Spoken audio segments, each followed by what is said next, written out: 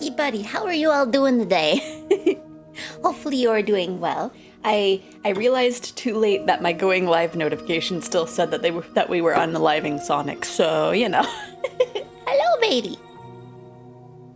But yeah, I think I realized like 2 minutes ago that it's just like, oh, it still says that. Oops. Well, it's fine.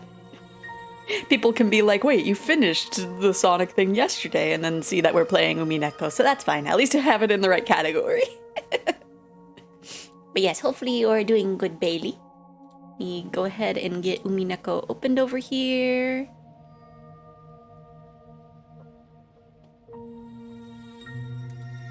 And so, current body count, if I remember right, Battler's definitely dead.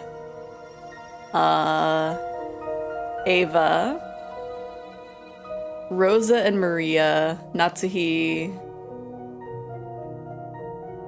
Who was the sixth person? Better, this week has been rough, but it be like that sometimes. I finally feel a bit normal again. Oh no! Well, I'm glad you're feeling a little bit better at the very least. Let me see.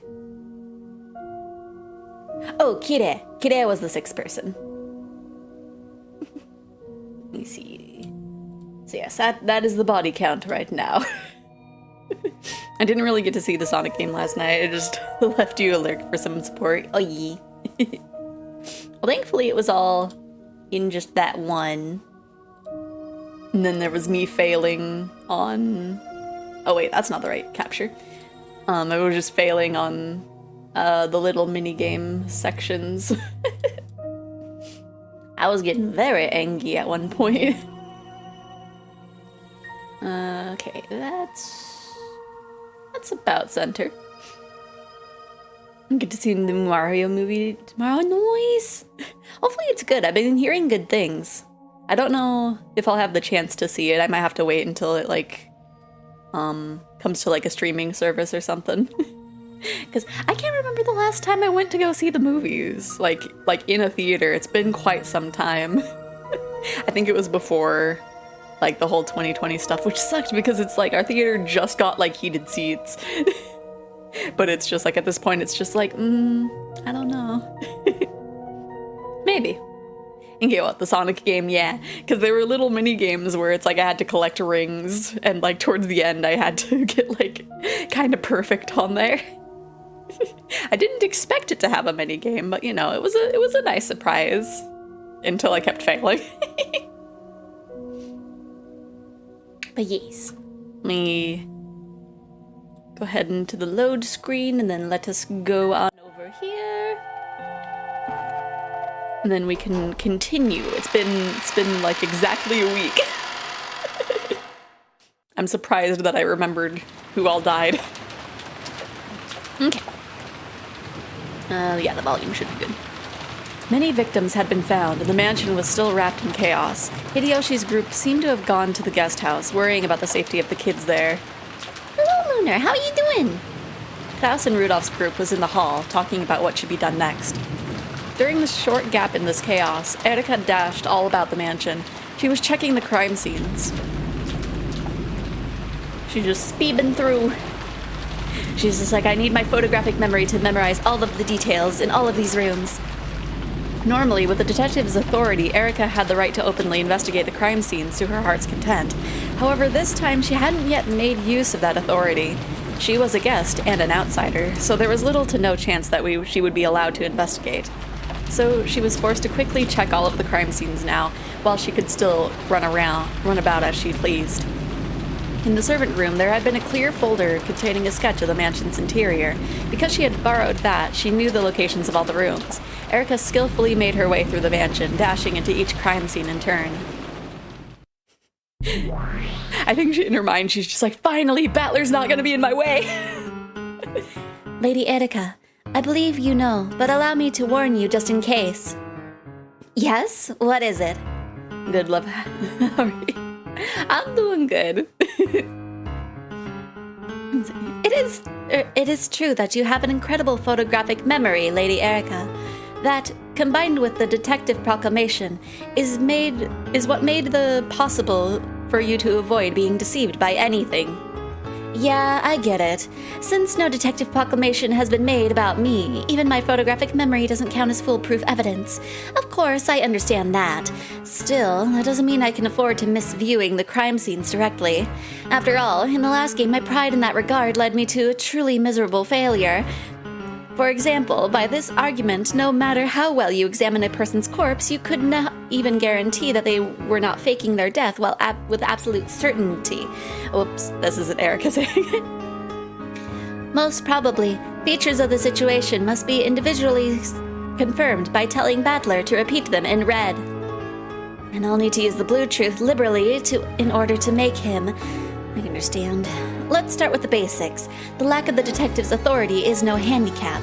It simply means that I'm fighting it under the same conditions Battler once was. Yes, this fight is retracing the old days when Battler and Beato fought so fiercely. I have nothing as convenient as the detective's authority. I just have to truly fight the same way the old Battler fought. Thinking of it this way, it may be true that I was given quite a favorable, unfair position last game, just as my master had said. It may be difficult without the detective's authority, which is also my pride and honor as a detective, but I won't let that be a handicap. I know what magic is, and I'm fully aware of how to fight with the red and blue truths. I know the way to fight in this game many times better than the old Battler did. I quickly visited the VIP room, Knaus's study, and Natsuhi's room on the second floor, as well as the parlor and the guest room on the first floor, this time checking with my own eyes, as I had failed to do in the last game. First off, all of the scenes were made to look like closed rooms. Probably of special note was the fact that the master keys have had nothing to do with the trick. The closed rooms were all made without relying on any elements that could be locked or unlocked from the outside by a master key or something else. The windows were locked from the inside and the doors were all locked and chained. A master key could get around the locks on the doors, but not the window locks or the lock chains. I haven't yet had Battler confirm that it's impossible to manipulate those from the outside, but I'm sure he'll be able to say it in red. It'd be stupid otherwise. I understand. Right now, I am a mere human. I can't even properly confirm the death of the corpses. Last time I neglected to check the corpses and let a massive bit of magic get by me. I won't fail like that again. If I did, I wouldn't be able to face the master I am so indebted to. She won't be able to show me her chopsticks. We have checked all of the scenes and finished gathering information. Here is our report. Go ahead. First, all of the rooms were closed rooms formed by the window locks and chain locks and the like, so that interference from the outside would be difficult. The only exception is the parlor, where Rosa and Maria lay dead. Please, allow me to speak. Let it be known that the door was barred with a hat stand. It is thought to be substantially the same as the chain lock, in that it can only be set from the inside. It is probably their goal to construct closed rooms where explanations using master keys are made completely ineffective. The parlor has no chain lock due to its very nature, so it is natural that something else would be used in the chain's place. In that case, the interesting question becomes why one of the other rooms with chain locks wasn't chosen to be a closed room. There are several guest rooms other than the one Battler lay dead in, all with similar layouts, correct? Yes, that is correct. In that case, even though it should have been more beautiful to throw them in there so that everyone would be inside of a chain-locked closed room, they did not. That hat stand bar in the parlor seems very suspicious. I should probably pursue this when demanding red truths. Also, we have corpses, but are they the same absolute deaths with their necks sliced open like in the last game, which could be confirmed even without the detective's authority? Of course, she had checked all the corpses in all the crime scenes this time.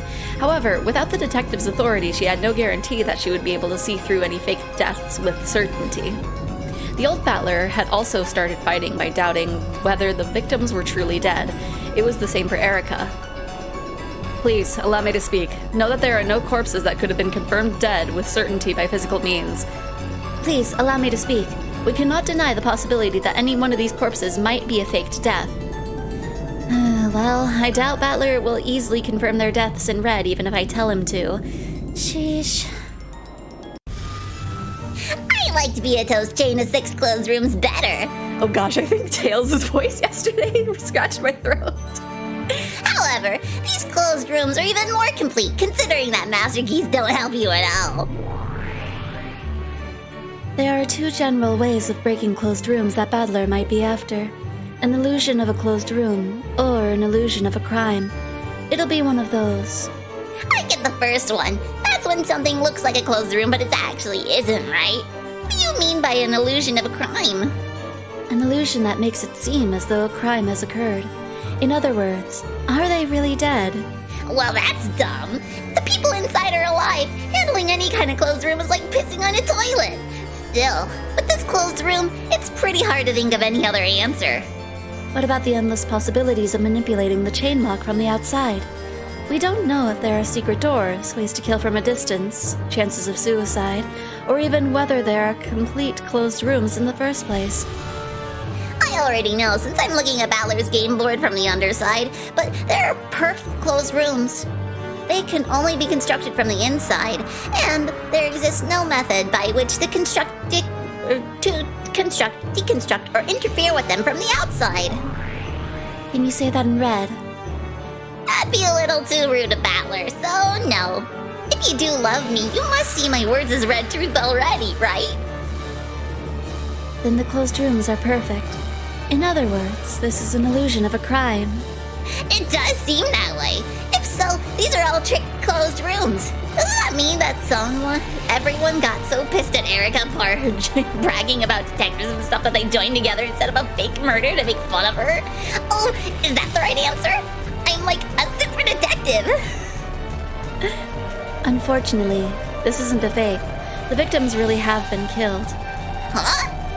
And you don't mean my 2400 on the second day, right? No detective proclamation has been made, but she's very accurate when examining corpses. She's good enough that I could give her examinations the red truth. So? Does that mean that they were definitely dead when Erica examined the corpses? Yes, that's right. Totally.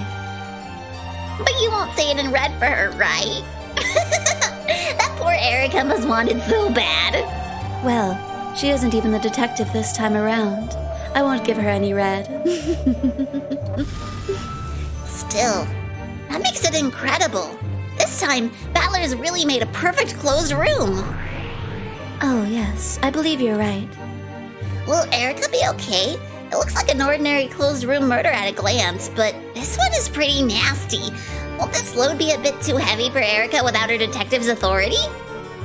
She is a self-proclaimed detective. I'm sure she'll pull through. If Battler and Beato are defeated by a mere human who isn't even a detective, they'd fall apart in the most exquisite way. Don't you think? And even if Erica loses, you get to play by throwing her into the worst fragment and knocking her into the depths of oblivion. Exactly. No matter how it turns out, it won't be boring. You are really heartless, aren't you? Well, wringing out this black cat like a towel and looking up every drop is bliss to me. Beato's game board did entertain me for quite some time, but we've already wrung everything we can from it. It'll be over with this game, so in the end, we really must let Battler and Erica beat everything in one final face-off. And I wanted to play with you forever in this game. What a shame. Come now, I've spent plenty of time with you already. Go find me in another interesting game. If you do, I'll play with you again. Yes. You really don't let me get bored. That's okay, Birkenstill. Seeing your face twist with anguish is one forbidden honey I found for myself. Lambda Delta had guaranteed that it was a perfect closed room. Birkenstill had guaranteed that it was a perfect murder. A perfect closed room and murder. The witches hate a killjoy, so they haven't said anything but the red truth yet. Pursuing that was the role for Battler and Erica. So it's a perfect murder and a perfect closed room. But possibly separate from each other. Looks like you've trampled all over the crime scenes by now. Satisfied? Is your inspection complete? Yes, I'm satisfied. So, about our war of red and blue, shall we start right away, or do it all at the end? I don't like putting things off. I think the same goes for you. Then let's get started with the closed rooms of the first Twilight. First, I'd like to check. Do you intend to respond if I ask you to repeat something in red? Depending on what you say, yes. I have no obligation to respond to everything, and I won't reveal my reasons when I refuse. Good. Then let's start simple and confirm the definition of a closed room. Delanor, please read it aloud. Understood. We demand that the following be repeated. Delanor spread out one of the scrolls that some official would say... I'll start over. Delanor spread out one of the scrolls that some official would always spread out when announcing the king in Western fairy tales, and read it aloud. First, the rooms with the 6 people in them are all closed rooms. Acknowledged. Of course, that's only until Goda and the others severed the chains and destroyed the closed rooms. At a nod from Delanor, Cornelia, who stood behind her, started taking notes. Second, the definition of a closed room implies that it is impossible to construct from the outside. Acknowledged. In other words, no trickery done from the outside can construct a closed room. It is not permitted for a chain lock to be reset from the outside by a cleverly used wire, for example. I didn't need you to tell me that. Delanor, please continue. Third, the definition of a closed room implies all forms of interference that pass between the inside and outside of the room are prevented. Acknowledged. However, I won't deny the kind of interference that you'd expect from normal rooms, such as knocks, voices, and an extension telephone line. Fourth, at the time of the deconstruction of the closed rooms, none visited within the rooms except the victims, Natsuhi, Ava, Kire, Rosa, Maria, Battler. Acknowledged. In this way, they could confirm whether or not the culprit had been hiding inside the closed room. If the culprit had slipped out of the room after the discoverers had noticed the murders and then walked away, it would have been possible to construct an illusion of a closed room. Because Battler had acknowledged their statement with the red truth, the possibility that the culprit and the victim had both been inside the closed room at the same time of the crime, and the culprit had hidden under the bed and snuck out after the discovery of the crime, had been denied. Fifth, no murder was committed after the deconstruction of the closed rooms. I refuse. Why? Because the victims really were alive after the closed rooms were destroyed? So, Klaus and the others who barged in were the culprits and committed the murders then. In other words, they were post-closed room murders. Is that why you refuse? Not at all. The murders will continue to occur, and so we cannot say in red that no murders will happen after this. Sheesh, what twisted logic. You probably see what we're getting at. Klaus's group cut the chain and destroyed the closed rooms, then killed the people inside. I just want you to counter this. Lady Erika, it is insufficient to refer to Klaus's group, an unspecified number of people. You should first determine which humans entered the room after the closed rooms were deconstructed. Allow me to speak. Accepting the victims. Oh gosh. It's already starting. We're barely in and I'm already tripping over words. Those who entered the closed rooms were Klaus, Rudolph, Hideyoshi, and Goda. Allow me to speak. This is based on spoken testimony. Know that there is no proof that the others did not enter. I know that already. Let's have you repeat that. After the deconstruction of the closed rooms, then excluding me, only Klaus, Rudolph, Hideyoshi, and Goda entered the rooms. Sure, acknowledged. However, this only applies to the current point in time. It's possible that some later development of the game will cause more people to enter. Repeat it. Klaus, Rudolph, Hideyoshi, and Goda are not culprits. Battler put his finger to his chin, deep in thought. The word culprit was fairly broad, and it might serve to greatly restrict the darkness of the witch.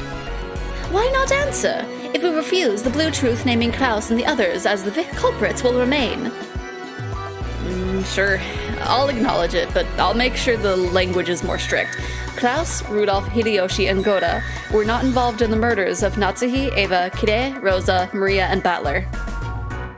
And that means it was also impossible for any of the other humans who didn't even enter the closed room to have been involved with murder, doesn't it? Who knows? Think about it yourself. If you think you can build up some blue truth on how the closed room murder can be committed without entering the room, then I'll respond with the red truth. However, I only need to destroy one of the blue truths you'll be presenting from here on out. In other words, even if you do manage to use the blue truth and explain this away with some long-distance closed room murder trick X, I don't necessarily have to counter that with the red truth. These are the rules of the witch's game. Anji had confirmed these details with Beato in the 4th game. The witch side lays out riddle after riddle that it claims are impossible to carry out except by magic. The human side must use the blue truth to argue that they are explainable with tricks. And if they fail to make a counter-argument with the blue truth for even one of the riddles, that riddle will be considered to have been done by magic, and it will be impossible to deny the existence of a witch. In other words, the witch side only needs to protect any one of its riddles. However, the human side has to fully explain all riddles with the blue truth. And even if the human side manages to explain all of the riddles with the blue truth, if any one of those is successfully countered by the red truth, the witch will win. That is why, like the strategy the old Beato had adopted in the end, it was sufficient for the witch side to put off with their red text argument or counter-arguments until the very last moment, then make a single strike at their opponent's most fragile spot. In any event, you refuse to repeat that last one, right? Don't get the wrong idea. I don't give out red for free. From the witch's side's perspective, repeating statements made by the human side is just a supplement to make sure that they haven't misunderstood the question. Therefore, they have no obligation to respond to extremely broad demands. Not bad. Looks like you can handle being a player on the witch side pretty well, too. Your experience is no match for mine. Dillonor. Let us continue. Next, the victims did not die by any method other than homicide. Acknowledged. Of course, there were no suicides or accidental deaths. Seventh, the victims. That's enough, Dillonor. Are you sure? There are still items. Yes, that will do fine. I've confirmed the status of the crime scene. From here on, it's time for me to argue back with the blue truth. Sure, fine. Let me hear your masterful theories. That was kind of a cute, sassy grin, even though she's a rat. Though Battler and Erica were enemies, it looked to Beato as they were having a little fun doing this. She was probably slightly jealous of Erica. Beato thought back on the book she had read in Featherine's library, in which the old her and Battler had fought. That must have been fun as well.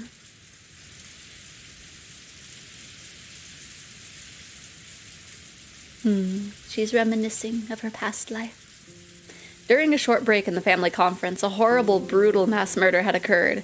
The 6 people killed, excluding Battler, had all been women. The remaining men went mad with rage at this cowardice, then broke down sobbing at the sadness of losing their wives, over and over again. Why were they all women? How cowardly can a person be?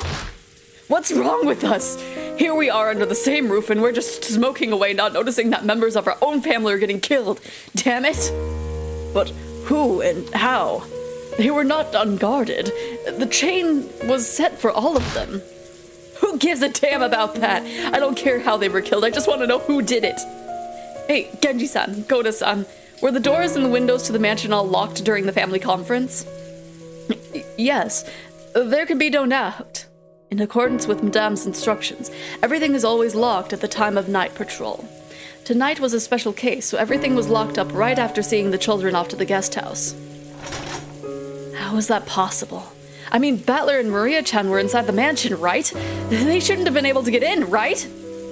If everything really was locked up properly, then that couldn't have happened. Doesn't that prove that the building wasn't completely locked up? Well? He was arguing with Goda's failure to lock up properly might have allowed a stranger to sneak in.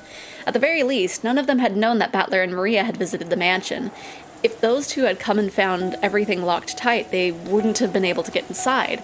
If they had rung the doorbell, Goda would probably have heard them from the servant room, but Goda said nothing of the sort had happened. How they had entered the locked mansion was a complete mystery. This is merely an idea, but, for example, what if Madame or someone happened to be near the entrance, noticed Battler-sama and Maria-sama knocking on the door or ringing the bell and let them in?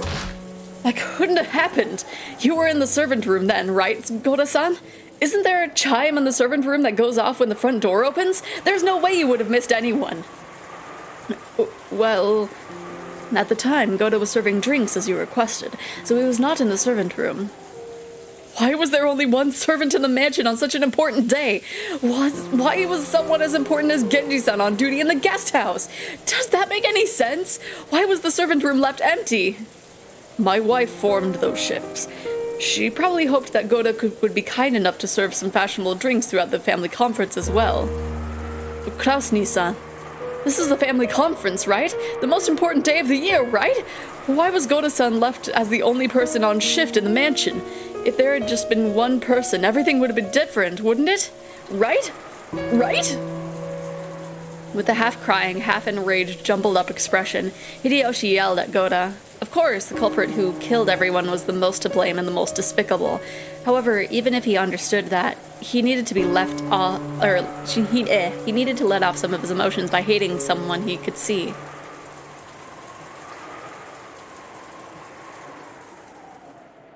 I am fully aware of how everyone feels. However, please calm down. Either Goda-san wasn't thorough when locking up, or someone let Battler-san and Maria-san in after they came back from the guest house, and then forgot to lock up afterwards. However, that doesn't necessarily have anything to do with how the culprit snuck in. After all, the mansion is massive. They might have come in much earlier and hidden till late at night for all we know. I can understand that you might want to suspect certain people, but please, calm down. Our guest is right. The culprit is the one we should hate, not the servant who just happened to be on duty. At any rate, let's calm down. I feel as terrible as the rest of you. However, we must take the initiative now and regain our composure. Aniki. Everyone feels just as sad and devastated, and none of us will ever forgive the one who did this. For that reason, we must regain our composure. He's right. I still have George. Krausny-san still has Jessica-chan, and Rudolph-kun, you still have Anji-chan waiting for you to return, right? It's still too soon to be pointing fingers. The culprit is still on the island, and we can't be sure that this tragic crime is over. We need to stay calm and prevent any further tragedies. Erika's words softly consoled them and gently admonished them. If a servant had said the same thing, Rudolph would probably have jumped on him. However, since it had come from the lips of a guest, a neutral party, it seemed to reach their ears. Let's stay cool. We have 3 grown men with us, and guns as well. Judging from the pattern of the murders, the chances of the culprit having a gun are low. In other words, as long as we keep our heads, the culprit no longer has any way to touch us. She's right. We can't let the culprit do as they please any longer on our island. Let's find the culprit. We're in the middle of a typhoon. They can't escape from this island, and there's only so many places they could take shelter from in the rain. This island is much larger than you think. Unfortunately, it would be difficult to search this island with many people. Or with this many people. My goodness. After all, if you found the culprit, you might shoot them to death on the spot as you are now. If the frightened culprits have run into the deep forest, you won't find them easily. Right. We should just wait for the typhoon to pass, have the boat call the police for us, and let them thoroughly search the island. The police are incredible. They'll bring hundreds of people and pick through this with a fine-tooth comb. That forest may be deep, but they'll definitely smoke the culprit out. The most important thing now is to make sure no more of our beloved family members are taken from us. Rudolph, if something happens to you, what will happen to Anji-chan back home? Kide. Battler. Damn it. Damn it! I never had a chance to tell you the truth. What is the truth? Klaus-san, I'm sure that everyone in the cousin room is extremely agitated right now. If you show them that you've regained your composure, I'm sure that will help them relax a lot. Would you mind heading up there? Good point. We have to talk to everyone about what we're going to do next.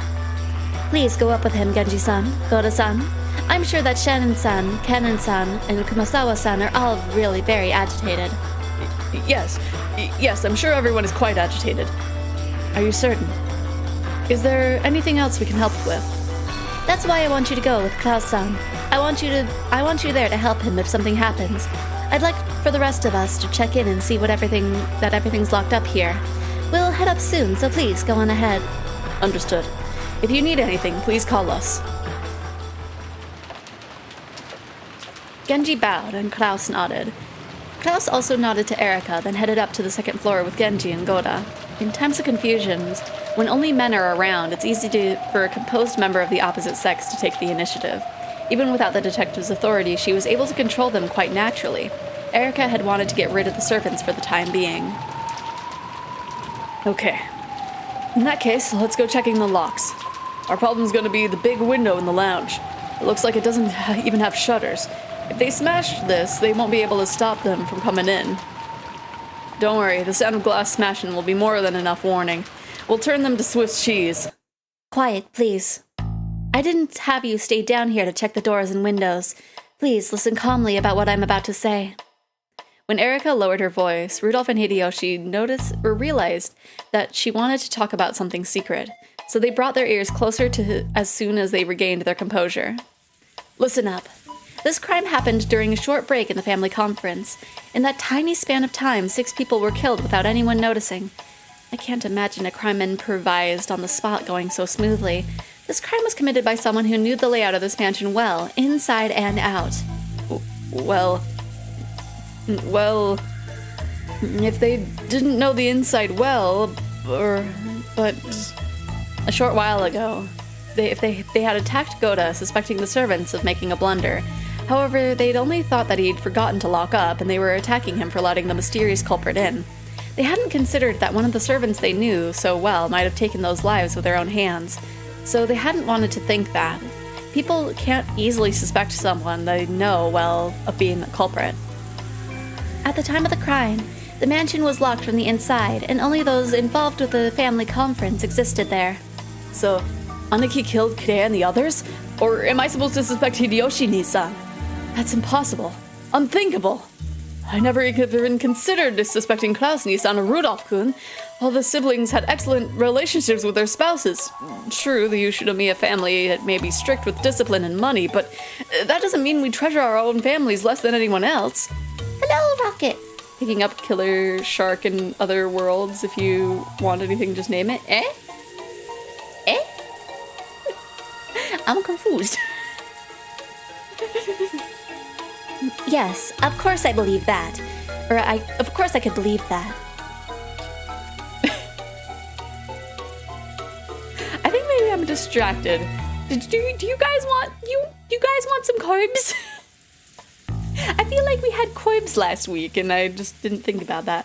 Are they talking about that one isekai where a girl summons a shark that embodies every single bagged shark movie? Maybe? Also, hello, Dragon Bolt. Oh gosh. Wait, what? I have to reauthorize it.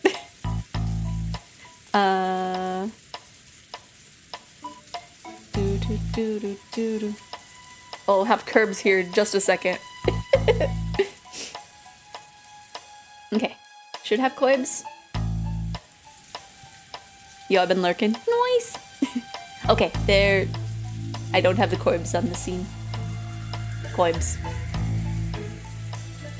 Quibs. Oh, is it another thing that moved? No? No? Okay, there it is. It was just taking a little bit. Yes, I was. Oh, okay. Oh, okay. So so the title is probably Killer Shark in Other Worlds. Interesting. If you want anything, just name it. I think I'm caught up on manga. I just picked up the most recent volume of Hanako-kun, and I think it's a few more months until the next volume comes out. I think anyway. Yes, of course I believe that. I wouldn't dream that anyone of you would kill your own wives. Erika had already received red truth proof from Battler that they were not the murderers, so there was no need to argue that point. Klaus, Rudolph, Hideyoshi, and Goda, none of the 4 was the killer, and yet Erika said this. However, what about Goda-san? He was in the waiting room the whole time during the family conference, in a position from which he could do anything without anyone knowing.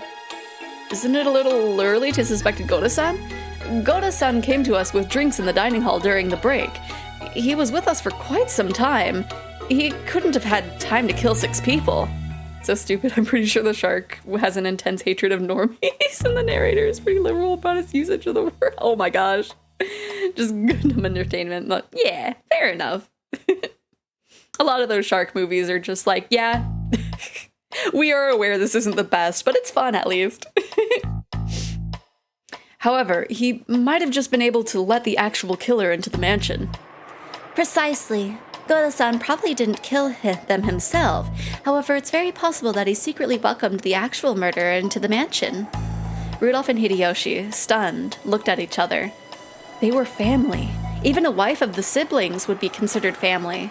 Though the siblings hated each other, it wasn't possible that they'd hate each other's wives enough to kill them. Ava and Rosa were two of the siblings, but none of the others could have had any reason to kill Natsuhi, Kire, Battler, or the young Maria. But to a servant like Goda, perhaps they were all a little more than complete strangers. That's why I want it. Fair enough. I suspect the servants on 2 points. First, the victims were familiar with them, and there were no signs of a fight in any of the crime scenes. I think you know well that there was no disturbance at any of those places. I was thinking that too. Figured Kire was used enough to fight so that she wouldn't get killed that easily without resisting. That woman wouldn't hesitate to bite your fingers off. It does make more sense if the culprit was someone she knew, who suddenly attacked her when her guard was down. Come to think of it, the same goes for my Ava. She knows dozens of kinds of martial arts. She spends every day practically wishing for some ruffian to attack her. She wouldn't have been killed off so easily. Then what about Rosa-san in the parlor? Do you think she'd be easily killed by a stranger without resisting while she had her only daughter with her? And this tells us something else that's important. Something important? The culprit isn't just one person, right? You're right. Both Rosa-san and Maria-chan were in the parlor. If they hadn't been both killed at the same time, there would have been an uproar. Since the culprit was able to do that, they can't just be one of them. When it comes to Maria-chan, Rosa was like a quick-to-anger mama bear. She wouldn't cower in fear, even if someone pointed a gun at her. I see. So it had to be someone who wouldn't rouse Rosa's suspicion until the last second. Now I see that the idea of the unknown outsider sneaking onto the island is actually the less realistic option. The culprit is someone familiar with this island. And there's more than one. Okay, also want to know where I can buy Mushijo. I feel, since Google gave you like an issue of it, I feel like that might be one that's like really hard to find. Might not be like in a Barnes and Noble, or does Walden Books still exist? I'm trying to think of like other places that aren't necessarily Barnes and Noble but are still like big well-known bookstores. I feel like we used to have a Walden Books, but we got rid of ours like forever ago. I kind of miss it, honestly. The culprit is someone familiar, and there's more than one. Erika's reasoning pointed clearly at the ones that they should suspect and guard themselves against. So, you suspected the servants? Yes. Under the current circumstances, they are the most suspicious. The second reason to suspect them is closed rooms with chain locks. Why did the chain locks make them suspicious? What if there was no chain lock on the closed rooms? Then they wouldn't be closed rooms. With a single master key, anyone could make them. I see. The servants had to seal them with a chain so that they wouldn't be suspected. Exactly. By setting the chain, you don't have to worry about being suspected. To turn it around, if the chains weren't set, they wouldn't be able to avoid suspicion, since they hold the master keys. It's not with any of my normal providers. I'm just lucky I found Killer Shark in Another World on Amazon. Yeah. But yeah, I feel like, because I remember you saying that you were having a hard time, like, tracking down Mushijo in one form or another, so it's probably, like a smaller mangaka that maybe doesn't have, like, a good publisher. So, the only ones with something to gain from setting the chains are the servants. I'm not trying to protect them or anything, but if so, how did they actually set the chains? Is it possible to set them from the outside? Considering how they're built, I don't think that'd be impossible. Have you heard this story? Apparently some mailmen who deliver to apartment mailboxes are known to carry loops of wire with them. Yeah, I've heard of that. Apartment mailboxes often have similar adjoining boxes around them for nearby room numbers. I hear they'd sometimes accidentally deliver letters to the next room over if they weren't careful. These mailboxes are almost always locked. If you put the mail into the wrong one, you have no way of getting to it. In that situation, they're supposed to tell the owner of that mailbox about their mistake, have that person unlock the mailbox for them, and retrieve the improperly delivered mail. However, the resident of that apartment would often be out, and going through that process would be a real pain. Because of that, some mailman would make a little tool out of the wire with a loop at the end, and used that to fish the mistakenly placed postcard out through the crack in the mailbox. Meanwhile, if you're our mailman, you would just put it in the wrong box because you have all them open at once and you're just like, well, anyway. This is a few numbers off, well, anyway.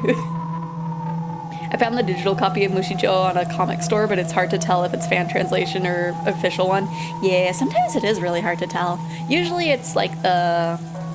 I want to say probably like the font style for like sound effects usually is a good tell.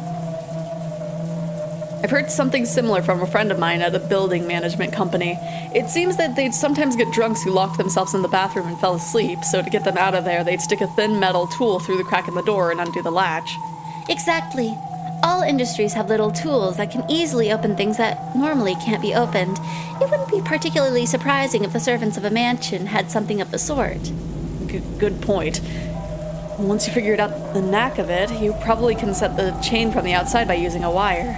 Yeah, we can't be sure that it's impossible. I mean, in the person being locked in the room scene, they weren't really able to do that. They had to do something else. True, physically speaking. One couldn't say for sure that there existed absolutely no way to set and unset chain locks from the outside. Chain locks allow for the door to be opened to crack. If you stuck something through that crack, you should be able to manage it easily. It was very natural for them to think that. However, Erica knew better. Though it might be possible for reality, the Red Truth had already declared that these closed rooms could not have been constructed from the outside.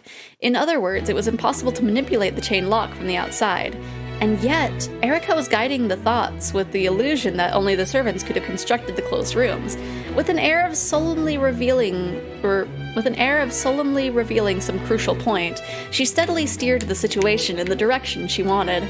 Every part of her serious face was the last few minutes had been an act. No, to put it in her words, it was a detective technique for tricking suspects. I plan to tell Kraus-san what I've told you. I'm not saying that all the servants are culprits. However, it's very likely that one of them is a culprit or has been assisting the culprit. We should split them apart and have people with guns keep an eye on them. Rudolph and Hideyoshi looked at each other again. What she was saying made sense, and it sounded as though she was calmly smoking out the most suspicious people at this point in time. With her accomplished conversation techniques, Erica was cleverly grasping the initiative. Even without the detective's authority, it's possible to control human nature to this degree. What do you think, everyone?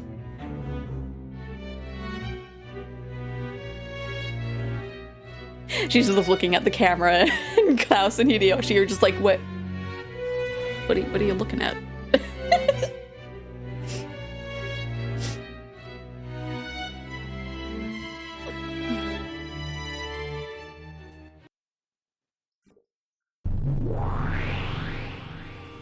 So, how is it playing on the witch's side? It feels strange. I used to think that the witch's side had some huge advantage, but now that I'm on that side, I see that that's ridiculous. It's almost like that game where you stick knives in a barrel and try not to stab the mustache guy inside. From the perspective of the human side, it feels like trying to shoot at a target hidden by mist, but from the witch's viewpoint, a stray shot might hit and become fatal. The old me played games like this all of the time. Yeah, it's almost like Russian roulette. Even so, you believed that I'd eventually notice and stretch those games out to the limit. It might be impudent for me to ask, but just what is it that you noticed, Battler-san, at the very end of your game with the old me? It was a strange question. Even though in the past, Byato had always been the one posing it to Battler, now that Battler had figured it out, Byato was the one asking it to him. Our roles have been completely flipped, haven't they? In the past, only you remembered and only I forgot. But this time it's the other way around. Only I remember, and only you have forgotten. Would you mind telling me what it is? Telling you would be easy, but I don't want to tell you. I'm not trying to be mean, I just want to believe in a miracle for a bit myself. A miracle? Yes, this was the single miraculous seed that Battler had left behind. If Byato could remember a certain something without being told, that would prove that Byato had truly revived. So he wouldn't tell her. It was Battler's final seed, which existed because he still couldn't abandon his hopes for Byato's revival. You can't tell me, then I won't ask. If I had displeased you, please forgive me. Don't worry about it. I just never know when to give up. As she watched that sad smile, Vieto's chest tightened. He was looking at her and seeing the old her. Yes, I must become my former self, for his sake. My older sister who gets burned by spiderwebs and I who don't must become one. Surely it's more useful to him if I go on a journey to find myself now, than if I simply watch over this game. How do you feel about this game? Do you think you can win? I intend to win. I'll win, and end this eternal torture, just like Bieto wanted. When it ends, what will happen to the world? Who knows? I wonder. However, that's what we wished for. So no matter what the result is, I'll accept it. What will happen to me? Bieto was uncertain. Even she was probably no more than a piece in this game. If the game ended, then would she, one who had been born out of this game's rules, disappear? The game would probably disappear. But now I completely understand magic, so I'll be able to carry you off the game board. I think that was your wish. My wish? The rest is a secret. I'll be waiting for the miracle, for you to remember all of that on your own. After smiling bitterly for just a second, Battler laughed and told her not to worry. Apparently it was best if she avoided talking to Battler about her previous self. Well then, I'll go check on my opponent for a bit. I can't wait to see what kind of twisted logic that idiot thinks up next. Old Battler did a lot of that too. My favorite was the one from the first Twilight of the second game when you said the culprit killed everyone by feeding them small bombs. The highlights of my dark past. Please forget that ever happened as fast as you can. Yes, I will try. So cute. Battler became a cloud of gold butterflies and disappeared into the darkness. Bieto kept bowing until he disappeared completely. To fill in his place, a single gold butterfly appeared and became Bieto the Elder. Oh great, I get to talk to myself once more. Did you call for me, little sister? Yes, I want to know more about you, and I want to know what the real me is like. I want to become like that. Of course, I also want to know about my future self. Didn't we reveal everything about ourselves to each other for that purpose? However, we did not become one. I cannot understand what we must do to become our single self. What can we do to become one? I have high hopes for the trials of Xephoria and Furfur. You mean the miracle of magic given to the victors? I wonder if that magical miracle means becoming one. I will find my true form. You will fulfill Butler's wishes. Battler will be overjoyed too, so all three of us will have what we want. This is a trial, right? It means we cannot lose to the other two pairs. George-san and Jessica-san, Jessica-san and Kanan-san, I can only grasp happiness by trampling over them. The conditions apply to all of us. If one of the others succeed in love, the other two groups, including you, will be trampled over. Why must the scales be so tilted, I wonder? Tilted? Some people will find love, others won't. In that case, you can put those two groups on a scale. However, the scales of our trial have 3 plates, and 2 must lose for 1 to win. That seems horribly skewed. Tilted at the towers! Who knows? It might mean that successful love is worth 2 destroyed loves. You're too insecure, little sister. If you can't put your desire to answer Battler's expectations before your uncertainty over what happens to the losers, you won't be able to win anything. You're right. I won't give up our victory. I don't like doing this to the others, but there will be no hard feelings between us and them. If I do lose, I'll give my strongest blessings to whichever of the lovers wins. So I'll fight with all my heart and soul, so that I have no lingering regrets. And I'll win that miracle of magic. I'm still thinking of like how this episode began with heckin' like Erica and Battler marrying. Like what leads to that? How was it? How did the red and blue shootout ever over the first twilight go? We started by testing the waters. Battler seemed pretty eager, too. She had just come back from a fierce fight with Battler, where she had gathered information by making demands for the red text. It was the old familiar kind of fight, reminiscent of when the red text had first appeared, or when use of the blue text was first permitted. And the result? First, in all cases, it was the victims themselves that constructed the closed rooms. Also, those closed rooms were perfectly preserved until Klaus's group broke them open. Also, I confirmed that during this period, all kinds of interference from the outside were impossible. Erica reported this proudly as though it had been a great battle, but Birkenstell looked bored as she listened. It has its relevance, but no spoilers for me. Hello! Hello, Joyce. How are you doing? Yeah, thank you for the no spoilers. After looking at her blankly for a second, Lambda Delta spoke her opinions frankly.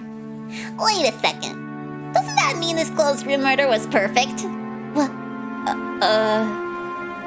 The victims had sealed their rooms themselves, and the closed rooms had been preserved until Klaus and the others broke them open, and no one had been inside the closed rooms except for the victims. In Klaus's group, the ones who had broken the rooms open were not the culprits. In this way, she had managed to win several little red truths like these. Normally, simply collecting such vital information would have been enough.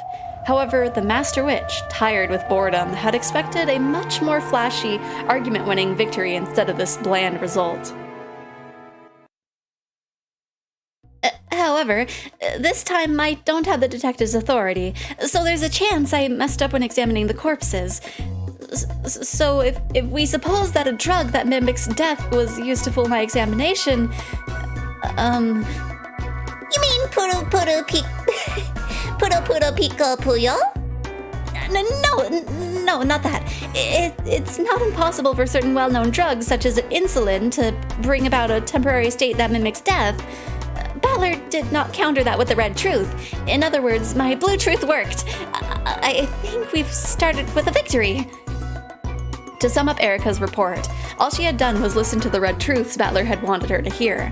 Only the information Battler had wanted out there had been shown, and she hadn't been able to strike at any weak points. She was like a kid who had gone out shopping, then forgotten her job and only bought candy. However, this was all the players on the human side could do. Without the detective proclamation, she could only fight by collecting dull bits of information like that. However, her master had been expecting more than a sort of dull fight. Oh, thank you for... You see, the red truths are actually a commentary on Chipotle. Thank you for the resub, Moki. I feel like you did that just like last week. But I guess maybe it was like between them. I don't remember. I don't know. Maybe it was for like, I don't know. Because I remember it was during the impromptu collab with Peach that was very, very scuffed. Don't remember. That's okay. Thank you anyway for the resub. So she tried to give her report energetically, to make it seem as though they were in a superior position. But no matter how much she tried, the cold expression of her master remained merciless. Impromptu efforts do be like that, yeah. But we did our best. We ended up still having fun.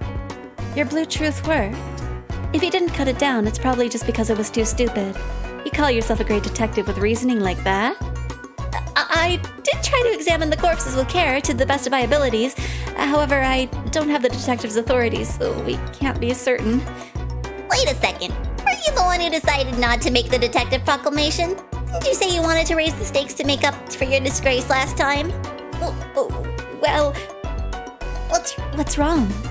Are you saying you can't win against Battler without a detective's authority? That's not true, my master.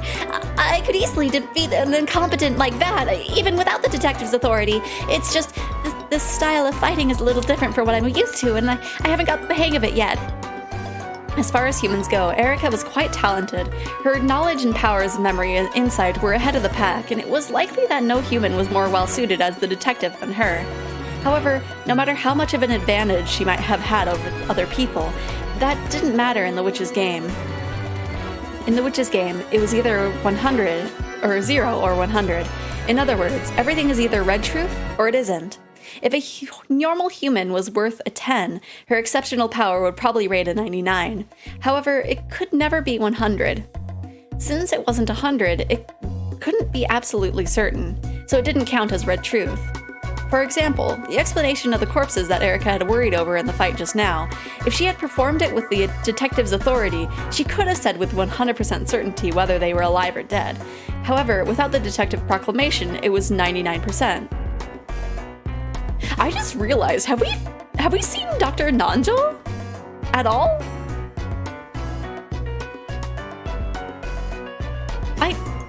I feel like we haven't seen him in this episode at all. I'm very suspicious of him all of a sudden. Maybe I just forgot. There was a 1% chance that she'd make a mistake, and that overturned the foundation of the examination. Erica had gained the detective's authority and had become the Witch of Truth because Birkenstell had supplemented her talent of 99 with an additional 1, simply because Birkenstell wouldn't give her that 1.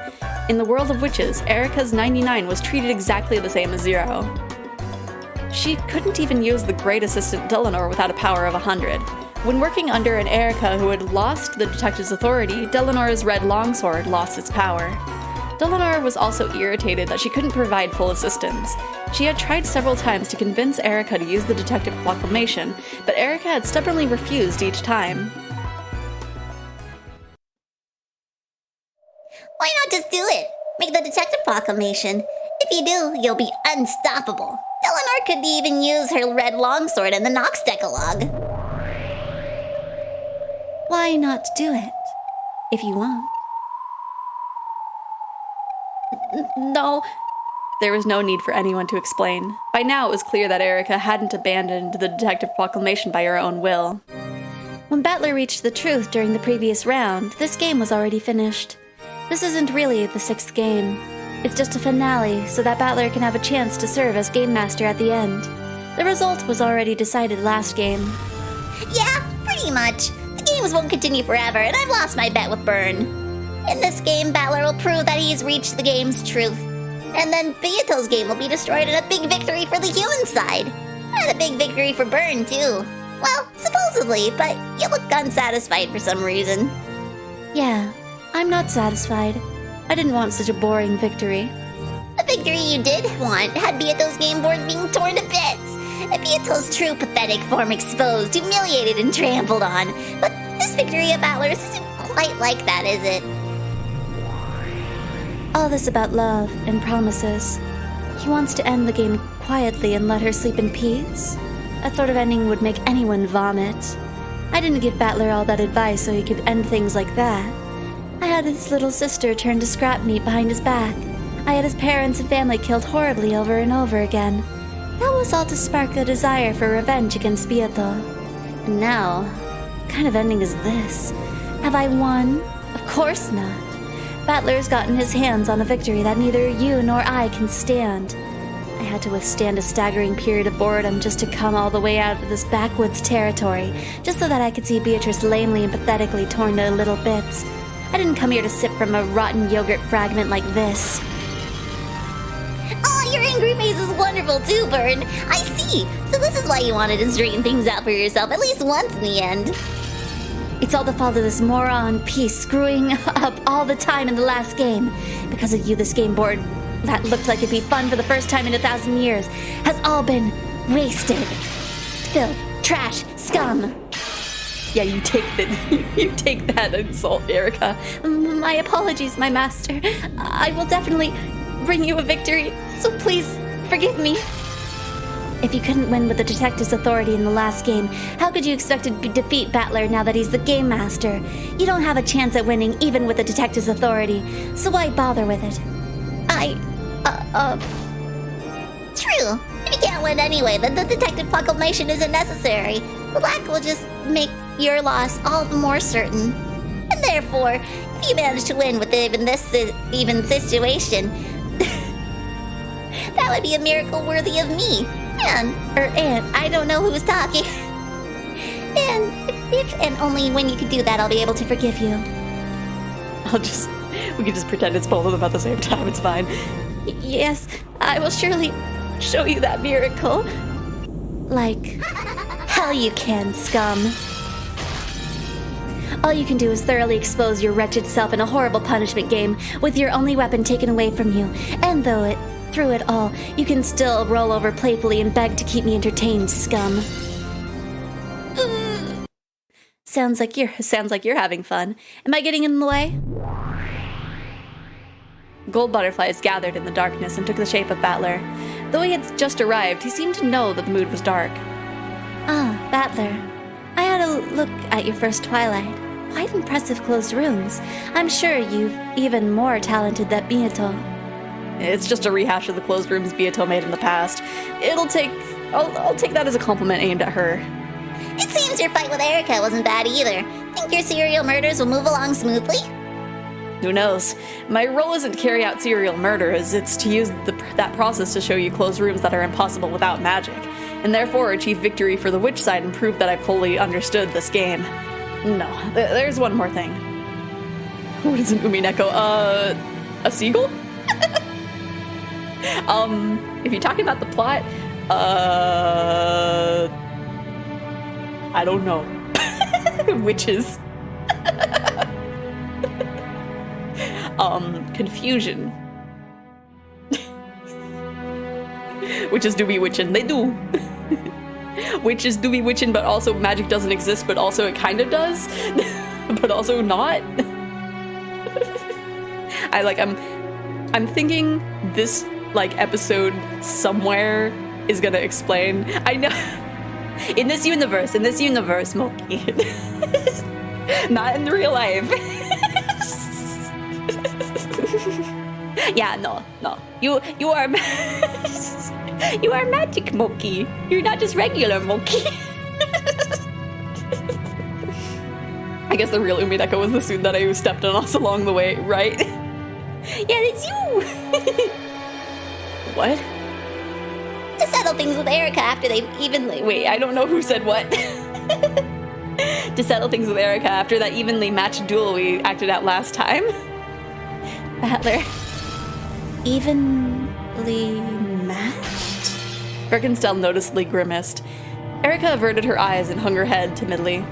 I know what you'd like to say. That it wasn't a draw. We should have won easily, so it counts as a loss. Hey, it's not polite to eavesdrop. Look at a mirror.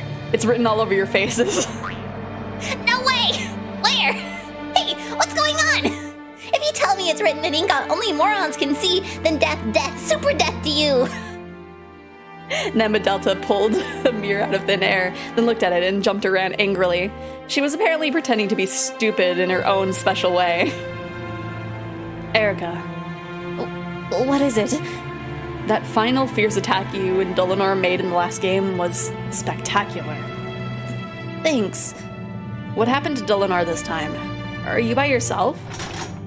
No. I have been waiting here. Dolinar had just been resting around in reserve, hiding her presence in the dark shadows. Well, when we can't use her red longsword, Dolinar is just useless scum. There's no point having her around, so she's hanging back.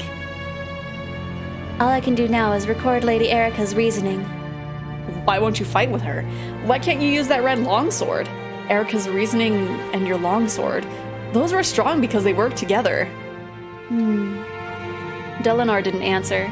She just glanced at Birkenstell's expression for an instant. However, that glance was the same as a clear answer to Battler now. Battler fully recognized the situation. Birkenstell is like the manifestation of Rika's hatred for having to live for 100 plus years, right? Yeah. This is Dolinar? I don't remember if she's actually a doll or if she's just been described as doll-like, but it was that person. Or something like that, yeah. Because I believe this is like... this is definitely like after Higurashi. And it's like... technically the like Higurashi hole or whatever the new season was. That was like... it's not canon, but like sort of. It's an interpretation, I think. You're the one who told Erica not to use the detective proclamation. I don't know what you're talking about. This fight is between me and Erica. We're gonna fight with all we've got. That way we'll be able to accept it whether we win or lose. There's no need for a mastermind behind the scenes like you. Come now. I'm no mastermind. I'm just a theater goer trying to relieve her boredom. A theater goer is someone who sits quietly in the stands and watches. That's not what we call someone who jeers at the stage and threatens and manipulates the performers. Sorry for being an ill-mannered audience. You might not know it, but I've already paid a huge admission fee to watch this play. Sorry, but I intend to enjoy it until I get my money's worth. Her profile says she likes wine and Rika loved wine. Yee! Because they're basically the same person. If you get in the way of the game's progression, I can use my authority as the game master to boot you out of this game. If you want to, go ahead. If you chase me out, then I'll head back with my piece, Erika. This game will be cancelled and you won't be able to prove that you've reached the truth. A theater goer is an observer. A truth with no observers is the same as an illusion. You need a theater goer as a witness until Beato's game ends. Our truth only needs to pass between the two of us. If you get in the way any further, I'll boot you out by force. Then you can ride the bat in boredom for a few centuries until you find another way to kill time. Then go ahead and do that. Erika, this game is over. Good work. You were completely useless. You weren't able to overturn the dishonor of your laws, and as promised, I'll throw you into the worst fragment. I'll toss you into the depths of oblivion with the empty popcorn buckets. My master, I will win. I'll win no matter what. So please, let me fight Battler until the end. I don't want to lose and get thrown into the depths of oblivion. You know what I want to watch until the end, right? But Battler says he'll toss me out. Hey, what'll you do, Lambda? Not the popcorn, oh no! Well, I realize you've been irritated since the last game, Burn, but calm down a bit. And Battler, don't provoke Burn so much. This kid can't control her emotions sometimes. Shut up. Who can't control her emotions? Birkenstell, who had never shown any expression at all at any point in time, was now twisting her face into all kinds of displeased and ugly shapes. When Lambadelta made fun of that, Birkenstell clicked her tongue and looked away. As they say, nothing can stop poison but poison. Apparently, Lambadelta was the only one who could rein Birkenstell in. Erika, you want to fight Battler, clear your name, and get Burn back into a good mood, right? Yes. Battler, you want to quickly and neatly end this final game, so you can prove that you found the truth, right? Yeah. This is a face-off between me and Erika. I won't let anyone get in my way, but I won't let anyone get in Erika's way either. Battler, If both of them wish to fight, then that should be respected. Leave Burn to me. I'm the only one in the world that can calm that kid when she gets in a bad mood. You're the same sort as her, but at least you can be responded with. Did I say the right word? Reasoned with. You shouldn't underestimate me. I just like seeing Burn grimace. That's why I've taken a liking to this game of yours. If you think I'm easy to handle, you're apt to get burned, okay?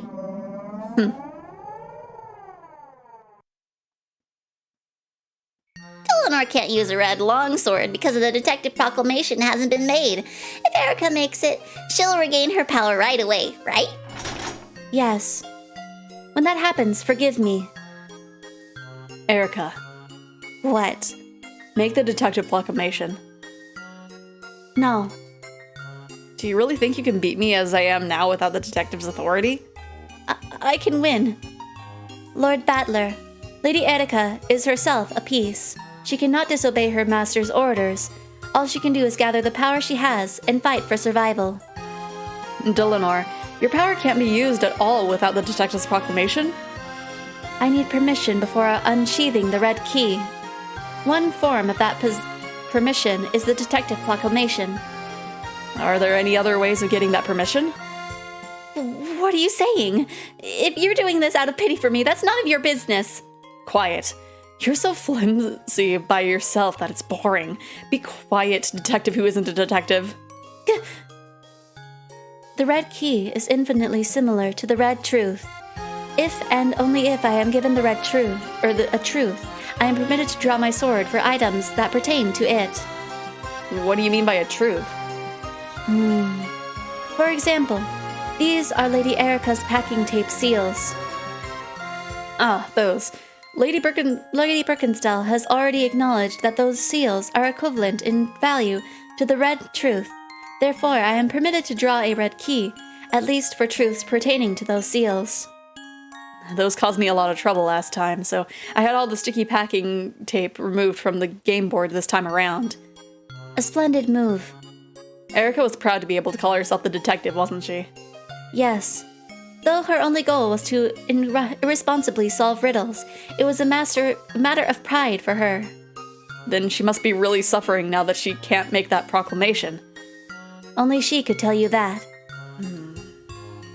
Oh, this is so convoluted, right? Absolutely. Battler took a deep breath and hung his head in thought for a time. Erica was his enemy, but she was the player on the human side, and without her, there would be no game. It had been the same with the old Beato. Battler had one-sidedly viewed Beato as an enemy. However, though Beato had thought of him as her opponent, she hadn't considered him as an enemy of the personal level. In accordance with the rules, I might fight my rival ruthlessly. However, that doesn't mean I need to hate Erica herself. I won't misunderstand Beato's game. Erica, you're free to choose not to make a detective proclamation. In that case, I'll go and fight just with your power as a human. I've been prepared to do that from the start. However, you have talented allies. Delanor, Gertrude, and Cornelia. You aren't alone. You have allies. Yeah, but they're unreliable, powerless, and useless scum. Delanor. Just like how I was supported by Virgilia and Ronove in the past, Erica needs support as well. I know from repeated experience that playing for the human side is tough. Yes. I will assist her with the powers I possess. Understood. Know that it is our job. And you can't even use the red truth. Erica, I will give power, not to you, but to your allies. Huh? What do you think you're doing? I'd rather die than receive your pity. 3 people, Delanor, Gertrude, and Cornelia. Erica, I'll give you 3 rooms worth of those packing tape seals.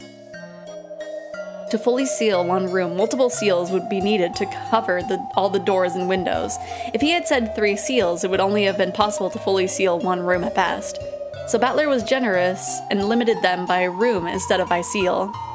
Right, he's such a softie. Lord Battler. As the Game Master, I also acknowledge that these seals have the same effect as the red truth. This way, you'll be able to wield that red longsword in a fight surrounding those. Right? Yes, but are you certain?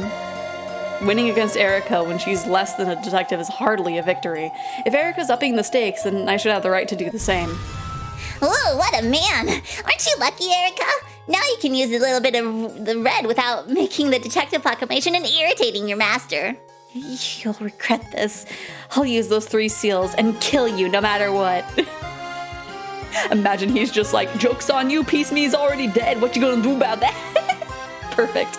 Come and kill me. Though it was only for 3 rooms, it was the red truth that Erica desperately wanted. Now she finally had enough leeway to fight as she pleased. She ground her teeth at being pitied by Battler, but her tears were not those of shame. Understood. 3 rooms worth of packing tape seals, accepted. Regarding this matter, should we consider them as being accepted retroactively, back when Lady Erica received the non-sticky packing tape from Mrs. Kumasawa? Erica had borrowed packing tape from Kumasawa to make seals with. However, Battler had made it so that they weren't sticky. If he ruled that there were never been any problem with the stickiness of the packing tape, the transition could be made smoothly. Sure, that's fine. I'll rewrite the tale. The packing tape that Erica received from Kumasawa-san late at night when the first day was sticky, but there was only enough left to use on 3 rooms. I'll apply that from here on out. Understood. Lady Erica would also retroactively adjust her movements, starting before the Xephoria of the first twilight, and taking into account that the application of this privilege is now possible. As soon as these changes affect the progression of the game, they will be reported to the Game Master. Letting you do it retroactively, even though you know which rooms the crime will occur in. That gives you a pretty big advantage. You won't have to waste tape on any other doors. It seems you've grown quite arrogant since becoming Game Master. Isn't it fun to give out charity to your pathetic opponents? Quiet, and don't misunderstand. I'm not being arrogant or soft here. Erica, use this weapon and come at me with all you've got. Then I'll crush you with all I've got. So hold your head up high and use these 3. That is all. Battler made to leave the room with a flick of his cape. As he did, he thought that he heard Erica let out a strained voice calling him to stop. What is it? If you have no business with me, I'm going. Make sure you talk with Delanar. Don't listen to those obnoxious witches, whatever they tell you. As long as I'm on the game board, I won't let them do whatever they please. Thank you. Thank you. I'll fight with all I've got. I'll come at you with all my strength, so I'll defeat you no matter what. So if you do win against me, please crush me with all your strength. Please don't leave a scrap behind. Understood. And don't you go easy on me. This is the final game. I'm playing to prove to Beato that I've reached the truth. By now, who wins and who loses doesn't affect that goal.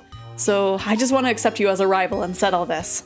In the game, let's suspect each other over and over everything as enemies. But as fellow players, let's trust each other. That's how this game is supposed to be played. Did you just ask him to step on her? Maybe. Erica is quite weird. Yes. Thank you. Thank you. Battler melted into the darkness, became a cloud of gold butterflies, and vanished. Erica remained behind, sobbing. Just kidding. Oh no.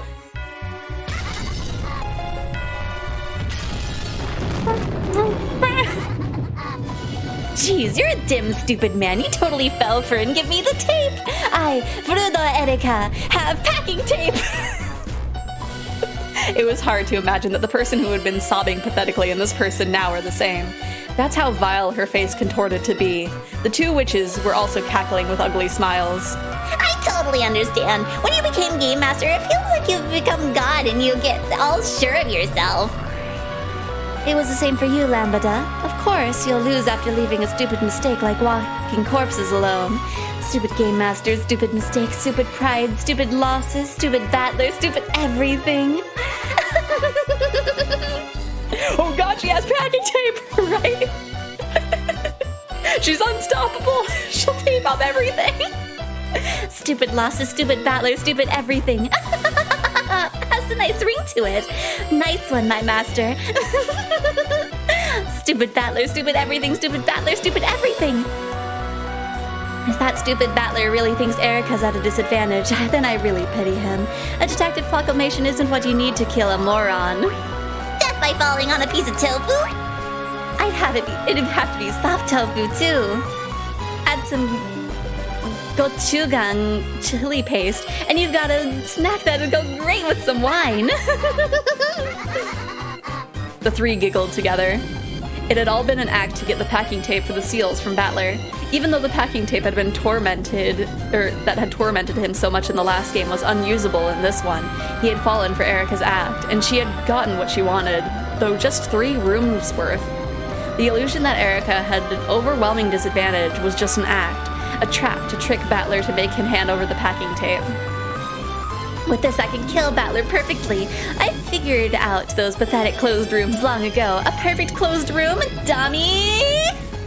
I'll show you the real perfect closed room. And I could almost cry from joy at the fact that you gave me the weapon that'll finish you. My master, Lady Lambadelta, thank you so much for going along with this act! Ew, that was fun. No need to thank me. Plus, it wasn't an act. Birkenstell said something that was probably disturbing, but in her good mood, Erika didn't care a bit. That pudding for brains moron, thinking that he'd done something so noble. I'll make you regret it. All right, let's use these seals at our leisure. You did great too, Delanar. It seems that Battler trusts you, so he believes every word you said.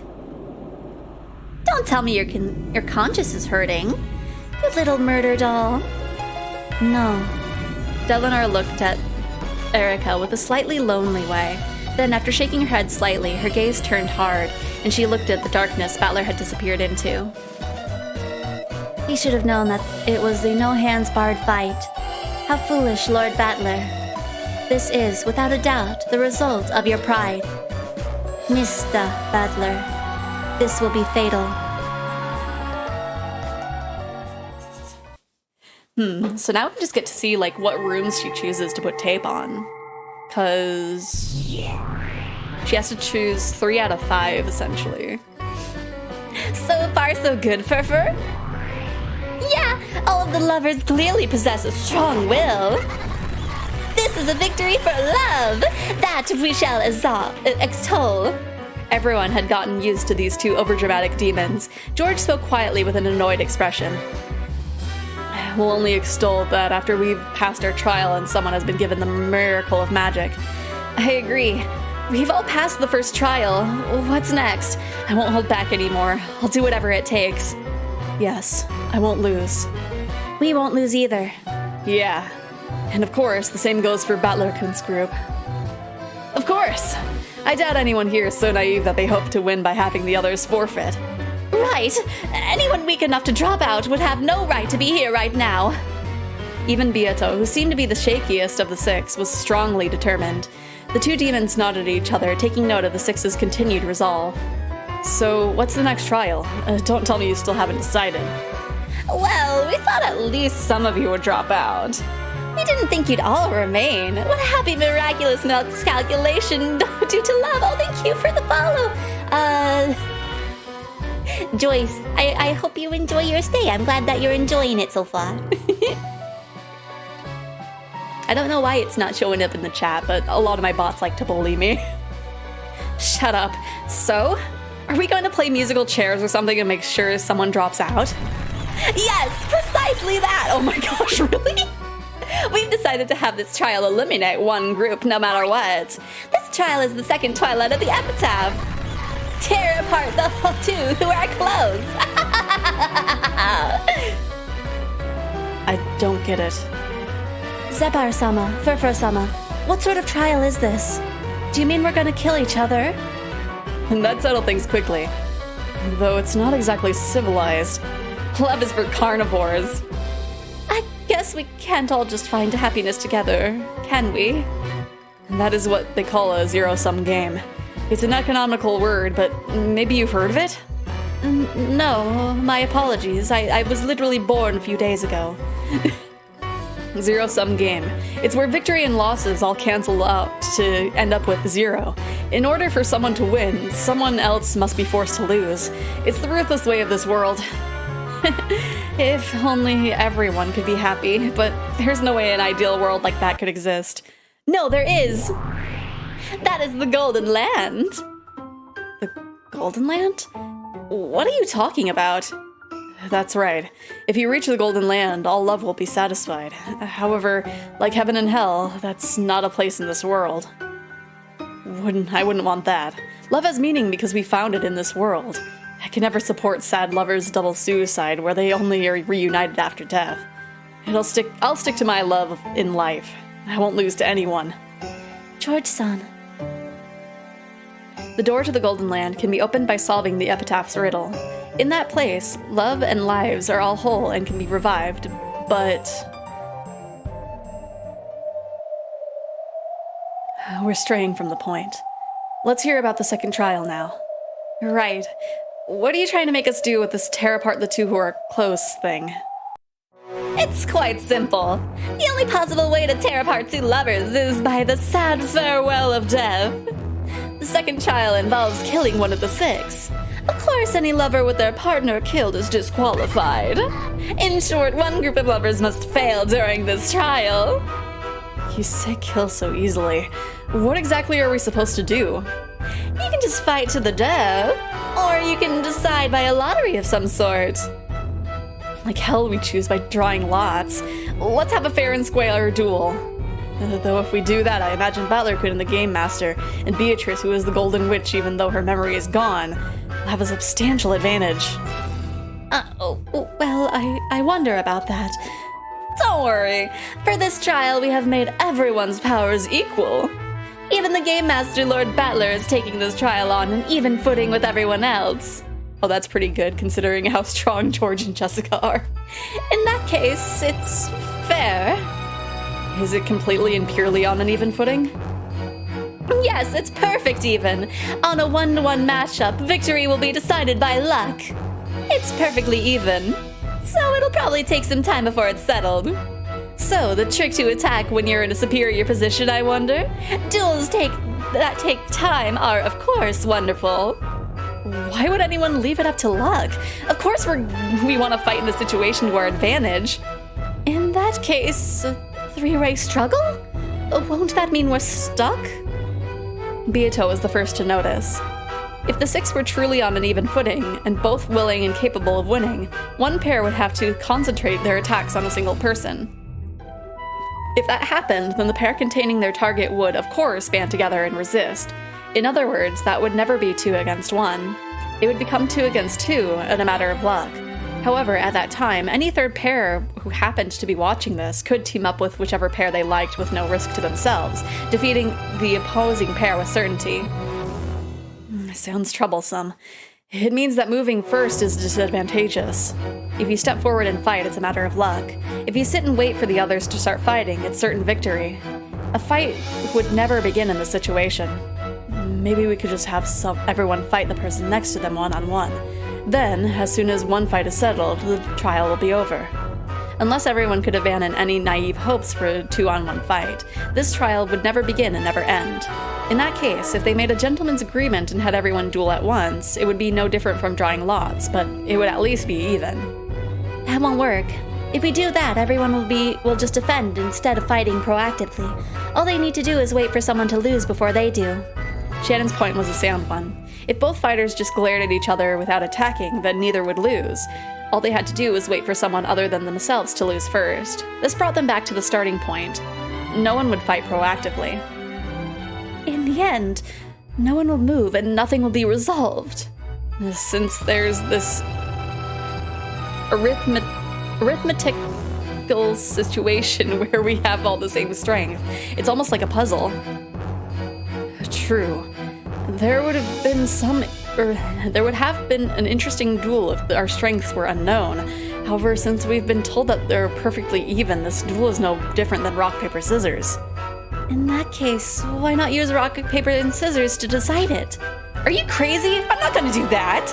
Even if someone does lose, there's no way they'd accept their loss. And if they don't accept it, then they'll be attacked by the 4 winners. In the world where all are equal, the losers will have no chance of surviving. True. Well now, is rock, paper, scissors actually the most reasonable way to settle this? It's extremely reasonable. However, if you ask me whether I'd be reckless enough to entrust my fate to a random number generator, the answer is no. Please do consider that problem. This is the second trial we have for you. Think and fight to the death. Please decide whom the sacrifice will be.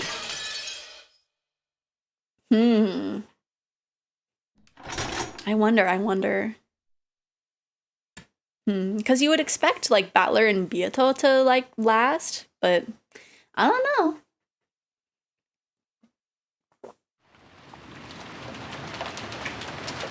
Have to go for the unexpected. True, it isn't unthinkable. The servants are the most suspicious. It isn't as though we have any physical evidence, so we can't tie them up and throw them in a closet. So we need to make sure that they're always within sight of those guns, and we keep an eye on them at all times. Anaki, we should also gather the master keys. Only the servants could have created those closed rooms. They must have done something with the chain locks using some tool or arrangement that the other servants know about. They have all served us for a long time. I can hardly imagine that they would commit murder. Kinzo-san's life is nearly over, and I hear that the inheritance problem is still very shaky.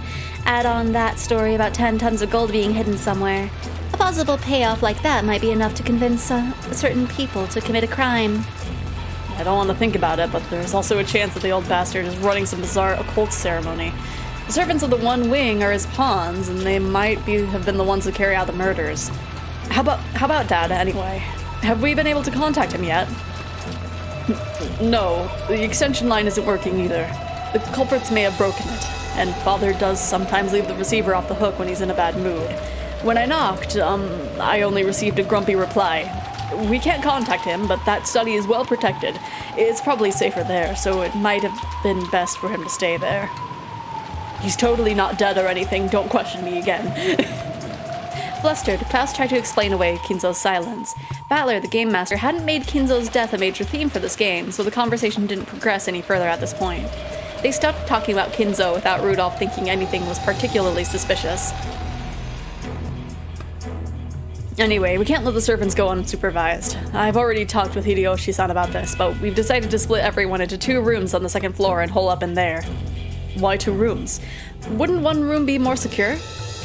Well, if you tried to stick 12 people in one room, they'd suffocate. It would also be best to isolate people we need to keep the closest eye on. There's Genji-san, the head of the servants, Koda-san, the largest one of 3, the one there, and though he's just a kid, Ken-san is a boy. I think we need to pay those 3 special attention, Aniki. This way we can isolate the group, and I can keep a close eye on them. With 2 guns, a pair of us could cooperate at a moment's notice. If they make even a single suspicious move, boom. I understand. Let's do that. But, Rudolph, we cannot be certain that they are the culprits. Don't be too pushy. You're telling me not to be pushy? We must be getting old. Right now, Hideyoshi-san is upstairs, dividing everyone into the 2 rooms. We'll gather the ones being isolated in the cousin room, and the others will be going into the next room over. Right, Aniki. What about Jessica-chan? She insists on being in the same room as you. Jessica... We were planning to have 5 people in the cousin room and 7 in the next room over. If Jessica's son wants to go to the cousin room, it'll be split clean down the middle. If this was a wolves and sheep puzzle, there now are 3 servant wolves and you 2 sheep in that room. If you add in Jessica's son, it'll be balanced out. For a while, Klaus crossed his arms and thought. The cousin room would surely be more dangerous, so he wanted his daughter to go into the next room over. However, in an emergency like this, he wanted to have his daughter where he could see her. Let her stay with us. We might need her there to make sure we remain good dads and uncles. Yes. At the moment, even I am trying to act in a rational manner, but I can't guarantee that my sadness at losing my wife won't change to anger.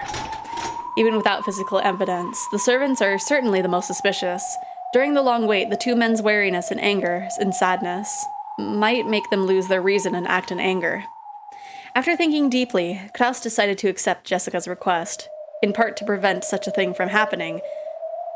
I think that's a good idea. I approve as well. I agree. It's enough that only Rosa and I lose children. Rudolph. In this way, all of the survivors except Kinzo split into 2 groups and holed up in 2 rooms on the guest house's 2nd floor. One group was in the cousin room. Klaus, Rudolph, Jessica, Genji, Kanon, and Goda. 6 people. One group was in the next room over. Hideyoshi, George, Sanin, Kumasawa, Nanjo, and Erika. Okay, Nanjo is there. 6 people here too. Perhaps as a result of the killer's doing, the external phone line had been cut off, and they would have to wait for the ferry boat coming the next day before they could contact the police. However, the weather report said that the typhoon would make the ocean rough all the next day. When such a thing happens, the ferry boat takes the day off, so it would probably be 2 days before the boat came. In other words, they would only need a full 2 nights holed up in here.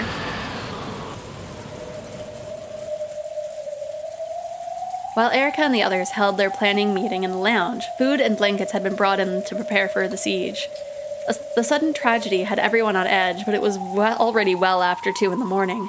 If they really suspected the servants, then the observers couldn't afford to fall asleep at the same time. Either Klaus or Rudolph would probably take a nap right away. Not bad. Even without the detective's authority, you've managed to take control pretty cleverly. A man who's lost his cool is no different from an emotional dog. If you treat them properly, it's easy to control them. One of the benefits of the detective's authority was being able to take charge of the situation. Because of this, Erika was both a guest and a young girl, had been able to order a large number of adults around at will. However, she didn't have that power this time, so Erika had taken charge by making good use of their natural conversation skills and techniques for controlling men. The detective's authority is the same as magic. You can't do anything that's impossible for you, so I guess Erika was only acknowledged as such because she already had that much power. Magic is not something that is given to lazy or powerless humans. Right. On the contrary, people who can hide their great efforts are the ones we can call witches. The absolute nature of the detective's authority can affect even magic. However, that convenient power probably hadn't been given to Erika easily. I probably have to acknowledge it. Even if she isn't given a special power by the witch she serves, she's capable of quite a lot on her own. But Erica, why did you split them into 2 rooms? I figured you'd try to gather everyone into one room. I would have if I had the detective's authority. This is a move to preserve my right to investigate at will. Ah, is that it? I see. Not bad. Since Erica was being protected as a guest, it was hard for her to move around freely. In truth, she wanted to take some time and investigate the victims at the crime scenes at her leisure, without being interrupted by anyone. She had already inspected the scenes once, in a huge rush that she ran through the mansion, but that probably hadn't been perfect. However, they wouldn't have let a guest into a crime scene, so she had no other choice back then. She wanted some time to herself and freedom to investigate more, in part so that she could check the closed rooms and causes of death more closely. How is that related to splitting everyone into 2 rooms? Because she'd be able to trick them with it. Watch. Yes, that's the only reason I split them into 2 rooms. Definitely. Don't worry about it. Don't worry about me and my tape. The cousin room was filled with quiet tension. This room had 6 people: Klaus, Jessica, and Rudolph. And then the most suspicious ones, the male servants Genji, Cannon, and Goda, who had been forced to hole up in here. Jessica leaned against Klaus's shoulder, wrapped up in a blanket. She was drowsy, but apparently she couldn't get to sleep. It was no surprise. In this bizarre situation, it would probably take some time before she could accept her mother's death. Cannon thought that this was the sort of time he should stay by Jessica's side, but that looked like it would be hard to do in front of Rudolph's intimidating glare.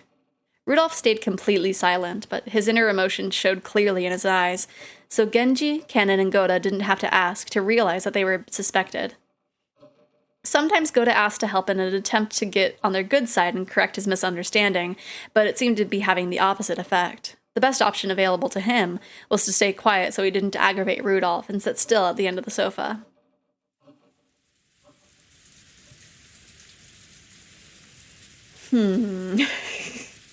I'm a little worried for some of the people in this room. In the next room over, there were also 6 people: Erika, Hideyoshi, George, Shannon, Nanjo, and Kumasawa. The format of the room and the constricted atmosphere were the same as the cousin room, but even so, it was relatively calm there. I wonder how this is going to play out, because it definitely seems like it's either going to be George and Shannon who lose, or it's going to be Jessica and Cannon who lose. And so I feel... I wonder how that's going to play out, honestly. George sat holding Shannon, who was darkly hanging her head the whole time.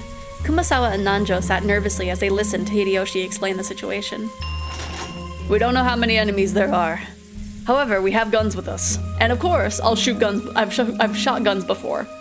I'm not talking about the Hawaii shooting center here. It's been long enough that I can confess, but I once defiantly fired off one of them occupying forces pistols. Ain't no way it's Battler, right? I mean, like, I wouldn't want to think that Battler and Beatrice would lose, but like, Battler's already dead and Beatrice is like not physically in front of the humans yet, so that would be, I don't know. It would be a thing to subvert our expectations. Then again, it's Umineko, so that sounds like something Ryokishi would do, right? Ryokishi, the kind of guy who would write just to mess with you, absolutely. See, back then, black markets was controlled by foreign gangsters. He probably wanted to make everyone feel secure by convincing them that he could be relied upon. Hideyoshi went into one of his old stories that everyone had heard many times, and which had gotten more extravagant each time they heard it. It didn't make them any more confident in Hideyoshi's abilities, but it did seem to calm things down a little by bringing in a sense of normality. Why has a crime like this happened? I hope the boat comes tomorrow. That seems unlikely. It looks as though we'll be staying here for 2 nights. Now is a good time to get some sleep. My nerves aren't dull enough to let me sleep soundly in a situation like this. George-sama. The pain and anger of losing his mother quietly tormented George. Sleepiness probably wouldn't be coming to him for a while. Erika suddenly clapped her hands as though she had just remembered something, then whispered in Hideyoshi's ear, interrupting the old story, which he had grown quite engrossed with. Sorry, I'm going to the cousin room for a second. There's one little thing I need to check on with the servants over there. Can't you use the phone? You just need to dial the room number. Oh, have you forgotten? It seems the culprit has broken the phones. Wait, you don't mean you found some kind of contradiction in their testimonies?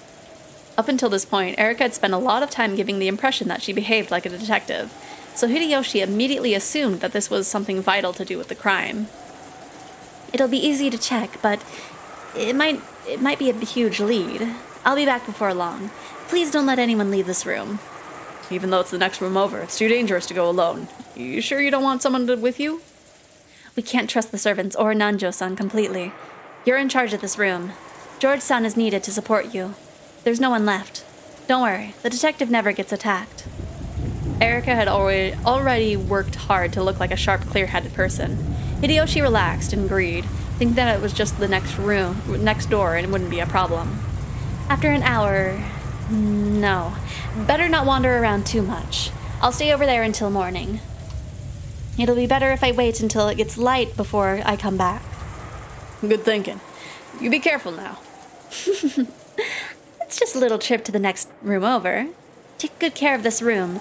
Please don't let anyone go outside. We've already brought everything we need up here, so there's no reason for anyone to leave.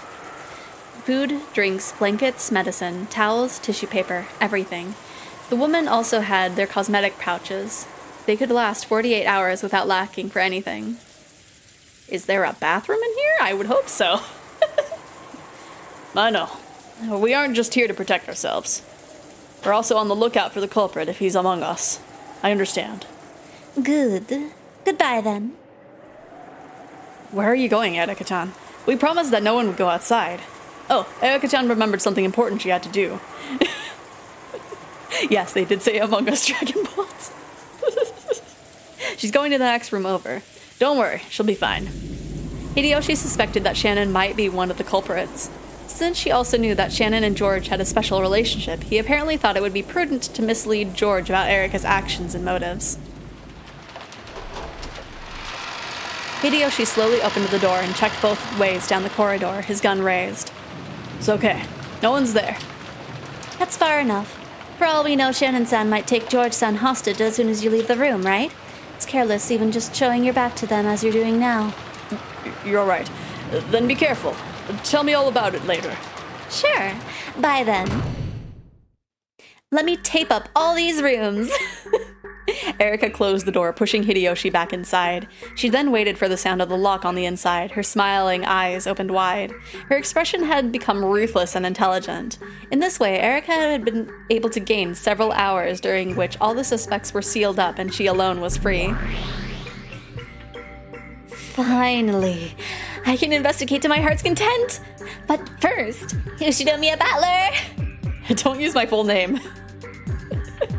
Allow me to confirm the location of all characters present. Repeat it. Of course, I'm not obligated to respond, remember? If you don't, I'll just say that someone sneaked out while I wasn't looking, and that this person was responsible for the bizarre crimes that were sure to follow. If you want to show me an impossible murder, you should first confirm their locations. Sure, why not? I'll listen at least. Let me hear it. From now on, instead of repeating the barricaded room next to the cousin room, let's say the next room over. Does that work for you? Sounds simple enough. Got it. And? When I check everyone's locations as I'm about to, I am not concerned with whether they're alive or dead. Think of it as the location of their body. And of course, I'm referring to the current point in time. Here we go. The first 6 Twilight victims are located at the places where they were discovered.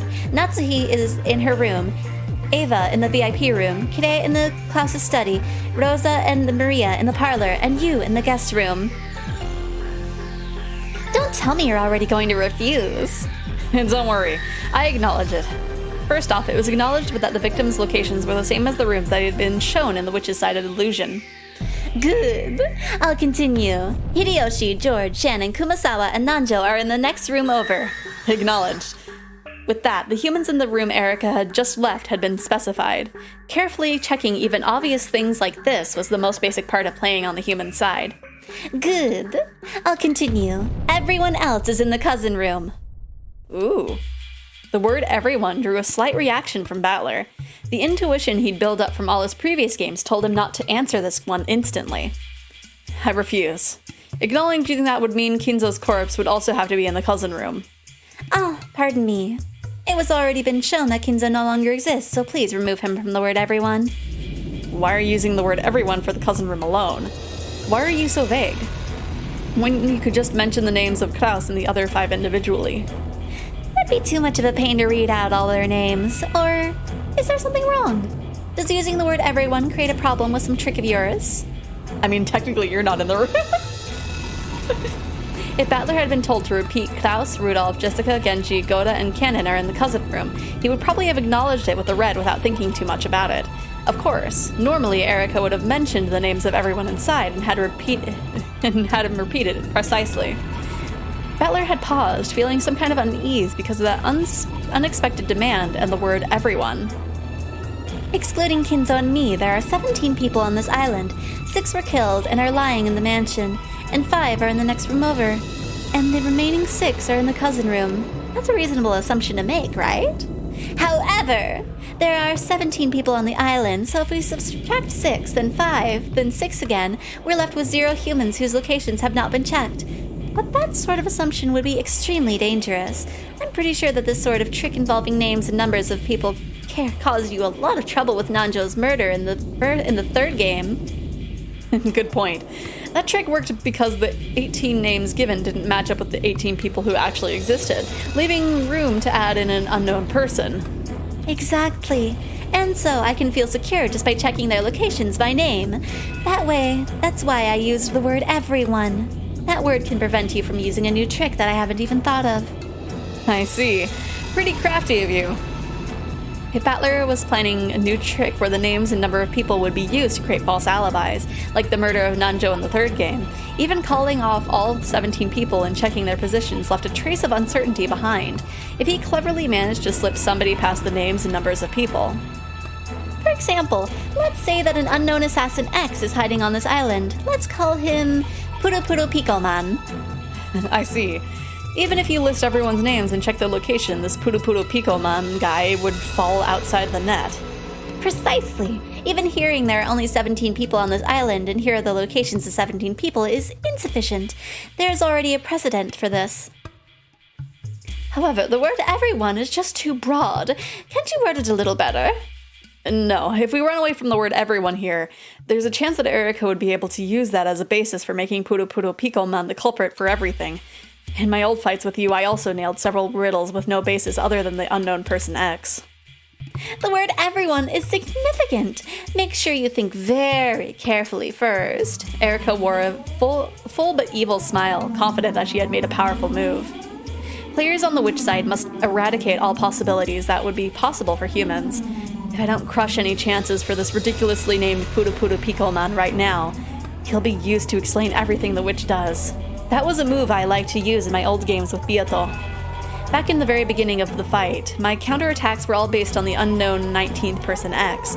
Because of that, Beato had restricted the number of people on the island, making it necessary to eliminate any unknown person hiding somewhere. In that case, this time is the same. So just like Beato did, I need to get rid of any leeway in which that X can exist. The number of people on this island has already been announced, but since she's suspecting tricks involving names and numbers of people, saying the same thing again won't satisfy her. In that case, I have no choice but to respond to her demand and use the word everyone. That word has a disturbing ring to it, and though I haven't figured it out yet, it feels like there's some kind of demonic killer move hidden within it. Damn, after insulting Beato so much and saying that the witch side had a huge advantage, I'm getting this pressure to just having to deal with a single line to repeat. Deflection, right? You mean the chess term? Yes. It's a technique for putting pressure on an enemy piece, forcing it to move and making them weaken their own position. Threatening you with a broad and powerful piece called everyone, pressuring you to move. With this, Battler's son will be able to perfectly guarantee alibis for all the victims, and it'll probably make it possible for him to trap me in the later impossible crimes. What exactly are you afraid of? Shouldn't this be a powerful move for you? But it's a move that you're pressuring me to make. You're making me weaken my own position in some way. No matter how good a move seems, it's a bad move when it's what your opponent wants. However, it'll be hard to avoid the word everyone here. The red truth can cut the weak reasoning of the human side apart over and over. In the past, I feared its ruthlessness. However, I also quickly learned that it could be used as a basis for a counterattack. Yes, the red truth is a trump card, a treasured sword. Now I'm painfully aware of how Beato felt. It can kill with ease, but it's not something that can be used unnecessarily. Using it carelessly will end up cornering the witch side instead. What will you do? We can put this on hold if you want. No. Okay, I acknowledge it. I acknowledge that everyone else is in the cousin room. Good. Thank you very much, Battler-san. Beautifully done. Oh, I'm in trouble. If a letter from a witch comes in this situation, just who could I suspect?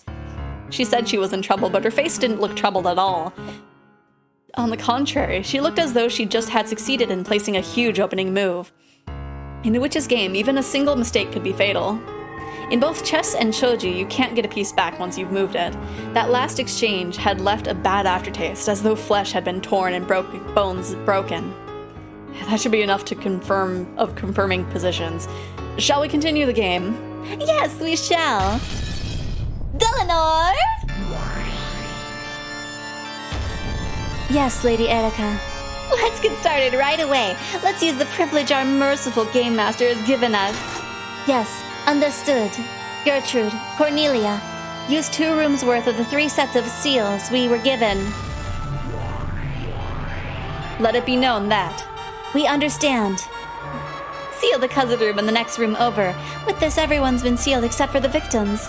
No matter what happens after this, the humans within the seals won't be a problem.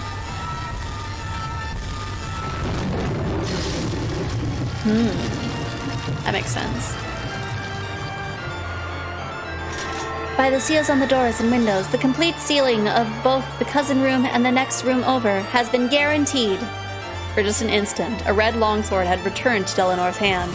She had been given permission to draw it, thanks to the red truth that she'd finally gained. When the fight concerned those 2 sealed rooms from now on, Delanor would be able to use that merciless blade, the red key. This overwhelming power could slice even the game master in half. For a while, Erica and Delanor just grinned at each other, entranced by the ruthless red light that was burned into their eyes. Senior Aide, allow me to ask a question. What is it? The players on the human side are to interpret questions proposed by the witch as being the work of humans. You are not mistaken. If that is so, why are Lady Erica and Commander Delanor fighting to lower the number of humans who commit crimes? Cornelia's question was a very simple one. Those 2 had made their move boldly, making it sound like it was a powerful one, almost as though it would greatly damage the witch. However, if you thought about it, Erica was just strangling her own neck. We still don't know what sort of crime will occur in the future. Would it not be more advantageous to the humans if there are more people whose locations are not specified? Know that now is not the right time for the lady or the commander to reveal their thoughts. I apologize for my idle chatter. Cornelia looked like she wasn't satisfied. In the previous game, when trying to help Kinzo escape from his study, Battler had desperately tried to break free from that closed room using various methods. As a result, Kinzo had escaped into the darkness of the night, and it had later been possible to treat him like an elusive phantom. In other words, closed rooms were advantageous to witches and disadvantageous to humans. Witches proposed closed rooms, and humans destroyed and denied them. That should have been the standard tactic for this game. And yet, Erica had created closed rooms herself, sealing a full 11 humans in them. In other words, this was the same as abandoning the right to use those 11 people when explaining all the later tricks. In the past, Battler had confirmed the location of certain people, but that had been to check whether certain pieces existed with which he could break closed rooms, a completely different situation.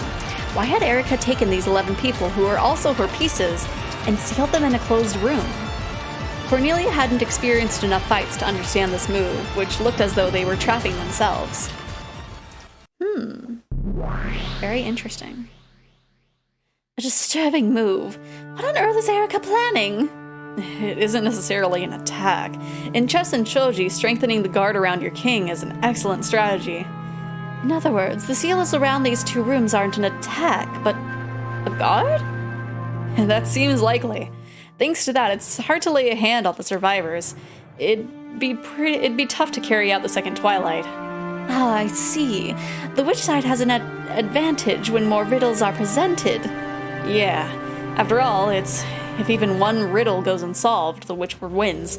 Each no closed. Nah. Okay, we can read. We were on a good streak. Each new closed room we present increases our advantage. Have you seen the new Mario movie? Not yet. I haven't. I talked about it earlier before we started, but I haven't went to like the movie theater for a while. So like I might see the Mario movie at some point while it's still in theaters, but realistically I might just have to wait until it comes to like a streaming service or something.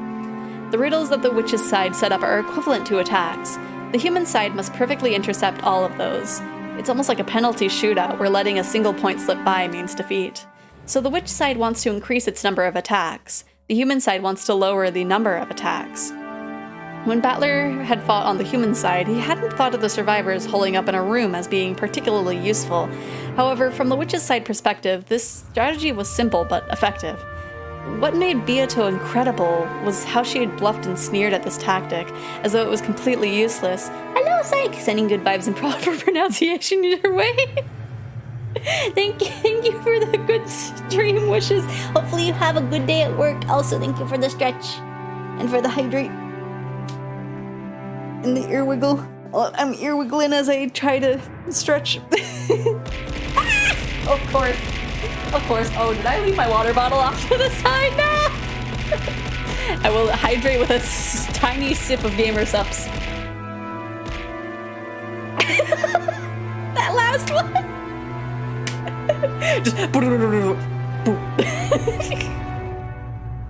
What made Beato incredible was how she bluffed and sneered at this tactic, as though it was completely useless. On the inside, she must have been so worried about how to break down all these barricades in each game. Right now, I'm sure of that. I see. So strengthening your guard to make it hard for a crime to occur is one way for the human side to fight. However, that's a simple move. The great detective Fruda Erika wouldn't have looked so confident after playing a move like that. Would Erika be happy after playing a defensive move? Though this move looks as though she's restraining herself, it's also extremely unlikely that Erika was playing defensively. I'm sure that this is an attack, not a move made for defense, though I don't know what kind of attack it is. Next is our move. What shall we do? For the moment, she has, at least apparently, spent her turn on strengthening her guard to stop the second twilight, at least instead of reasoning about the first twilight. If they push, pull back. If they pull back, push. In that case, it's time for us to attack. But how should we attack? The guest house is well guarded. Yes, it appears as though the entire guest house is now under Erika's control. However, there are certain pieces like bishops and kings whose specialty is cutting behind enemy lines. Battler snapped his fingers, and a single gold butterfly appeared from the darkness, then flew in front of the chessboard, trailing gold sparks behind it. It landed without a sound, then transformed into a black piece representing the witch's darkness. X-ray. That's also a chess term. Is it? Yes, it's a high-level technique. It's when a square seems to be under an enemy's control, but you've spotted that your own pieces actually have enough influence over it, so you attack.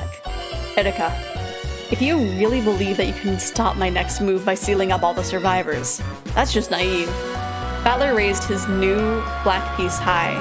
His target was a single open space deep behind enemy lines. How will you handle it? This is my response. Oh gosh.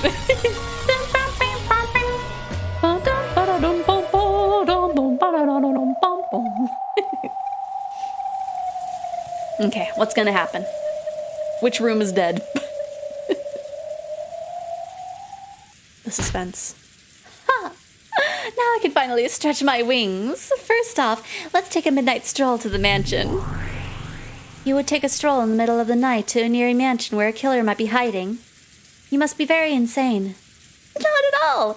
I worked so hard to get get this time to myself, didn't I? It feels like free time after the swimming lesson. Now that Birkenstell was nowhere in sight, Erica was regaining her high spirits. She wasn't exaggerating when she said she was spreading her wings.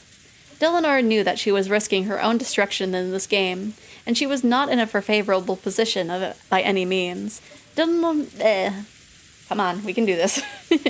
Delanor could do nothing but assist Erica so that she could fight to the best of her abilities. All right. The locks on the first floor of the guest house are perfect. The entrance is sealed up with a chain lock. Before leaving the guest house, Erica did a check of the first floor, making sure that nothing was out of place. Then she found a flashlight and umbrella in the servant room next to the entrance. Are you gonna use the third thing of tape to, like, lock the front door when you leave the guest house? Then let's go. Yeah, we at least have to check the cause of death for all 6. She unset the chain, unlocked the door, and opened it. The freezing outside air poured in. It appears to be quite windy still.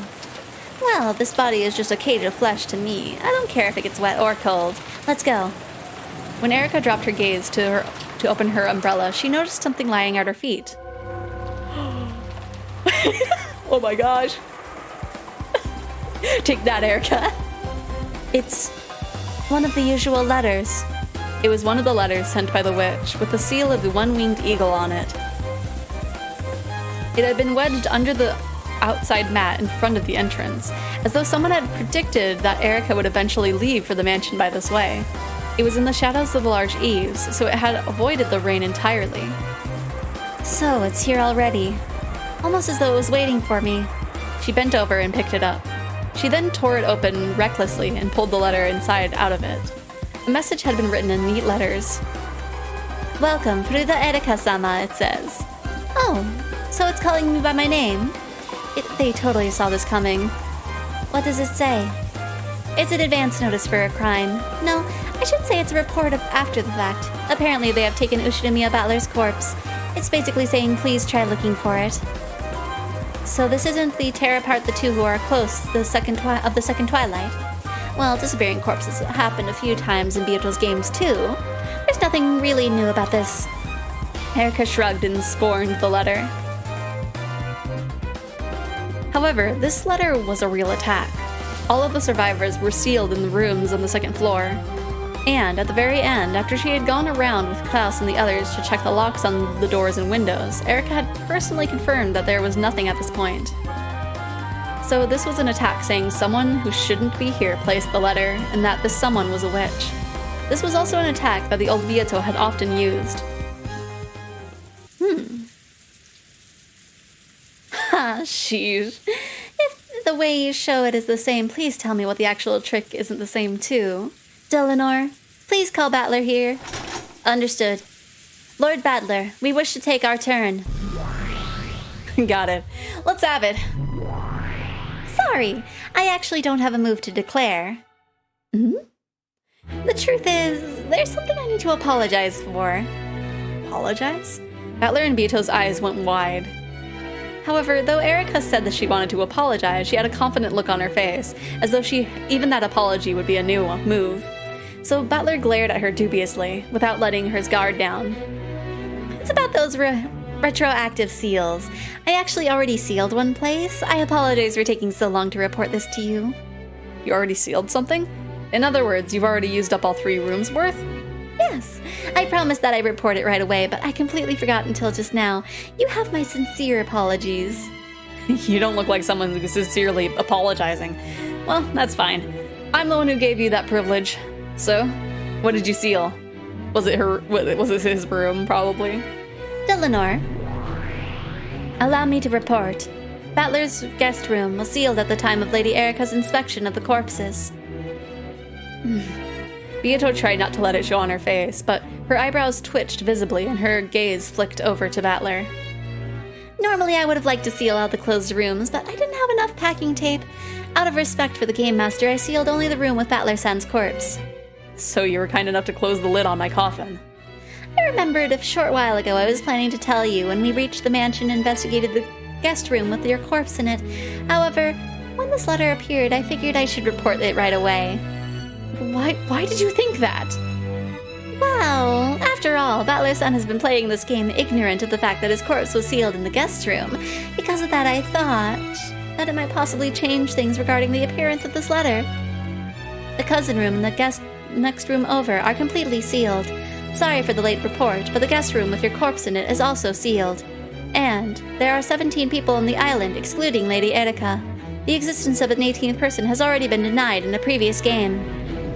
In that case, if we're thinking about some person who could have placed this letter, the disappearance of your corpse, I thought maybe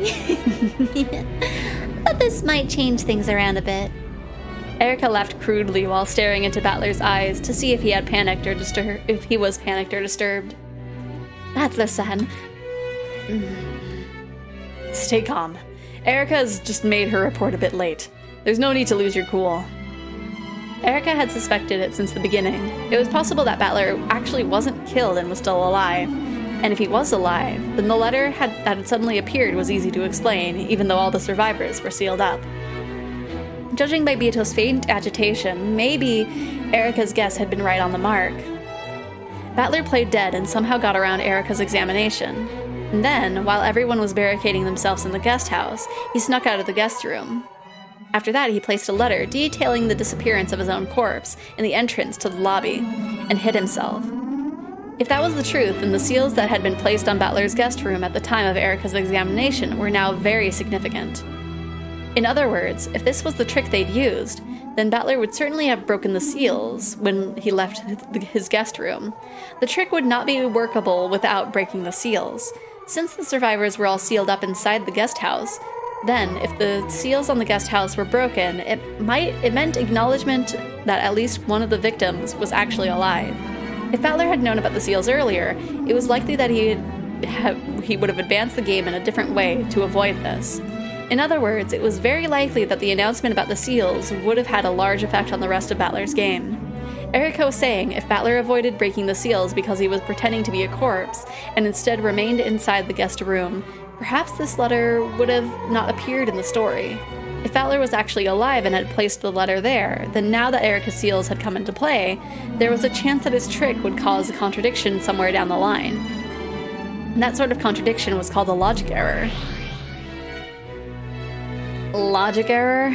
I think we heard about that really early on in the story. It's a violation of the rules, the greatest and worst form of error, which the witch side must avoid making. Yeah, I remember. It was something about the two sides of the tale not matching and creating a contradiction.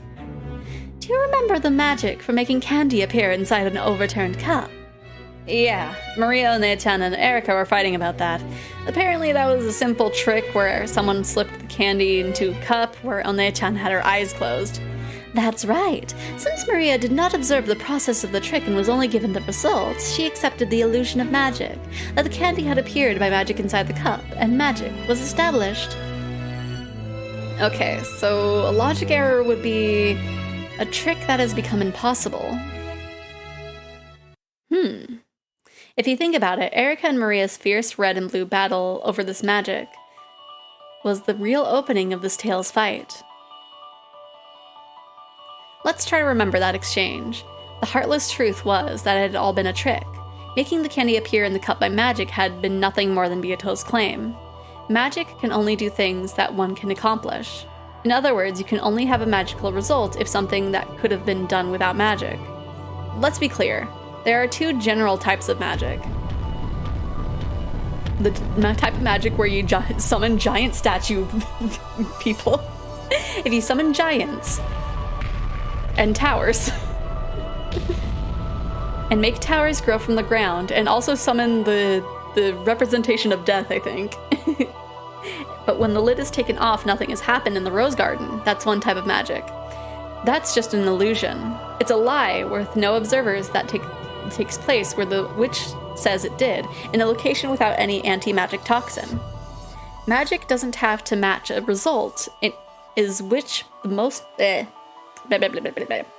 Magic that doesn't have to match a result is the most simple kind, a lie. That is the same as a worthless delusion, an illusion, a daydream. Even Battler saw through it part way through the third game. Then there's another kind, which we might call true magic, magic that matches a result.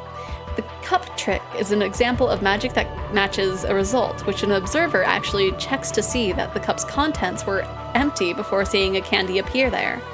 And thus, an actual observer of the incident is created. I've discovered one big rule that magic matching a result has to follow, unlike the magic of illusions. The rule is that only the unobserved process of what you accomplished can be transformed into magic. I can speak even more generally and ruthlessly.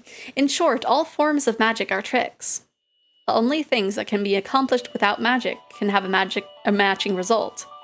Ironically, this also proves that magic doesn't actually exist, but out of respect for the witch's game, let's call it making the game solvable and fair for the human player. So, instead of candy inside the cup, we now have this mysterious letter that appeared in front of Erica. They have to be tricks. By claiming that the witch set the letter there by magic, Oni-chan is trying to create magic that matches a result. Correct. Since all of the survivors are sealed within the closed room of the guest house, it is possible to embellish this suddenly appearing letter and say it was a curious bit of magic, for only a witch could have placed it there. But even so, it must be a possible trick in the end. In order to see through the trick with the candy in the cup, Erica had countered with the blue truth, saying that the candy had been snuck in there while her eyes were closed. That was the correct answer, so Maria hadn't had any red that she could use. But what if she had used it? For example, if Maria had used the red truth when to say, "Until I lifted the cup up, the closed room of the overturned cup remained intact." The red truth could only be used to refer to the truth, right? If you could lie with it, it'd be a massive violation of the rules. Yes. Denying your own trick with the red truth is a major violation of the rules. However, if you instantly switch over to another trick that doesn't violate the red truth, it might still be slightly unfair, but that red truth can be acknowledged. So in this case, the witch side would need to immediately propose another trick that doesn't contradict the red truth, stating that the closed room inside the cup was preserved. Like the excuse of a politician when he keeps backtracking as new evidence is shown to him. Yes. Well, for a red truth like this, she might be able to get away with some painful excuse. Maybe there was some evidence in the table, or perhaps it was a trick cup with a fake bottom. But if those possibilities had been denied beforehand, this would not be valid. The more red truths there are, the harder it is to talk your way out. In actuality, the candy that had been put in the cup while Maria's eyes were closed. However, if, when Erica saw through that, Maria had used the red truth to say that the closed room of the cup had been preserved, the witch would have to rush and revise the scenario to a new trick that still worked logically after that new truth. Revising the scenario is an unfair move that would never be allowed in the mystery genre. However, the very act of revising the scenario takes place inside the witch's head, which is an unobservable world. So if she claimed that she'd been using the trick with the fake-bottomed cup from the beginning, no one could deny it. So even if it really was a trick done while One-chan's eyes were closed, as long as the witch leaves herself a way out, she can even switch between tricks. Rather than calling this an action available to witches, we could probably say that it's only usable by the game master, the one who creates and writes. But even so, the red truth must not contradict any of the previously stated red truths. If the red truth makes it so that the trick no longer makes logical sense, then there will be a mismatch between the two sides of the story, the illusory result of the game master claims it's magic, and the true result that was brought about by a trick. So when we get a contradiction and it no longer makes logical sense, we call it a logic error, and that would mean the destruction of the witch's game. This world is a game that's possible to explain with humans. In other words, it must be possible for all magic to have been done by tricks as well. If it's impossible to do with tricks, then the human side has no move and we get a stalemate. No, not quite. That's where we get the fatal and horrible violation known as a logical error. When the witch side does this, the game is instantly destroyed and they suffer a fatal defeat. Erica's probably seen through to One-chan's trick. Without the detective's authority, she couldn't perform a proper examination of the corpses. Because of that, he continued to play dead, snuck out of the guest room, and placed the letter at the entrance of the guest house. However, because Battler was so overly gracious in giving out those retroactive seals, things went wrong. Stupid Oni-chan. The current situation still does not warrant panic. It still has been specified with Red Truth that the seals around the guest room are intact. He is free to break the seals. If he doesn't, then he can probably have it so that someone other than Battler was alive. Swap them in as the person who placed the letter. Yeah, that's right. It's not just Oni-chan. The other corpses have been specified as dead in the red as well. So far, there couldn't be any problem if they were all faking. True. This is far too soon for them to get flustered. All he had to do is change his move so that Erica's seals and the placement of the letter don't contradict each other. And revising the plot without contradictions is one of the moves available to the Game Master. However, taking a scenario one has imagined and revising it partway through can sometimes create flaws in the tale. It would be a very regrettable move to make when the first Twilight has only just ended. It would seem that Battler was the one with an enemy piece moved deep behind his lines. This hidden piece will probably cause him pain and discomfort with each step from now on, like a pebble caught in one's shoe. The single pebble might kill Battler.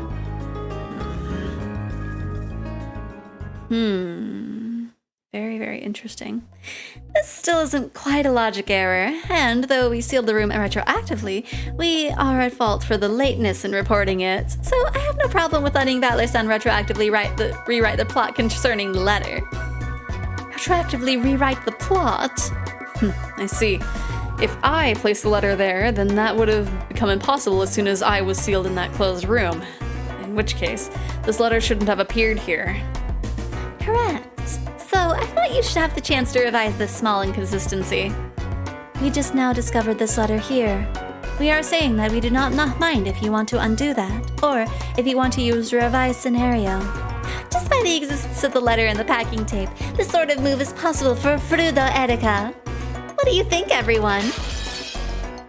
Damn, what a dirty move. Well, what else should I expect from Erika?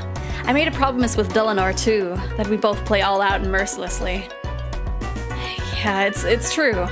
I've been planning to make Battler actually alive, and then to have him slip out of the guest room, resulting in his disappearance in the placement of the letter. However, if I revise this scenario now that my moves have been spotted, it'll be the same as admitting that it was spotted. Even if I have been stubborn about it, I don't want to admit that I was seen through here. I don't want to acknowledge the pathetic plot change where I try to sneak out of the guest room and break the seals. I want to change over to a different trick so that the letter will be placed in my corpse hidden, while still preserving the seals of the guest room. It doesn't really have to be me who places that letter. I can still revise the logic without contradictions. But Battler-san, even if we can place the letter somehow, how are you going to make your corpse vanish afterwards? The guest room is sealed. If you don't find an attack to erase the corpse from the closed room right now, a logic error will occur. I still have time. Let me think until the last second. Damn it. With a painful laugh, Battler unconsciously scratched at his head. Anyway, we'll leave the letter like this. I can't say or worry about, sorry about that. I can't say, oh, sorry about that. Having the guest room sealed makes a big contradiction, so I'd like to revise my move. It would mean acknowledging that she caught me. I feel like a ninja hiding above the ceiling. Even though I was noticed and stabbed by a spear, I just withstand the pain, wipe the blood off the spear, and act as though nothing happened. False courage works well enough. I can't let her know that this one hurt. Battler-san. Hey, Beato. Do you know what my face looks like now? I'm sure it's the same expression you had when I managed to hit you where it hurts in the past. Damn it. Beato couldn't think of anything to say. Useless words of comfort would only get in the way of Battler's thinking now. What would the old you do? The old you who created all the closed rooms that tormented me so much in the past. What kind of trick would she use to erase my corpse from a closed room? Beato trembled and groaned. The old her had been an expert at closed room tricks. If only that memory, that power could be revived, she would have been able to help Battler. There's still time to think. There's still time. Nice going, Erika. That was a dirty move.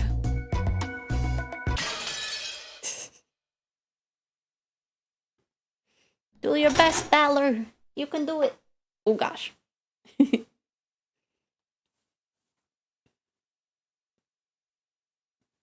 At least in theory.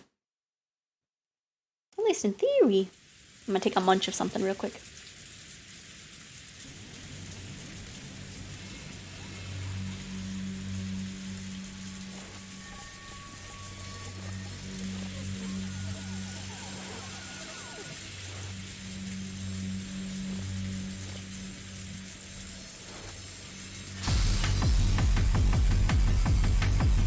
Is this a new track? Or is this just like not something that pops up too often? The entrance to the mansion was locked, but Erica had a master key, so she opened it up without any trouble. She had gotten Klaus and the others to take the master keys from the servants, and at that time she had used a little sleight of hand to pilfer one of them. They're gonna be suspicious of them now. Well then, where shall we go first? Why ask? Let's go and hear Battler Sun's answer. Grinning, Erica cut across the entrance hall and passed in front of the dining hall. Deeper, deeper. She headed for the guest room Battler had lain dead in. Battler could put off deceiving whether the seals would remain whole or not until the moment right before Erica witnessed them. However, once she did witness them, the game master would have to show what had happened to them. In the witches' game that they were in now, the simple act of going to check the seals around the guest room was an attack. Are you ready, Lord Battler? Yeah. Or, as you'd say, come, step forward. Good. Then show us your response. Well now, are the seals broken, or are they not? Has the closed room been preserved, or hasn't it? The piece Erica held high in the air was the White Queen, which represented herself. Her target was Battler's camp. She attacked. Okay, so she's the queen piece. That makes sense. Erica dashed down the hallway with a sickening smile and clung to the guest room door like a spider. Then, she closely examined the seals that she had placed retroactively. Are you sure? Are you sure about this, right? Battler-san? Is it okay, Battler-san? Yeah, I can't back down here. After all, even if I'm sealed in here, there are ways of placing the letter. But now Erica will probably enter the guest room, and then she will observe your corpse. What are you going to do? If the corpse is there, then there's no problem. The letter's prediction will be off, but it's not as though there's a penalty for that, but still, you intend to fight it head on. There are times when a man is challenged head on, then he has to respond no matter who the opponent. I must not pull back here. I'll take that challenge. I can search for a way out all I want to later. I managed to do that with Kinzo's study last time. Don't worry, I can do it. I can do it! Come on, Erica! Right, the Umineko OST is just fantastic. We have confirmed that the seals to the guest room are undamaged. Since the time Lady Erica confirmed Battler's presence, this closed room has been preserved. Good! I'm breaking the seals! Rip! Tear! Erica destroyed the packing tape seal on the door in ecstasy. It looked as though the intellectual, I keep forgetting that they use that word, had finally laid her true nature bare. Okay, I'm opening it. Let's have a look at Battler-san's naked scenario. Why he naked? Like a ruffian pushing down a frail girl, Erica mercilessly and greedily tore the door open. Then finally, the inside of Battler's guest room was observed by Erica. Battler had to show it. Was there a corpse, or wasn't there? Come on, Battler! Ah! Here's my response! Battler grabbed a black piece from the board and raised it high. Oh, that piece. Bieto had no memories of the time that she had been an expert at this game, and yet, for some reason, she realized that this was the move that could not be taken back. Once this piece was moved, they couldn't move it back. Ah! Never hold back your enemies, no matter their age. His naked one. Right? Like he was dead in a locked room and naked? He's the corpse, a naked corpse. Oh no. The guest room was covered by a silent darkness. It was pitch black and nothing could be seen. However, there was a light switch just off the side of the entrance. If she flicked that, the room would be lit up and she would see whether or not there was a corpse on the bed. Shall I turn them on? No. Wait a second, please. Battler-san, I have a proposal. Let's hear it. I think you already know, but this time around, I'm not aiming to find the culprit and achieve a standard victory. My enemy is not the lowly culprit killing the pieces, but the opponent, you yourself. I know. So, you're after a logic error. I'm seriously regretting it now. Even though you were just pretending to be miserable, I fell for it completely and gave you a ridiculous ability. That was your pride. It will cost you dearly. Damn it. So, what is your proposal? With a firm voice, Beato urged her to continue. Until just a second ago, she had remained behind Battler's back, a bit flustered. However, she was steady now. She saw that Battler had let his emotions take control of him and had been lured into making a bad move, and realized that this was the time for her to stay cool and support him. Erika's proposal couldn't be anything good, and on top of that, Erika was sly. She probably wouldn't make a proposal that would be easily rejected. I will now turn on the light. The top of the bed will be lit up, and it will be decided whether or not Battler has disappeared as the letter predicted. If he's there, great! There's nothing strange at all. The letter's prediction would just be wrong. Of course, the argument would probably switch over to then who put the letter there, but for the time being, the location of the fight would move outside this closed room. And If he is missing, Beata already knew. She knew the move that Battler had made a second ago. Battler had already disappeared from this room. Therefore, they would need to prepare a disappearing trick other than he was actually alive and left through the door. The situation is simple. First, this room is a closed room.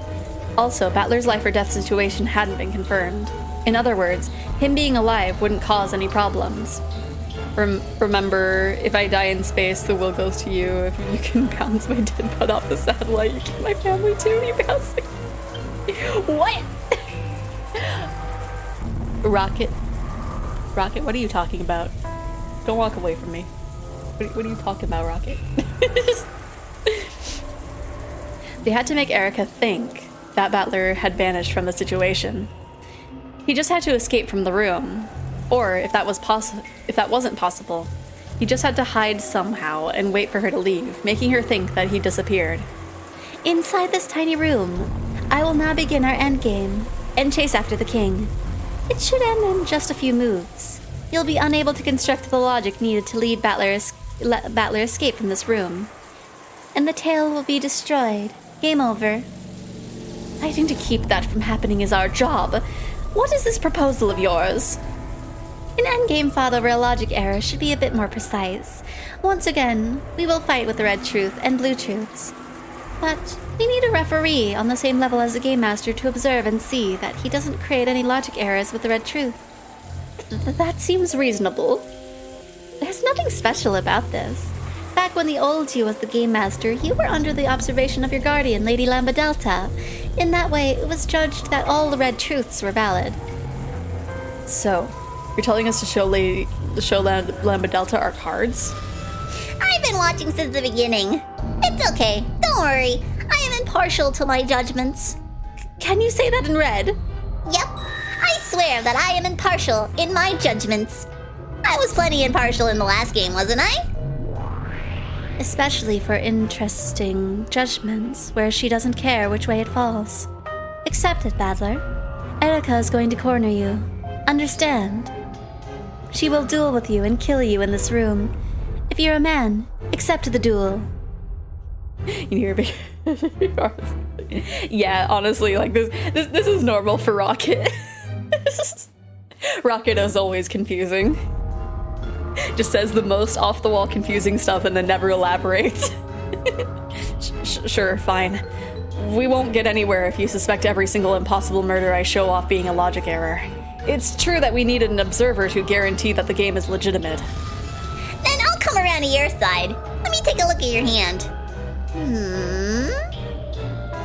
Lambadelta understood that Battler had what Battler had up his sleeve, and he saw that Erika's first move had indeed gone straight through his heart. Just as Erika had guessed, Battler was alive and had slipped out of the room after Erika had examined his corpse, placed the letter by the guest house, and hid himself somewhere. When the packing tape seals had been retroactively placed on the guest room, he would have had to show that they had been torn off. However, if he had done that, it would be the same as admitting that he had been seen through and that he'd lost. Unwilling to admit that, Battler had claimed that the seals had been maintained with false courage and is now rushing to revise his logic. True, he could still escape for a few more moves. However, Erica was planning to corner and kill him here.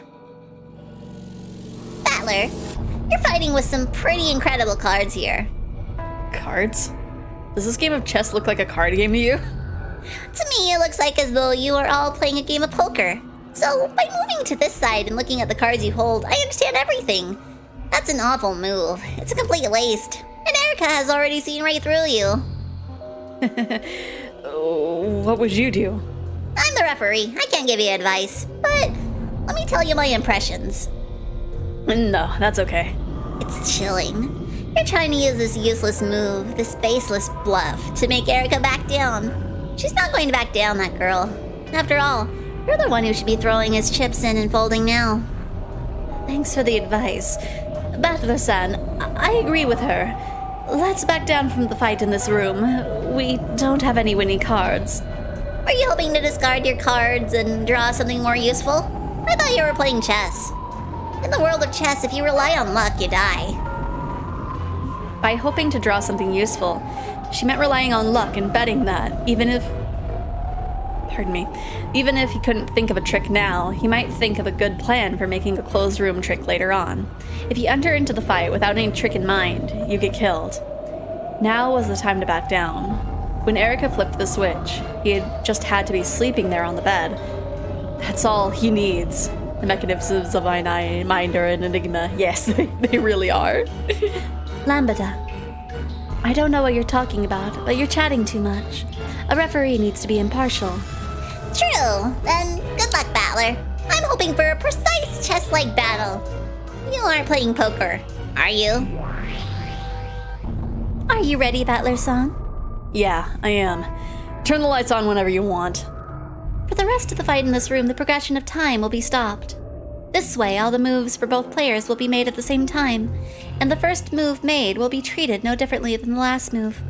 It might be hard to understand, but this rule exists for the purpose of maintaining logic, and to keep you protected as well. From here on out, you can use all the twisted logic you want to rebuild the trick in this room. In other words, it's possible that you might think of a good idea partway through the fight. Normally, it's unfair to revise your plot partway through. In order for that to be acceptable, you need a world stopped in time, where everything happens at once, and where logic that you think of afterwards can counter your opponent's earlier moves. Of course, Erica can take advantage of this rule as well. If you revise your trick to be a new one, she can deal with that in a different way. Poker face, poker chess. That is pretty complicated. It's simple. It's like a corrupt politician's war of twisted logic. You lie shamelessly. When evidence is shown revealing that lie, you track those previous lies and shamelessly say that you just remembered it wrong. Then change it to a new lie that doesn't have any contradictions. The fight goes between a lie, then evidence exposing it, then another lie. Like a fight between two snakes spinning around trying to eat each other's tails. Or a fast mind. Yeah. Good. Just think of it as a world in which you're allowed to use twisted logic based off of your opponent's move as often as you want. I used that myself when sealing this room, so I thought it was only fair to let you do the same. You have no shame, do you? Okay, then let's have both sides begin. Will Erica take the first move? Will she start by checking the bed? By checking by checking to see what he's bet? Yes, let's start by checking to see if Battler's on the bed.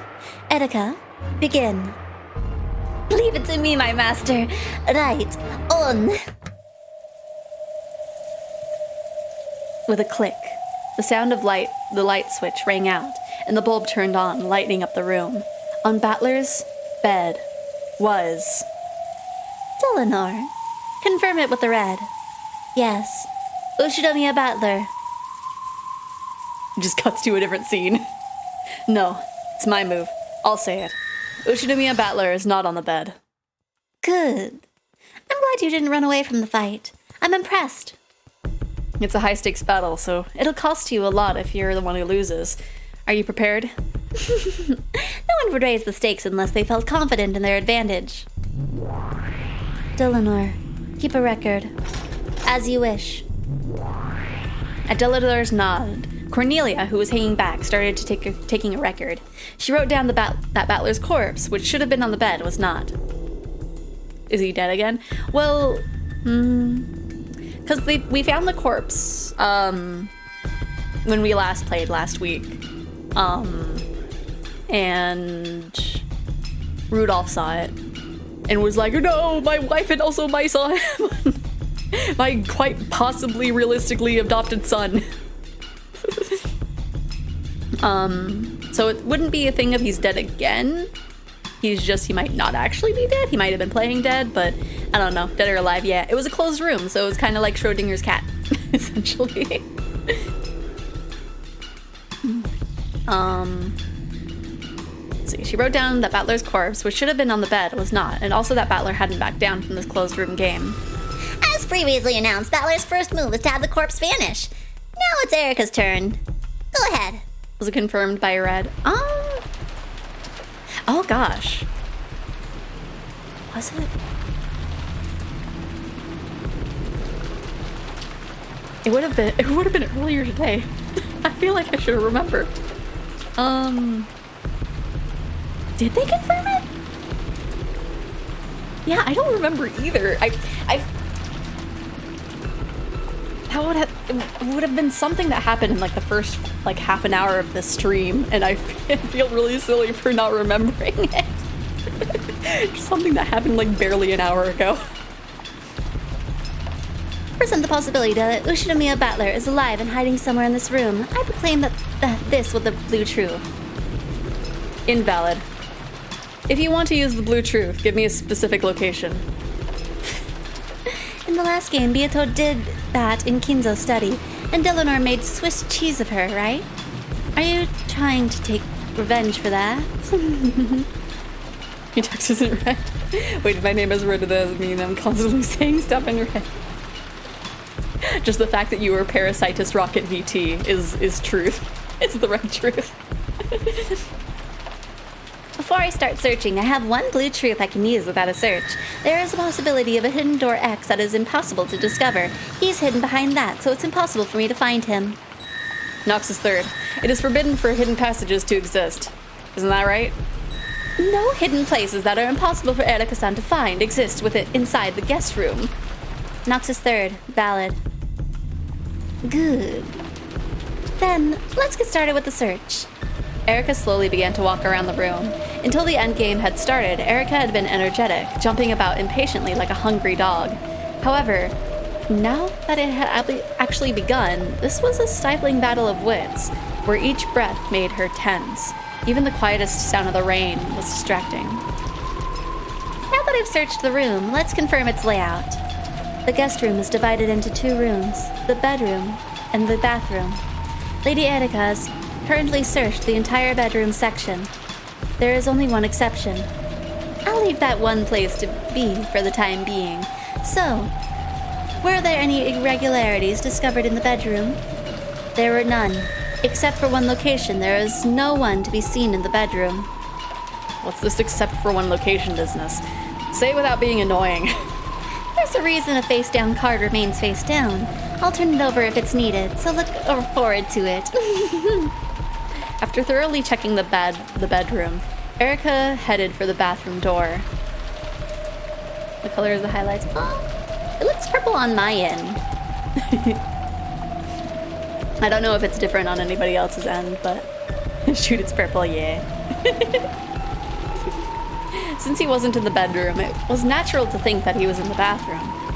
And since the bathroom is made up of two rooms, if Battler wasn't in the bathroom either, it would mean that he had managed to vanish from the closed room. I don't know, I have dark mode, yeah. I also have dark mode, but I would imagine it would still be purple in light mode. Maybe. Except for that single location that Erica had intentionally left unchecked. I'm checking the bathroom. Lady Erika, the sound of water can be heard from inside. Also, there is a faint heat. Oh? Don't tell me he's taking a shower. Is it locked or something? No, it isn't locked. Go ahead and open it. Then, if you'll allow me. Slowly, Erica put her hand to the doorknob of the bathroom door. There's a way to turn text red. I don't know how people do it. Probably code. I know I've seen people like make their usernames be like glowy. I don't see it too often, but I've seen it like once or twice. She tried to push it open, but felt a strange resistance. Of course, it wasn't the resistance of a lock. It felt as though it had an unnatural load on it. Out from the slightly open crack poured the hot air from the shower. However, it was unlocked, so there probably wasn't anyone taking a shower. After letting a dumbfounded expression rise to her face, Erica slammed onto the door with her whole body, knocking it open. Yeah? What? As soon as she opened the door, a hot blast poured out on her. Erica froze, unable to understand what had happened. After falling backwards on her butt, she realized that boiling hot shower water was spewing out at her, and hard. Eh? What is this? What a crazy prank! Cursing, Erica wrapped the blanket from the bed around herself and tried to enter the bathroom once more. This time, she was able to figure out what was going on. It was quite an elaborate prank. A wire fixed the shower nozzle in place so that it pointed at the entrance. The pressure and heat were turned up to the max, so that anyone who went through the door would be met with a wave of hot water. Type /me as prefix in your text. Oh.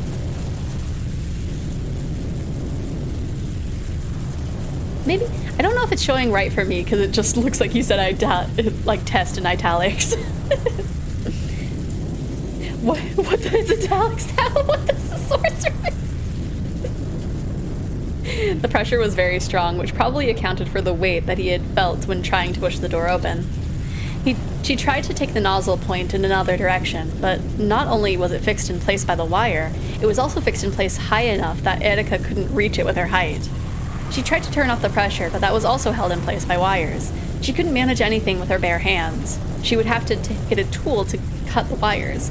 However, when she looked into the bathtub, which was overflowing with very hot water, she saw a bundle of wires and some nippers that would be used to cut them lying at the bottom. If she used that, she could turn off the pressure. Damn you. The blanket she had used to protect herself from the shower was getting more and more drenched with boiling hot water. At this rate, she'd get burns even through the blanket. She needed to turn the water off quickly. I've learned her magic. Right next to the bathtub, she saw a hanging, long-handled body brush. Perfect.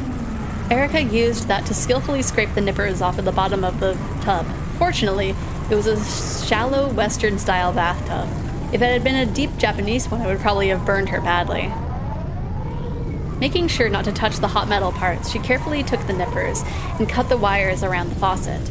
Take that, and that.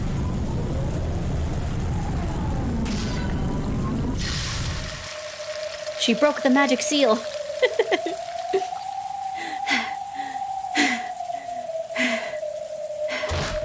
She finally managed to turn the hot water faucet, and the heat from the hot water storm died down.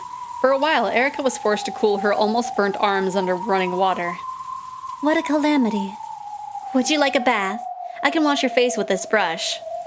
I appreciate the sentiment, but no. Oh, that's a shame. Erica had finally regained enough of her composure to be abusive. She turned off the faucet completely, and silence returned to the bathroom. After that, all that remained was Erica's heavy breathing.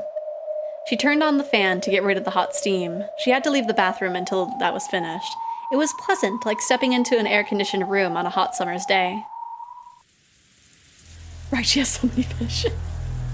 Want to try something? Okay, Rocket, what do you want to try? Now that was a ridiculous trap. However, that wasn't here at the time I examined Battler's corpse. Therefore, the appearance of this trap proves that Ushinomiya Battler was alive. Well, I never thought he was dead anyway.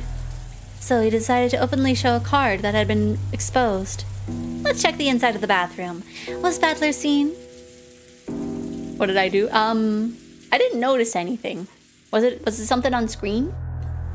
No. No one was seen in the bathroom. Good. Now we've confirmed that except for one location, Battler does not exist anywhere inside the guest room. Give that a rest. Just where is that one exception? A coffin. Ushinomiya Battler's coffin, that is. Ashes to ashes, the dead to their coffins. You plan to trap me in this room, right? Okay, let's have at it. A silence that was complete except for the rain, suddenly filled with the smell of gunpowder. Though it was extremely quiet, the room was filled with tension, as though you'd been sliced in half if you relaxed for an instant. A cloud of gold butterflies gathered on the room's round table and turned into the witch's chessboard. It was finally time for her attack.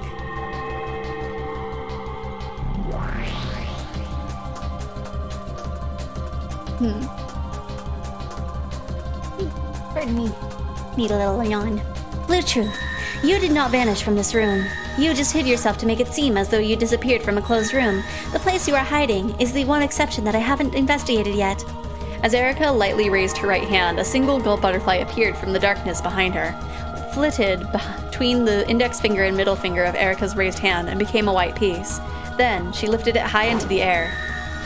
This is the one exception. The walk-in closet next to the entrance. I got an unrecognized command, everyone. Huh. Interesting. What would an everyone thing do on Twitch? I don't think that's a command, is it? Yeah. there's not an everyone command as far as I can tell. Bang! Like a falling white lightning bolt, the white piece hit the board, landing by the weak spot in Battler's formation.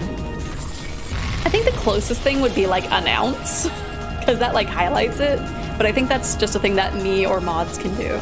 I don't know if VIPs can. Yes, it is here. With a crash, the door of the closet, which was just off the side of the guest room's entrance, was impaled by a spear that represented the Blue Truth. Delanor had spun around and thrown it. The door was completely pierced, and the spear stuck in so deeply that if a human had been hiding in it, it would have pierced their chest as well. Its still quivering handle was a testament to the force with which it had been thrown. There are no places in which to hide other than this. You are now hiding in here. What do you say, Battler-san? Have you been stuck through the chest for a literal smothered mate? Bang, bang, shoot the ground. Battler-san, It's our move now. Yeah. I thought it'd be like that, Erika. You intentionally left one spot open so you could stuff me into that coffin. It's the same move that trapped Kinzo in Natsuhi's room. I saw it coming. Oh, did you? Did you make me VIP? Oh wait, you might not be VIP, it might be... I don't know. Because it's been a while since I've, like, appointed people as VIPs.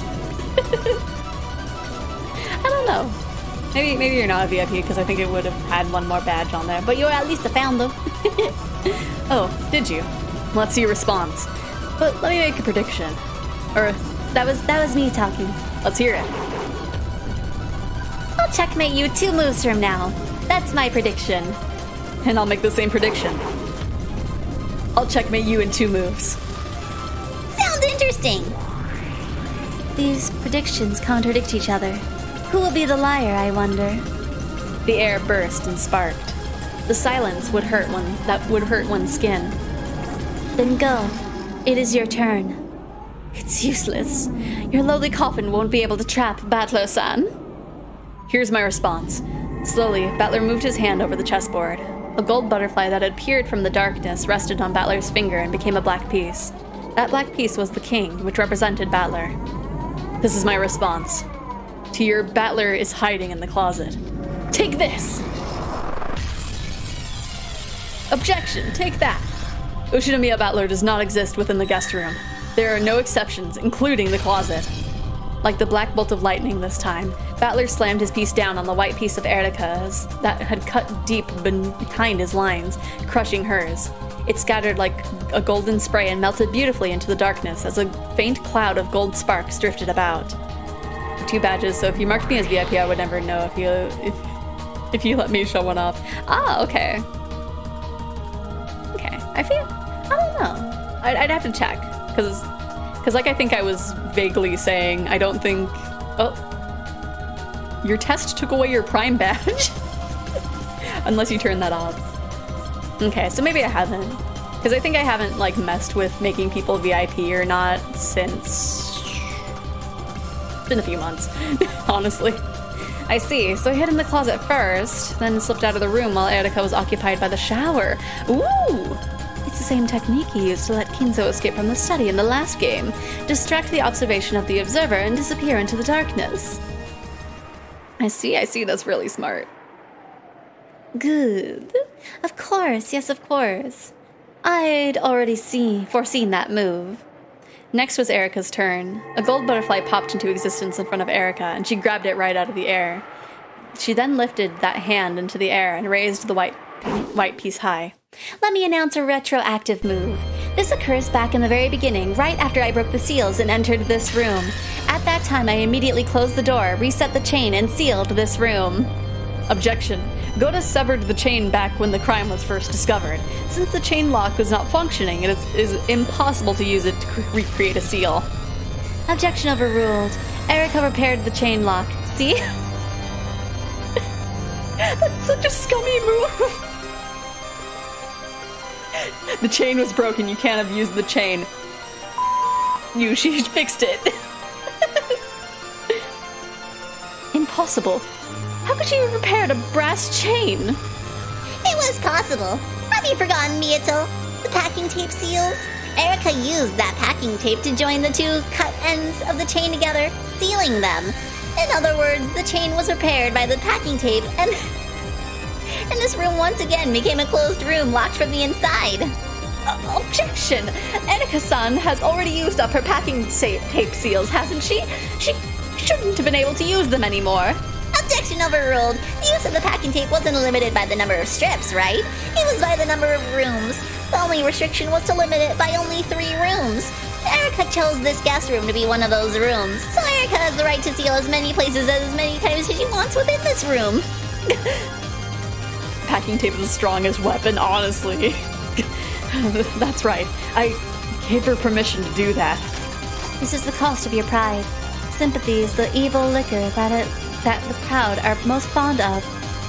So, with this retroactive move, I proclaim that the chain lock has been repaired by the packing tape seal and has regained its original functionality.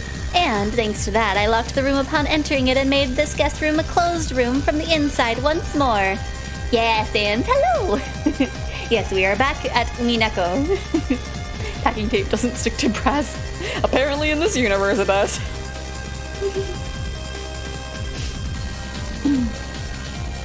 Wait. Was it roll? Is it roll? Now I'm questioning if it was.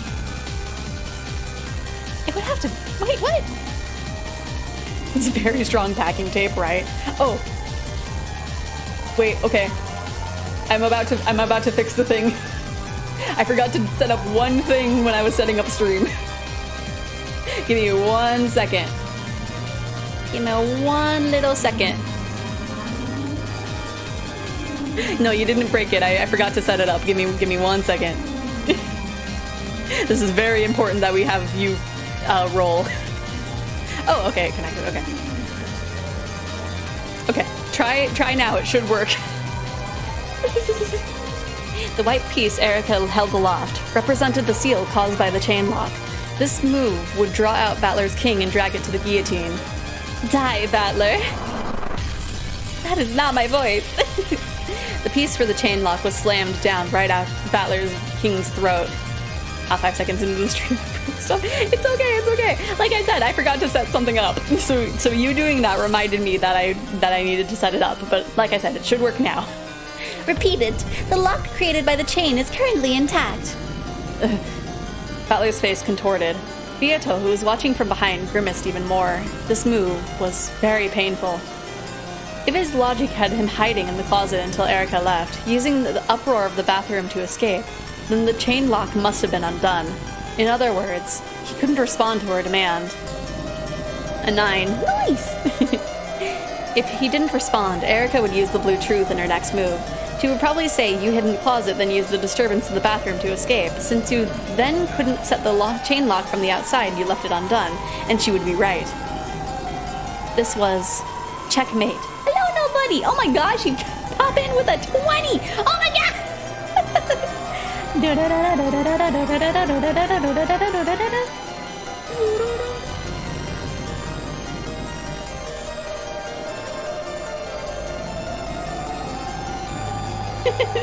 Hopefully your day is going good today. Let's go! This was checkmate.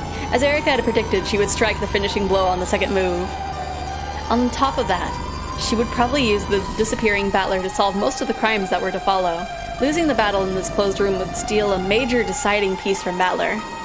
But what if he responded to her demand?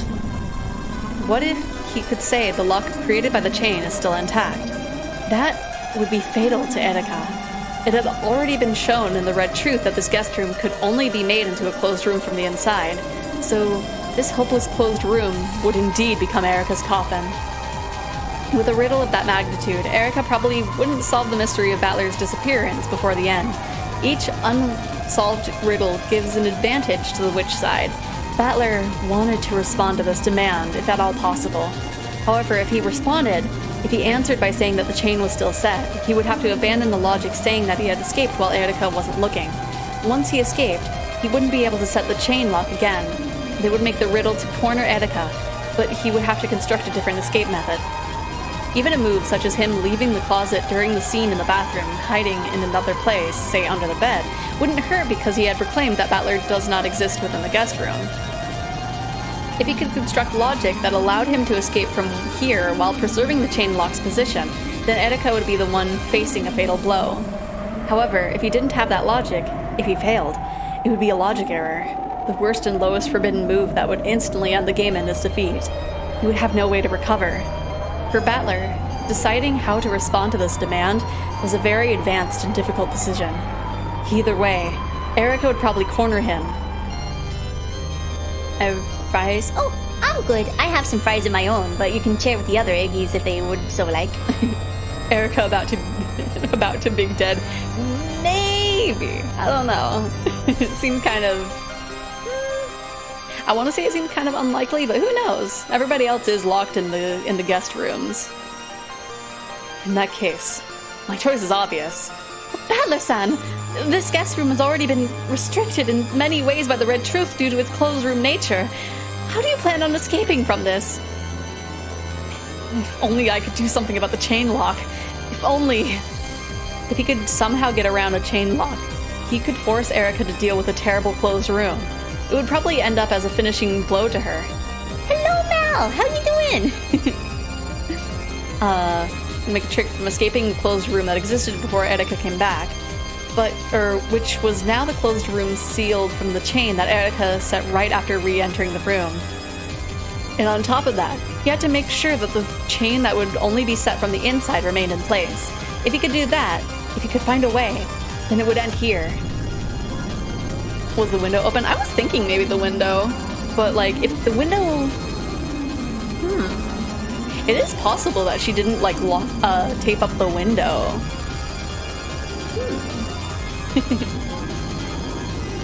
I am good, nobody. Sorry, I almost missed you asking how I was. But yeah, I'm doing good. But I still can't think of that trick. Right now, Erika is demanding to know whether the chain lock is set still or not. I need to decide whether I'll take that challenge or back down, and I need to do it right now. If I can find a certain win trick, then this is the end. But if I don't have that trick, I should just acknowledge that I slipped out of the closet, undid the chain, and escaped, backing out of the fight. If I say the chain was set without any trick up my sleeve, then it's impossible for me to escape. In other words, it's a logic error. That was established, there is no other way to get out other than the door. Okay. There's no mysterious way to get in. Okay. Because they didn't, like, outwardly say it, but I guess it's been said enough that it's kind of just implied. You guys don't be mad I broke the microwave again. Oh no. I guess you're not getting a job on that train from yesterday's Sonic game. Even if we lose the fight in this room, there will still be chances left for us. We've only just started the second day, haven't we? If we have plenty of time to reconstruct an impossible murder. No, that's no good. If I acknowledge that I have escaped from this room now, it's the same as acknowledging that I'm the culprit. If I back down from the fight in this room, it's the same as accepting my defeat in this game. Battler's point was a valid one. Since all of the other humans were still locked in the guest house, then if Battler alone was alive and free to move, Erica would probably base her explanation for all of the following impossible crimes on the blue truth that Battler was the perpetrator. It was part of the establishing Nox alias, yeah. Yeah, one of the red truths had it. Yeah, that makes sense. The oven, I go, okay, don't break the oven, Sans. You don't want to end up like a sim. I jumped from a second story window before, as has Battler, but also, like, technically just climbed out of the window. But it was also implied that heckin' Kinzo did it too. If they wanted to forcefully turn that around, they would have to rewrite their tricks and logic so that someone other than Battler would be set up as a perpetrator. If they fixed up one law, it would give one rise to the new laws, which might eventually pile up and kill Battler. Even running away would mean tightening the noose around his own throat. Okay, fries are now in the oven. Okay, that's actually going to be better fries than just in the microwave. Fell out of no! I fell off a swing. That's the most that I've done. The first truth, that Battler is the culprit, has already been hit upon. And yet, I have to struggle desperately to get out of this. I need to. I'm on the edge. I've definitely been cornered into a dangerous spot. However, if I can just change my position, everything might turn around at once. If I can just make this chain my weapon, I can kill Erika. Wait, are you actually going to respond to her demand? Is there any way to escape without undoing the chain lock?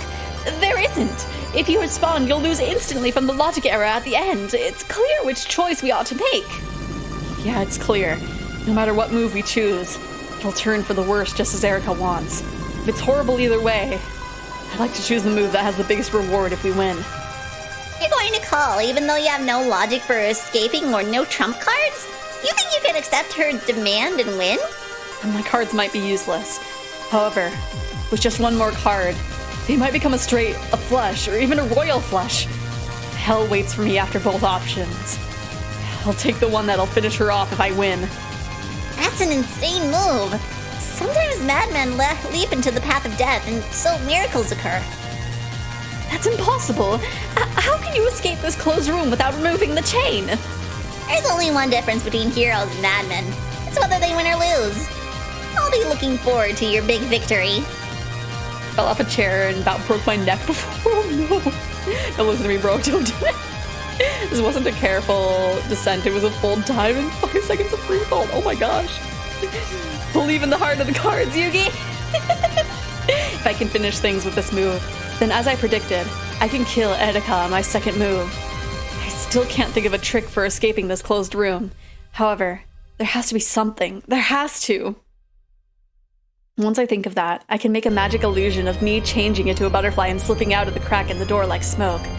If I have even a drop of that mad magician's blood in my veins, please let that honor give me just a fragment of a miracle right now.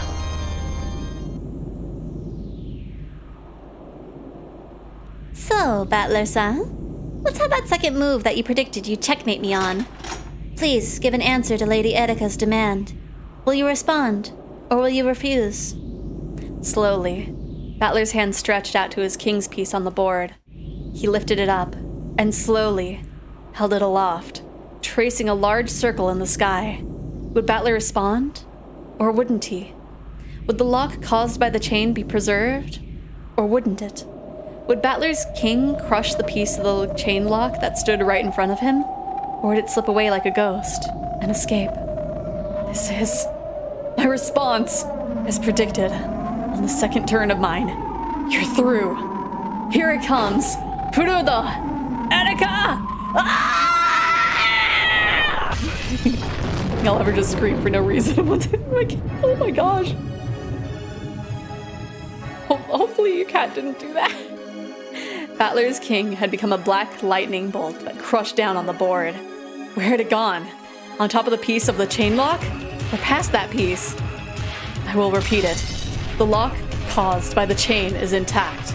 Battler's king had left the chain lock piece in its place and had slipped past it. Yeah, it sure would be cool if you could say that the chain lock was still set, wouldn't it? Don't you think that'd be cool? But do you know what they call a fool who's full of himself and jumps into the path of death just because it's cool? No clue. Ushiramiya. Battler. That's what we call...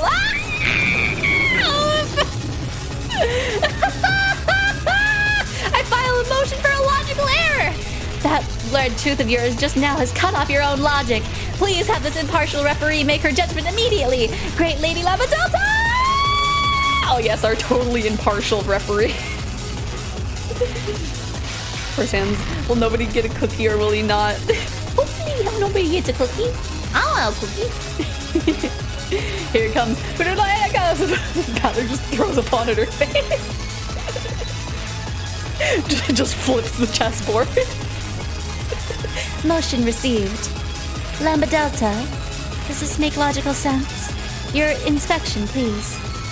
Motion received. Battler, show me. Let me see your cards. Battler-san. It is a royal flush, right? If you got nothing, you won't get out of this with just a sorry, okay? Yeah, I have no intention of apologizing. If it's a logic error, the game board will be blown away. You've inherited this game board from Beatle. It's the one thing you have left of that precious Beatle, so you must not allow for a logic error. A logic error only becomes established when the witch admits to it. As long as they can keep thinking of a new logic to escape with, they will not die, cannot die. However, that would be like living in an endless living hell of the mind. Beats Erica with the chessboard. I jumped because my friend's car was being stolen. Why did Tyler jump? Oh no!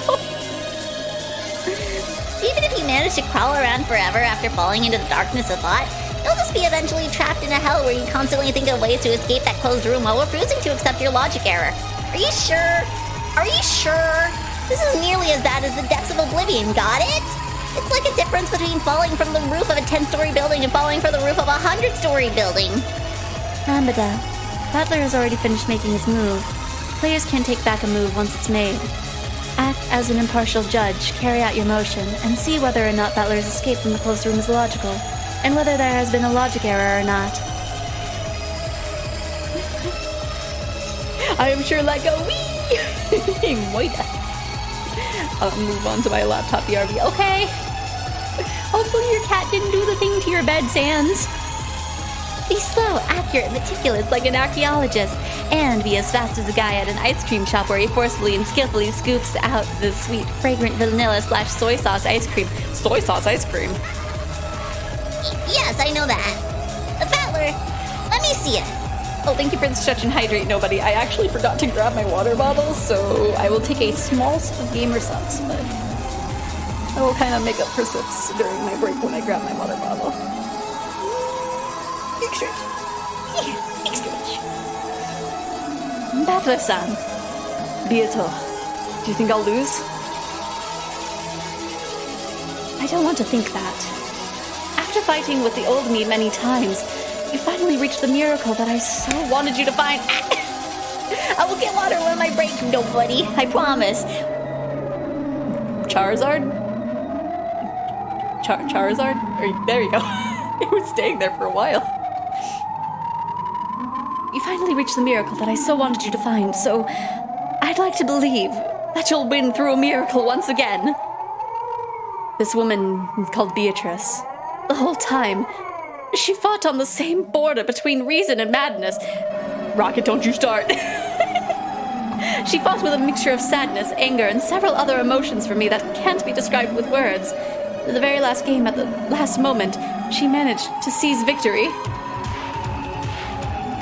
Guys, like I said, I don't actually have water. I just have gamer subs. Why would you like what? I mean there's sea salt ice cream. But like I don't know. Is soy sauce ice cream a thing or is it a punishment game thing? Okay. That might have been the purpose of the card Beato had been gripping as she fell. Beato passed away without realizing that she had won. In the final game, the true victor was Beato. Okay, where's the money, Sans? I'm joking. In the final game, the true victor was Beato. And Beato entrusted me with this game board, so I'll win. So I need you at least to believe in me. Beatrice! If I believe, I have and a miracle occurs. Please. I do believe in you. Battler-san! Ah, this is pissing me off! Please just check it already, Lady Lambda Delta. There's no valid logic. There doesn't exist any way to get out of this closed room. I'll thank you for the pities, nobody. You are overeager, Battler-san. If you could win with this, that'd be cool. I got you. Rocket, don't you start cracking me up more than I should. I'm glad. If you just vanished even though the chain is still set, that'd make you so awesome, so cool, so mysterious. Hold me. Like hell you can. Like hell you can do it. If you can do it, you really would be a witch. If you could vanish your way out of this closed room like puffs of smoke, I'd have to acknowledge it. It'd be the work of a witch. Well, I didn't even hear the scan. Just...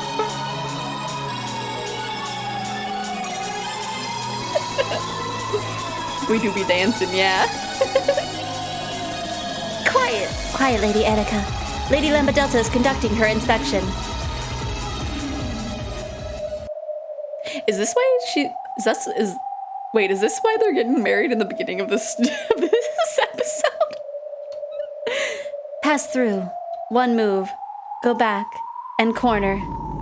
With sweat gathering on her forehead, Lady Lambda Delta inspected the movements of the pieces from Battler's side. Oh, right, it was Lambda Delta, not Birkenstall. She was as accurate and meticulous as an archaeologist, just as Birkenstall had told her to be. Why do people want to fight me? I don't know. People just want to watch the corpse fight. After gulping swiftly, Lambda looked several times between the formation of the pieces on the board and Battler's face, which remained tense but steady. Lambda. I have finished my inspection. There's no way the logic works. Please. God. Erika. What? I'm so sorry. Which way am I supposed to take that? It was fun. Now, this is the end. I told you, which way am I supposed to take that? Silence! I have finished inspecting Battler's move. My decision is that... Boom, boom. This is the scene. If it was an anime, it would have like the little... Oh. Oh gosh. Okay, Sans. While everyone is fighting. Ada. Now let's see who the winner is. It's valid. Lid? You're lying. I judge it to be valid. He's presented logic that doesn't violate any of the red truths, and I finished checking it. The move by the player on the witch side, along with that final red truth he repeated, are valid. Battler, for the first time, I've got to say I think you're incredible. See? In your game, a miracle will only occur if you believe. Battler-san. Oh my gosh, that fight is so close. And with a crit, the winner has been decided. Lisa has won. That was like the closest fight I've ever seen, I think. See, in your game, a miracle will only occur when you believe. Battler-san, I'm so sorry. If only I'd believed more strongly, you wouldn't have been cornered like this. Ah! Beato flew onto Battler's chest, sobbing. Erika staggered backwards, shaking her head back and forth dizzily. And Birkenstell? Her face was like an expressionless mask. Then slowly, it became a smile. And for some reason, it seemed the sign of some horrible emotion. Well done. To think that you escaped the room without removing the chain. Simply splendid. With her small hands, Delinar slowly started to applaud quietly. She was followed by Gertrude, then Cornelia, and then by Beato and Lambda Delta too. Applause filled the room. Bachi, bachi, bachi! Eh? I guess you can't target yourself, nobody. Oni-chan. How did you... I see. Yes, a move that cannot be seen by one whose thoughts are trapped within a closed room. Impossible. Impossible.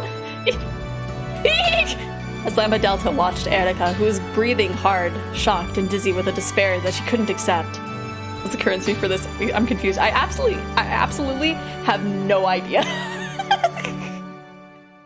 I have no idea where it's pulling the number from. Because I know it's not points. She had to take her hat off to the sweetness of Battler's heart and intellect and to the power of his miracle. Oh, it's the stars. That would make sense, actually. Incredible. Ushinomiya Battler. It's my complete loss for thinking that your power and Beatil's would cancel each other out and bring an eternal draw. And Byrne, who thought everything would move according to her plan, even though she already knew her true strength, has also suffered a complete loss. Byrne is the witch who waits for miracles. You are the witch who summons miracles. You are not Byrne's peace. Just now, without a doubt, you have surpassed Byrne. You really did. In this one moment, think up a trick by which to escape from this closed room. As Erica had predicted, Battler had been hiding in the closet. Then, during the disturbances of the bathroom, he had snuck out of the door. Erica had guessed this much. That's why they retroactively set the chain lock and sealed it to prevent Battler from doing this very thing. The chain lock can't be reset from the outside, so it should have been impossible to escape from the closed room. However, Battler didn't let his thinking get trapped inside this closed room, so he broke through. It doesn't matter who, but let's explain it with his mother, Kire's pace. Eh? Just like Battler, the life or death status of the rest of the first Twilight victims had not been specified by the Red Truth. In other words, just like Battler, right? Just like Battler, the others, and Kire specifically, can still move. And their closed rooms were not sealed, so they can go out as they please. Kire had come to save him. Kire followed behind Erika and waited in the hallway. Does this mean Kire was in the closet after Battler left?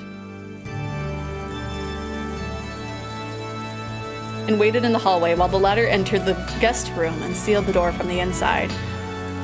Then, after Battler undid the chain lock and escaped, she entered the room in his place. Then, Kire reset the chain lock from the inside. I mean, sans.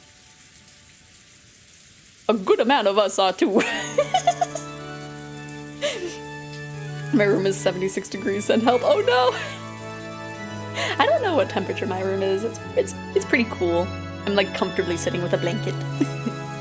Then Kire reset the chain lock from the inside and hid it in the closet just like Battler had done. Yes, Battler truly isn't inside the guest room right now. However, that doesn't mean that no one else is inside it.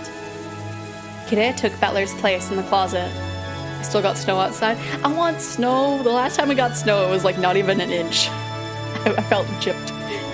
Kire took Battler's place in the closet, the one exception that Erika had left, and is there still. Kire saved Battler. Ushiromiya Kire cannot save Battler. Eh? Huh? Oh heck. What do you mean? You're 30 inches of snow, my goodness. If only. I would be happy with like maybe 2 inches. 5 inches of snow would be fantastic. But like, we barely get anything. Battler's mom's packets. I mean, I think I've said before. No temp. Ah, okay. That would be insane. That would be honestly like over 2 feet of snow. Ushinomiya Kire cannot save Battler. Why not? There's no red saying that Kire can't save Battler. Wait a second. How are you using the red truth? Valid. Dilinor's red truth is valid. Requesting permission to unsheath the red key. Alaska type snow, right? I don't live in the North Pole. Permission granted. Please do it, Delanor. How? How can you give that permission? It's valid. As a result of the impartial judgment, I guarantee this red truth. You're Knife Dragon, why don't you make your own? Because if I do, people will get suspicious of me. They'll be able to see where it's originating from and then come to my house. And I don't want that. Without telling us your reason? We'll tell you that soon. Very soon. But Valor hasn't proclaimed Kirei dead with the red truth yet. It is allowed for Kirei to be playing dead, and the packing tape has already been used on the 3 rooms, making it impossible for her to seal Kirei's room. So how can you use the red truth to say that Kirei can't save Battler? That red truth has no basis. I'll tell you its basis soon. But more importantly, Lambda, the logic with Kirei has ceased to function. You should probably find another piece to switch places with Battler, don't you think? Yes. There are still pieces that can save Battler. Reconstruct the logic. All we need is someone who can switch places with Battler. It doesn't have to be Kirei. Then let's switch it with Natsuhi. Uchinami and Natsuhi switch places with Battler. Delanor, do it. As you wish. Made an ice maker in high school, just make one. Fair enough. Oh no. Delanor's red sword smashed Natsuhi's piece into little bits. How? How can Erika deny this logic without the detective's authority? Uchinami and Natsuhi cannot save Battler. Then Ava! Uchinami and Ava! Uchinami and Ava cannot save Battler. Then Rosa! Maria!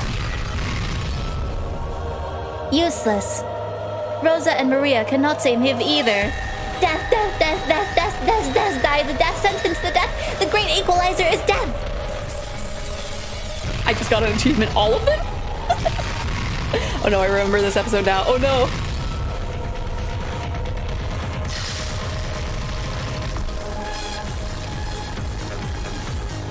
Objection! Erika-san doesn't have the detective's authority. How can she use any red except for the packing tape seals? Objection overruled. Not having the detective's authority does not imply that one cannot use red at all. There's something we can use.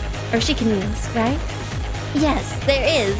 There are several exceptions that even humans without the detective's authority can use. Right, she's straight up cheating. Are you winning, Zeph? I don't know.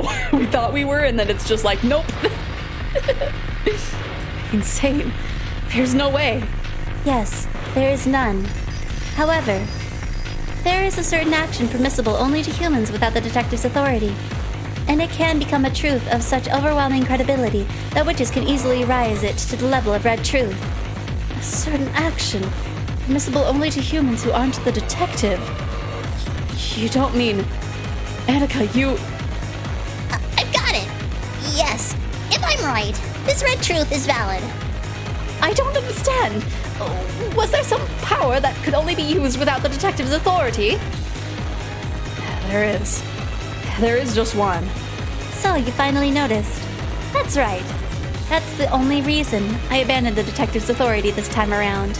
You told me I could make the detective's proclamation whenever I wanted, right? Well, unfortunately, I'm no longer capable of making that proclamation. Which Nox rule was it? Nox's 7th. It is forbidden for the detective to be the culprit. You mean... What? Finally, Beato realized everything. Yes, the detective's authority bestows several powers that are useful for reasoning, but it eliminates one single privilege. That is Nox 7. It is forbidden for the detective to be the culprit. In this game, it is impossible for humans without the detective's authority to examine corpses perfectly. So, there have been several tricks where the dead have all been faking and walking around where they please. You probably thought you could see that logic to create several impossible crimes after this. When I said that I wouldn't make the detective proclamation, somewhere on the inside you must have said I won. You're pretty sly yourself. You gave me the packing tape seals seemingly out of mercy, but that was because you planned to have all of the first Twilight victims survive, band together, and carry out the crimes. So you gave me only 3 rooms worth, which wouldn't cover all 6 people. No matter which rooms I sealed, at least one of your underlings could move freely. You must have been plotting to use that to corner me. But too bad. Dad. Your naivety really pisses me off, stupid man. I admit it. I admit that I fell for your monkey show, and that in my pride I tried to show you some mercy. That's right. Even without the detective's authority, there is a way for humans to do it. A way to make sure that a corpse examination cannot fail. Is the human lying in front of you alive or dead?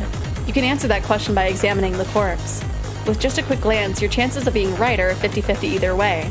Various bits of knowledge and experience can be used to obtain a more precise result. However, no matter how much you do that, while you can reach up to 99%, you can never reach 100% accuracy. That is what most people would think. However, there is one way to conduct a perfect examination. And that is to kill them. Erica. Without a detective's authority, I can't tell whether the victims are dead or faking. So I needed a way to be sure. And, if possible, it would be preferable if they were removed from the game board so they couldn't make a mess of things later on. So I dashed through the chaos-filled mansion, visited all the crime scenes, and re-killed all of them! What on earth? Of course, she couldn't just kill them however she liked. It had to be a perfect way of killing, good enough that their deaths could be determined with the red truth. Erica made sure of that. The manner in which they were all killed differed. But afterwards, she completely severed the heads off of those she killed. That method of killing is solid enough to be called the red truth, right? Lambda? Yeah, she straight up double tapped the bodies. Valid. No human could survive after having their head sliced off. Could you have severed all of those heads without getting any blood on you? For example, you could take a large trash bag from the kitchen and grab the knife through it. Then, if you covered the entire course of the trash bag as you did your work, it'd block nearly all the blood splatter. I used enough knives and bags for several people, then left them there at the crime scene. Of course, I didn't humiliate myself by walking around with them, leaving blood in the hallways and dirtying my clothes. There will probably be trash bags left at the crime scenes with my fingerprints on them, but since this game ends before the police come, that can't be used as evidence, so there's no problem with leaving them there. Are you insane? What kind of mystery would ever allow something like that? I can't believe I'm hearing this from a witch on the fantasy side. Oh, and don't worry. I didn't kill you. I didn't have time to sever the head from the last one found, so I just sealed the whole room with the packing tape you gave me. Then again, that might have been because I knew this would happen and wanted to watch you struggle. Oh, that's right. Just as I can say that I killed them in red, I can say one more thing. At that point, Erica stopped for a second, and... Can she really be wearing an even uglier expression than everything before now? With that highest quality face, she spoke. All 5 people I killed were very much alive until the moment I killed them. Everyone faithfully played dead as best as they could until the moment just before I killed them, okay? Maria's son was quite a little trooper. After all, even though her mother had already been killed in the same room, she kept on playing dead without even noticing.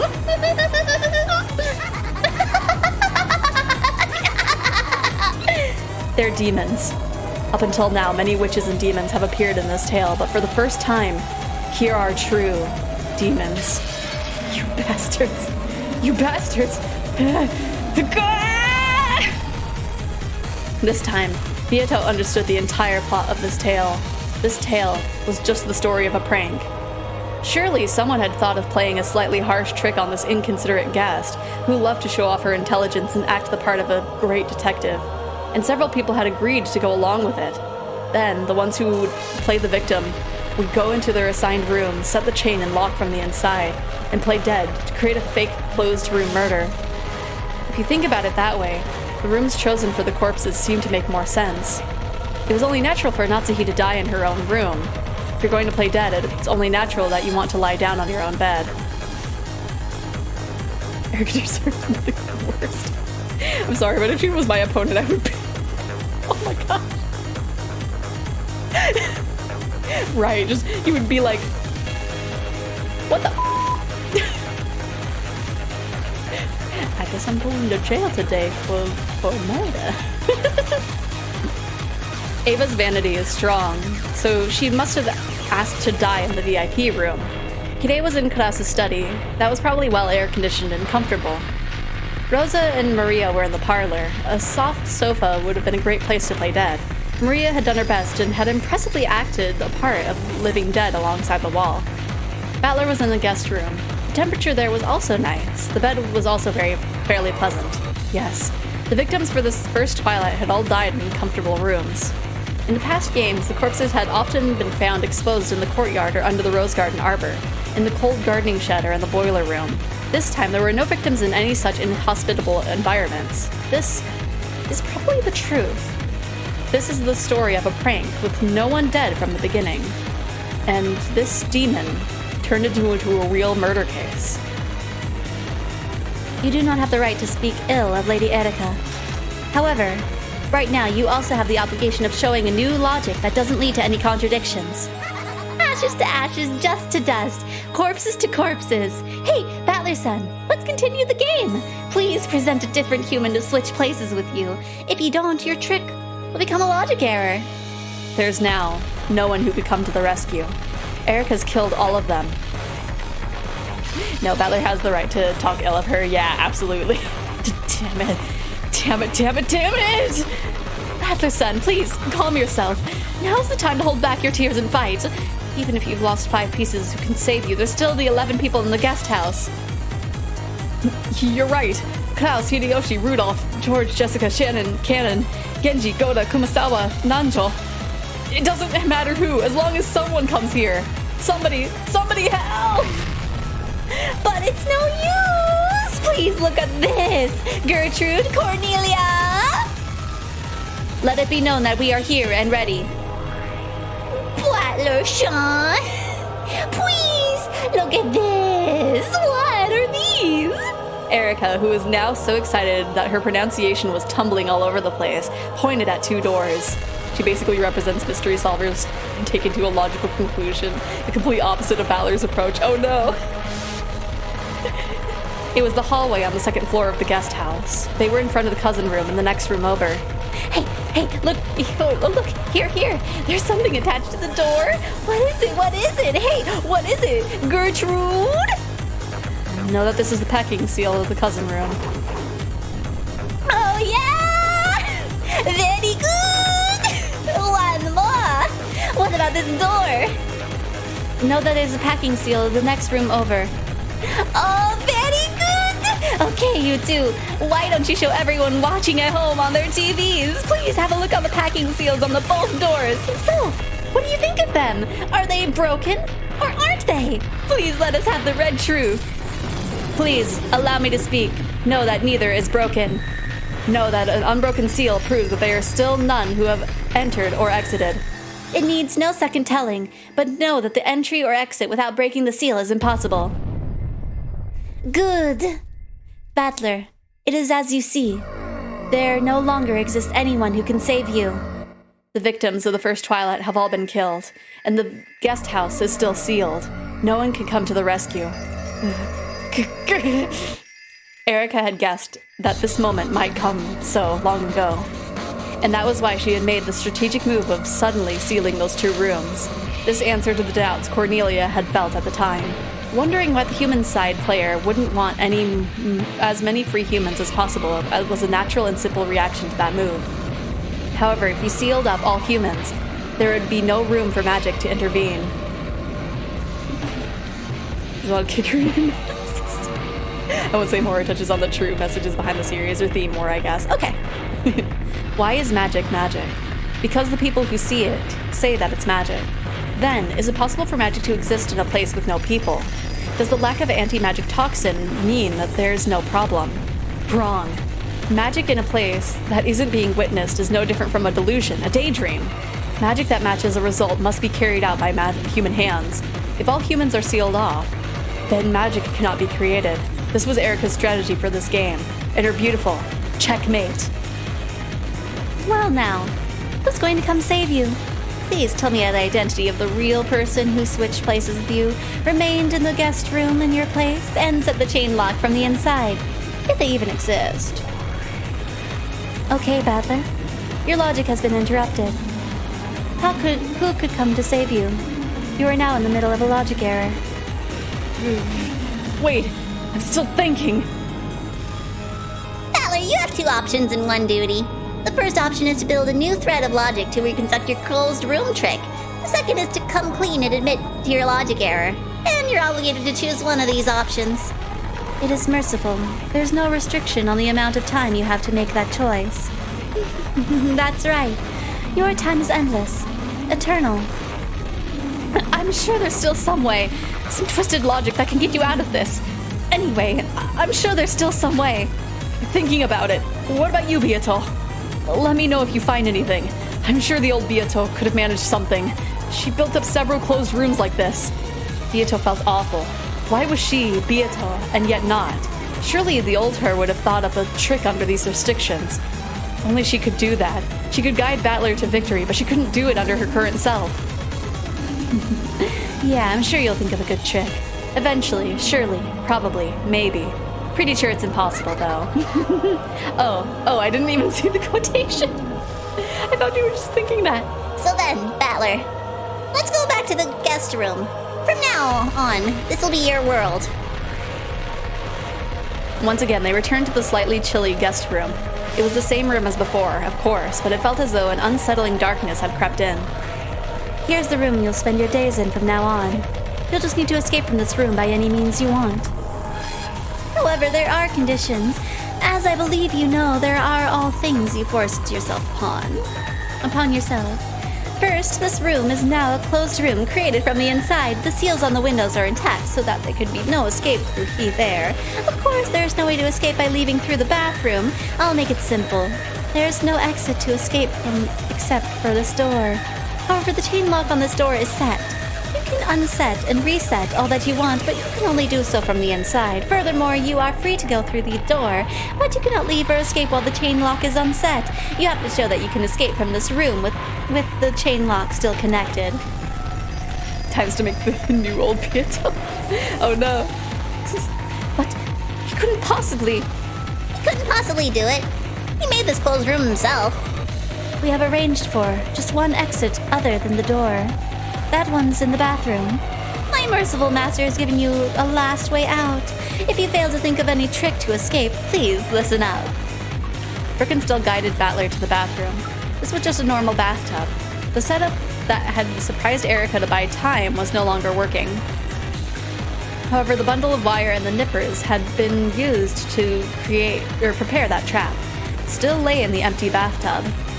Are you saying that I can use these to escape? Yes, please feel free. It's a present. However, no matter what you use, you can't lock the room from the outside, and you can't fool the seals either, okay? The tools aren't there to help you pull some trick with the chain lock. They're here to help you escape from this room in a more direct way. How am I supposed to use these? Not bad, Vern. I see. That's your mind as grotesque as ever. There's an exit that leads directly outside from this bathroom. Can you find it? You don't mean... Did you figure it out, Beato? Please, tell me. That's impossible. Please, where is it? Tell me. We can't let the game end like this. There. Huh? Where? Under the bathtub? Can't you see it? There's a round hole that leads straight out of this room. It's a bit small, though. You people. It's the drain right there at the bottom of the bathtub. You can get out through there without touching the chain lock, but your body's a bit too big to get through this exit. That's why I've decided to lend you these tools there. You can escape through the drain? How? She couldn't mean using these nippers for 100 years to widen that hole, right? Battler and Beato had already realized. They had figured out this demonic way out that the demons were proposing. Just use those nippers and cut your body down to the size that can fit. Crunch, crunch. Might as well sit back in the tub under the hot water as you start with your feet going up. Chip, then wash. Chip, then wash. Just keep doing that and oh, what do you know? You've suddenly managed to escape from the closed room. Oh, what do you know is right, my master. Looks like both siblings are gonna end up the same way. But Vern, at that rate, just the hand holding the nippers would be left. That's why we have the wire. Beforehand, Battler would have to wrap the wire around his wrist. Then stretch the other end out into the corridor through the crack in the door. You should be able to fit just the wrist through the crack left by the chain lock. If you're willing to do that, I'd be happy to pull that wire from the hallway and save you. My master, if you do that, I want it! Valor's wrist! And what would you use that for? But no, I've already decided to use it as a back scratcher. Then, when the time comes, I'll scratch your back with it. What do you say? Yes, my master! Master's gonna scratch my back! Valor's here! Finding them annoying? Irritating? Obnoxious? Don't worry, they'll get quiet really soon. All noise to disturb your thoughts will now disappear for all eternity until you escape from this room. That's a relief. I'll be glad of the quiet. Here's some advice from a survivor of hell. Enjoy this noise while you can. Even the annoying insults you hear now will bring you fond memories to preserve your sanity amidst the eternal silence. Do you hate Byrne and Erica? Then that's their parting gift to you. As long as you have hatred, you'll be able to avoid giving up. Giving up has a completely different meaning here, okay? Perhaps prepare yourself while you can. For the eternity of hell you'll be in after you've given up, but still cannot escape. Did you just call yourself a survivor? Then you also... You know, every once in a while, that terror comes back to me. I wonder whether I really have escaped from that hell.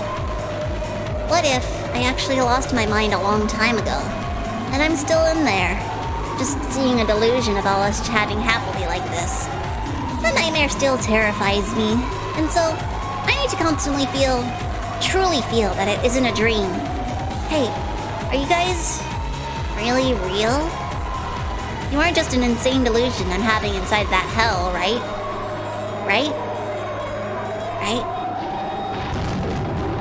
There was something in Lambda Delta's pleading expression that sent shivers down the spine. It was probably more terrifying than any threatening words she could have used, with even the most vile expression on her face. Right? Damn, Higurashi flashbacks hit hard. Don't worry about me, just thinking about my very abusive stepfather, uncle. Nobody's real. You are a real nobody. Me loving Byrne and hating Erica, damn. It's time for Battler to realize a logic error isn't so sympathetic that you can just stick out your tongue, ask for forgiveness, and say that you'll be more careful next time. It is never worth risking one by leaving things up to chance, even if you feel that you can't back down at this point in the fight. It's time for him to face reality and learn the true risks and terrors implied by the words betting one's life on a fight, which must sound so exciting for a man. Does the bathtub sit all the way to the ground, or is there a gap? I don't know, 'cause it's an American-style tub, but they didn't say anything about it being like a fancy one. I would imagine with like how Kinzo is, it would probably be one of the ones that have like the feets. Battler-san, get a hold of yourself. I'll think deeply upon it as well. I'll think of a trick to escape this room with all I've got. I will come to save you. Beatle. I'll definitely think of something. Just watch! Well, regretfully, it's time for us to leave. We mustn't get in the way of his job any longer. See you later, Battler-san. Or, like you'd say it, see you again, right? Have a nice day. Later, Battler. Good luck. Battler-san, don't give up. I'll certainly think of a trick. I'll think of it as well. And I'll come to save you. Beatle? Before he could finish saying Beatle's name, they had all disappeared. They had disappeared in a golden spray or turned into butterflies and flown away. Just casually existing here. Yeah. Just as though there had never been anyone in this room since the beginning. Everyone but him had vanished in an instant. Nothing remained. Not their voices, their presence, their warmth, nor even the faint perfume Beato had worn. The frigid air of the room was wrapped only in the lonely sound of the wind and rain. With that overpowering feeling of isolation, I finally began to realize how horrible a punishment this would be. Damn those bastards. It can't be that hard to get out of a room like this. I mean, rooms are made so people can go in and out of them, right? If they can't do that, you wouldn't call it a room. How pointless. It's easy to undo the lock and chain from the inside. Damn it, for some reason, I've always been clumsy and undoing the chain locks always gives me trouble. Oh, it's off. How pointless. Look, I can already open the door whenever I want. Hey, what's this cold feeling on my neck? What the hell is this? Why is there suddenly this iron collar around my neck that's attached to a chain? Damn it, who would do something like that? When I reset the chain lock, it disappears. And when I take it off, it appears. The chain's pretty long, so I could make it pretty far out into the hallway, but it won't let go of the door. If I close the door, stand on the outside, and stick my hand through the crack, maybe I can figure out how to set the chain. Why have I always been so clumsy? I'm not really clumsy, it's just that me and the chain locks don't go well together. Damn it, I hate chain locks. I hate chains. Why won't it work? Why can't I set the chain lock from the outside? Damn it, damn it, damn it.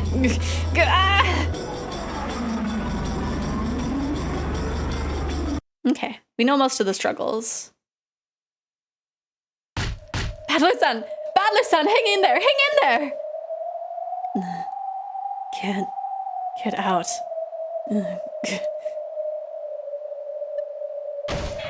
Beato called out to Battler repeatedly, shaking his shoulders hard, but by now Battler's eyes were blank. The words didn't reach him. Birkenstell and Erica had already left. The game was officially suspended until Battler could think of a new trick, but it was doubtful that it would be resumed even after 1,000 years. Or more. So no using the wire to reset the lock, yeah. Can't use the wire hanger to reset the lock. In theory, he finds it out at one point, but I feel like it takes quite some time for him to actually get it. Okay, I'm heading off too. So long, you two. There's no need to say it so long. We'll think of a trick right away and the game will resume. We won't take up your time, so stay here a little longer, please. We've heard those same words from many witches in the past, and I've heard of hardly any who've actually managed to resume their games. As far as I know, the only two are me and Byrne. Why would a person who knows about that hell throw another person into it? Just because you're bored? Is that all? Yeah, that's all. It's to escape from boredom. Because when we get bored, we remember. We remember that hell. And you know, by throwing someone else down into that hell, we realize that, oh, we're the ones on the throwing side. And that means we aren't in the hell ourselves. If we don't keep doing that, then the fear of that hell will overwhelm us. If you two manage to get out of it, then he certainly will. I will save him. I can say it with certainty. With certainty? You swear with certainty before me, Lambda Delta, the Witch of Certainty? Yes, with certainty. Very well. I was the guardian of the former you anyway. Though the current you is different. I'll take care of you one last time. I'll give you a parting gift. And what is that? Hope. As long as you hold on to your certainty, your wishes will definitely come true. Are you listening? The old you is the endless witch Beatrice. You used to love detective novels that depicted impossible crimes, and you used those to make that claim that a witch existed, to make many people believe in magic, as one stage on your path to becoming a witch. Want to take a little trip? Maybe? Detective novels? That's right. The old you was an avid reader. You loved detective novels, loved closed room murders, and were a super expert on impossible crimes. You searched for and found several closed room tricks, found the single most basic element to all of them, and used that to form the core of your magical compendium. Didn't Battler tell you? You said that the old you would definitely have thought of a way out of this predicament. I agree with that. I guarantee it by the name of the Witch of Certainty, Lambda Delta. The old you would definitely have resolved this closed room trick. That's my parting gift to you. Goodbye. You've sworn to the Witch of Certainty that you'll act with certainty, so I won't say farewell. I'll see you again soon. Yes, we'll see you again soon. Lambda Delta vanished into thin air. Then, in the smoking room of the witch, The two held the title of Endless Witch were left behind. Remember, walls can be doors if you punch hard enough. Maybe. I don't know if that would count, though. One had empty eyes. The other supported the first by his side. Ironically, it was the exact opposite of how their relationship had been in the previous game.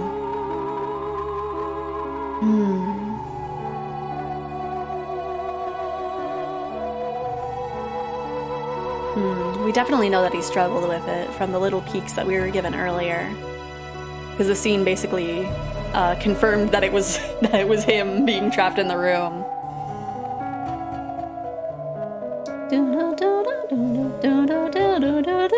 Okay, so now once we get the moment to save, we can finally take our break almost an hour later. But that's okay, that happens. Okay, let me go ahead and save. Oh. That was definitely a new graphic. Anyway. Yes, I will grab my water. But yes, everybody, we're gonna take our little 10-minute break. During the break, I will have an ad run out. So everybody get a snack, use the bathroom, get some water. I know I will definitely be snacking on something and getting my water. But you can't trick the tape. No forcing outdoor or window frames or breaking walls. Yeah. Well, we'll see how he solves it. I feel like it's gonna take a while, but I don't know. But yes, I'm gonna get out of work then. Okay. But yes, I will see everybody in 10 minutes.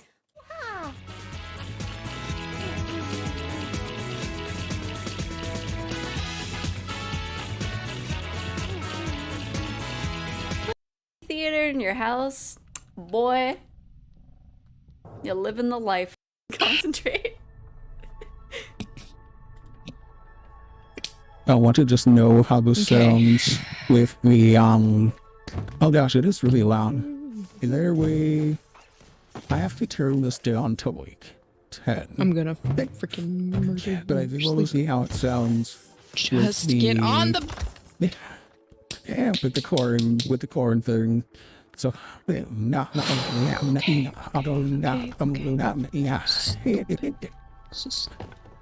probably doesn't. Let's do this. No. Let No. me show you my real. No. You stay right there. Maybe I'll do that so it doesn't do the little trailer thing. I need.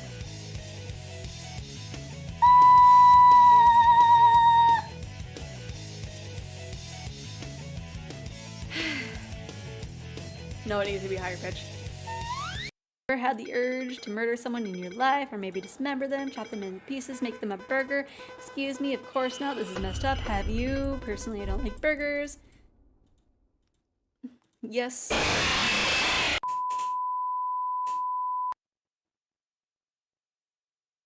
Okay. Okay. Okay.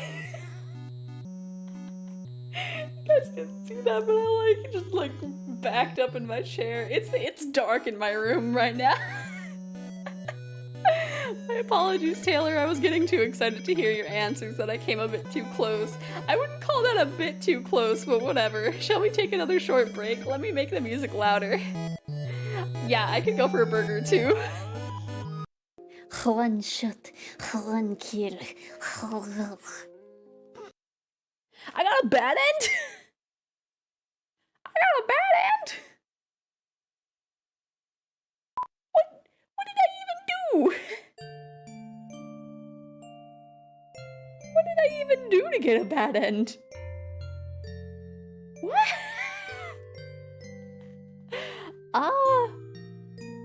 I expected to get the good end, but...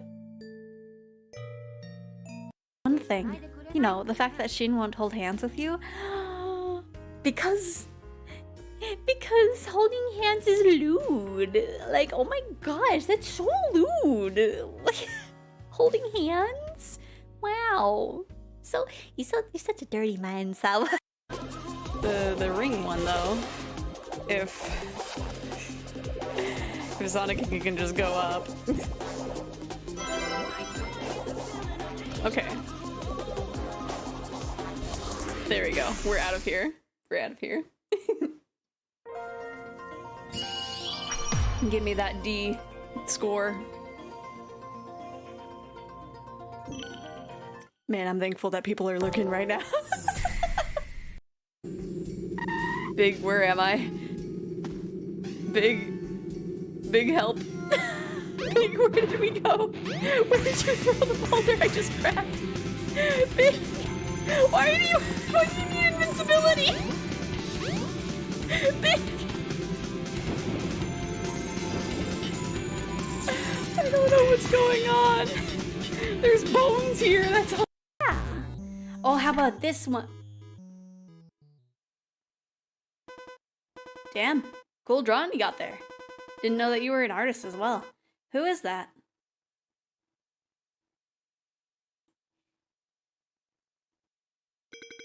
Why did you do that, Taylor? That wasn't very nice. Huh? Do what? I'm quite confident that you know exactly what I'm referring to. Why did the background music suddenly change?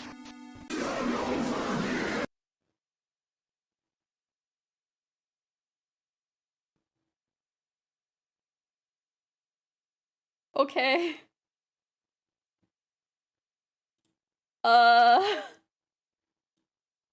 What? Was that the best ending?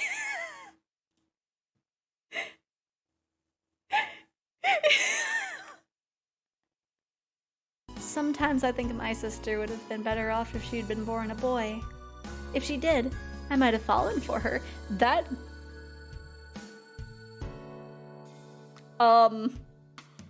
Sweet home Hinamizawa. We'll never leave a friend by yourself. Crying children and Nana are the only things I can't beat. I mean, then explain yourself. Explain yourself, Rika and Satoko. Don't you want to be just like your old pal Spamton? Take the deal. Yes. Now that's what I'm talking about. You got guts, kid.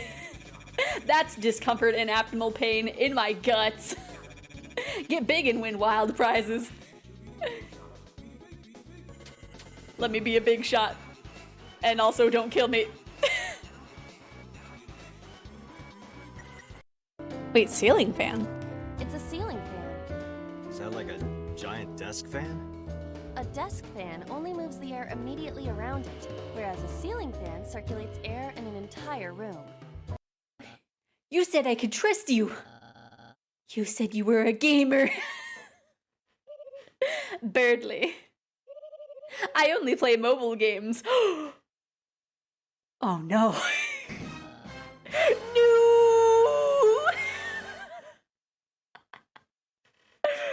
Oh my gosh, Crimson, that was so well timed. I thought that was actually in the game. Anteva spotted something and stopped walking. She was standing in front of the door to the parlor. What is this? Dr. Nancho, could you come here for a second? Oh, what is it? I've heard about the eerie magic circles written on the doors, like the one in the parlor, from the adults. Eerie is the only word to describe that thing, which was scribbled in the deep red paint, reminiscent of blood, so that it slowly dripped down. However, that had supposedly been there since... Okay. What a small dragon did not... No! Oh, no! Oh!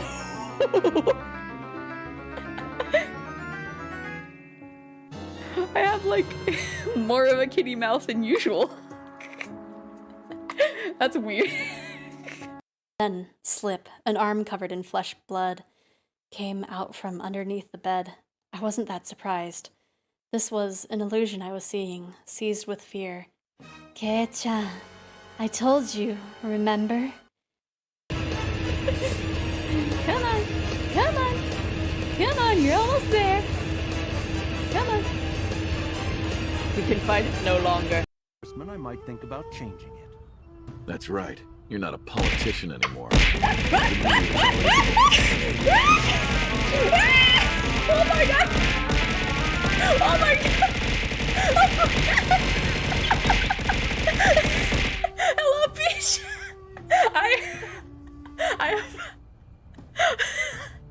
I have ascended. That was why. That makes me glad that I increased the amount of items for the throw. There they go. Home.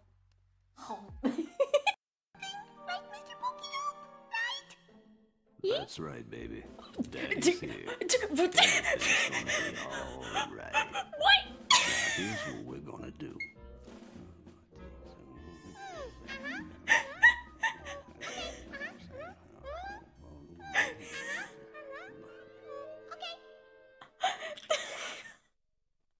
Dr. Roboto, we have a new brain for you.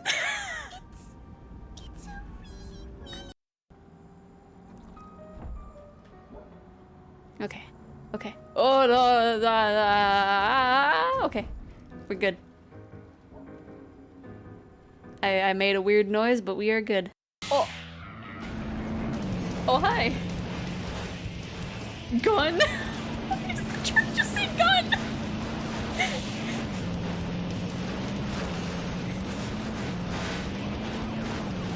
It's causing more destruction than I ever could. As I miss all of the rings on the road. You're gifting me my freedom? Chris, after everything I did to you, after all the unforgettable deals, free Cromer I gave you, you're finally repaying my generosity? Chris, I understand now. The greatest deal of all. Friendship! Chris, my days as a long-nosed doll are over. Cut that wire and make me a real boy. Are you watching, Heaven? It's time for Spamton's comeback special. And this time, I live for myself. No, myself and my friends. Here I go. Watch me fly, Mama.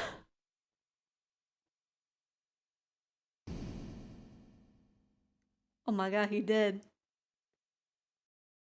And we are back. Hopefully you all had a good break.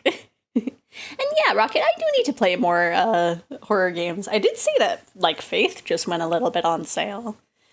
So depending, I might be able to get it this month. I don't know. Hello, nobody. Okay. So, let us continue.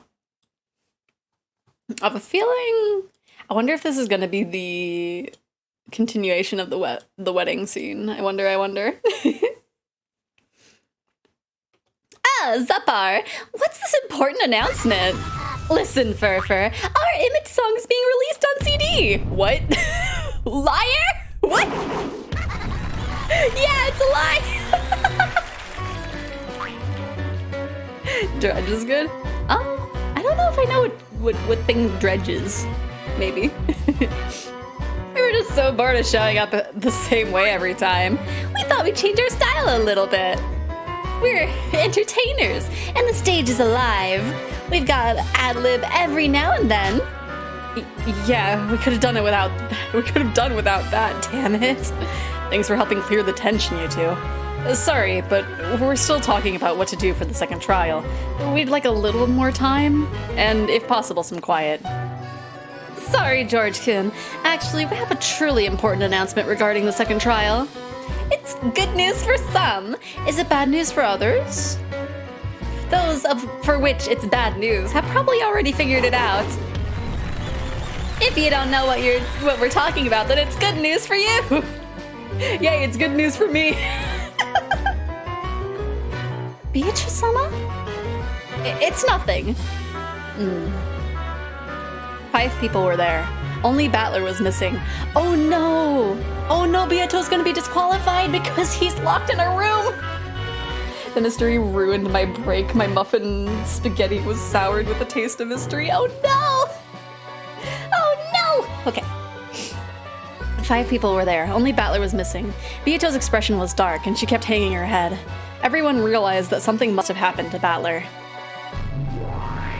We'd like to announce that Battler-kun has retired before the second trial. Everyone murmured. Just what had happened? The witch's game will wait forever for him, but a pair of lovers cannot wait forever. Love is like ice cream. It's sweet and creamy, but if you don't eat it quickly, you'll lose it. Our game isn't so gracious that it'll wait for him to return. So that's what you meant by good news. Well, I'm glad that we have fewer rivals now, but if you think I'll applaud someone's misfortune, you don't know me at all. Batlakun, the one we thought of as our greatest enemy. I won't ask why. If the demons in charge say so, then that's how it is. Then what will happen to Beatrice-sama? It seems I will no longer be qualified to participate in this trial. After all, this is a trial to test the bonds between lovers. Battler-kun isn't currently capable of doing that, so his pair is disqualified. How truly saddening. However, she is one of the participants in this three-way trial of love, so I think we should let her watch the trial as an observer. A splendid idea. We should have the right to she does have the right to bless the pair that does overcome the trial. Are you okay with that? Yes. I want to watch until the end, and I still believe he will come back quickly, regain his qualifications to join in, and continue this trial with me once again. I think she has the right to be an observer. No objections here. There's no need for us to be cruel. The mystery of how we can escape and the mystery who spilled mint oil in my bait. Wait! Who spilled mint oil in? But even so, we've lost a powerful rival. Sorry to you two, but I'd like to settle this trial right away. Oh, that's George-kun for you. I'm rooting for you for the most on the inside. The coldness in which he furnishes his love makes its heat stand out all the more. At any rate, we've now gone from 3 down to 2, and a 3-way deadlock has now been resolved. We weren't able to fight proactively because we were afraid of 1 against 2 situation. Chuck-kun maybe? Oh no, maybe. Now that it's 1 against 1, just as good, clean deal. Unless. So in the end, we come to a simple conclusion, that we should have just done this from the start. The 4 people stood up as though responding to some invisible summons and faced each other, glaring. Only Beato was off to the side, watching the chorus of the young lovers fight in suspense. Each pair of lovers possessed an unbreakably strong bond. Then, isn't that enough? Their love is already real. There's no need to test it. So, why must they fight? The winners will be bound together by a magical miracle and the defeated will fall apart. Why have the demons promised us that it will fall apart without a magic miracle? Why is a demon's game like this necessary? I don't understand. No, these people aren't important right now. I have to think of a trick for escaping as soon as possible, so that I can save Battler-san from the closed room. I heard about Battler. It seems things have gotten quite troublesome. One-sama, I would like to save you, both as my dear sister and a part of my full self. I will tackle the puzzle of Battler's closed room in my own way, but it is difficult. It feels almost as though an ordinary chain has been made to look like a wire puzzle. I heard from Lama Delta-san. She said that the old Beatrice would definitely be able to solve this with a trick. Don't you have any ideas? That old Beatrice is our completed form after we become one. Even I am not but a part of her. I cannot solve it. So you haven't read any mystery novels of Beatrice the Elder? In other words, no matter how much we think in our incomplete forms, we won't be able to understand. Both the older and the younger sister have no way of solving this riddle. Beato shook her head, chasing that thought from her mind. I won't give up. That closed room rapidly eats away at the heart. Unless I can save Battler-san as soon as possible, his heart will be crushed. Of course, I have no reservations towards lending him my own wisdom. However, even I cannot make anything out of this closed room. If we put our heads together, I'm sure we'll find the same answer that we would have if we were joined. Please don't give up and give me your wisdom.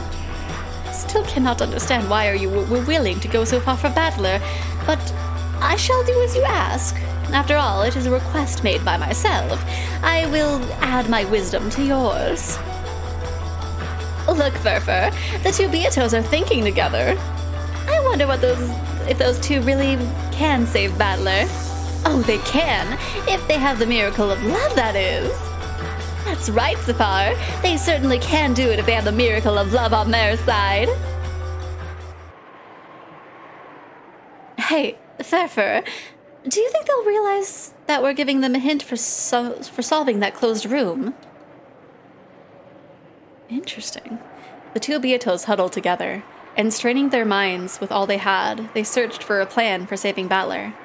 It was as though they couldn't even see the four people glaring at each other and solemnly discussing the manner of the duel. They'll realize. If they have love, they certainly will. They were the demons of love. Love is the single element, the source for all miracles. Could a miracle of love provide an answer for a closed room? Maybe. Little Beato has to find her dad. Yeah. Dad locked himself in a room, and so she has to figure out a way to help him out. There it is again. Without love, it cannot be seen. I get how that catchphrase works as an abstract concept, but closed room tricks are part of a genuine, ruthless mathematical puzzle without room for a fragment of affection within it. Just what kind of hint could these demons be talking about? I already have a certain answer. What these demons have said supports that even further. Yeah, okay, you're incredible. You always know the right answer, and you'll never tell me any of it.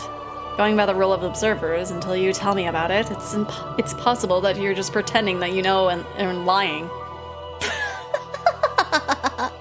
Yes, I believe I do prefer a bad-mouthing Miko. Very well, child of man. To me, a Miko's sarcasm and abuse is like a ceremonial dance in my honor. You really are an irritating master. Stupid Oni-chan. Why do you make a closed room like that yourself? Think, child of man. Thinking is not only a job for the characters within the tale. As a reader, you too have the right to enjoy thinking, and I enjoy watching you as you do so. I'm willing to make a bet. Your last Miko ran out of patience and ran away from you, didn't she? You are free to enjoy yourself by scolding me. You are also free to worry over the problem, along with the two Beatos. Unless you think, the tale will not continue. Why? I am a reader, right? Can I just stay quiet and read?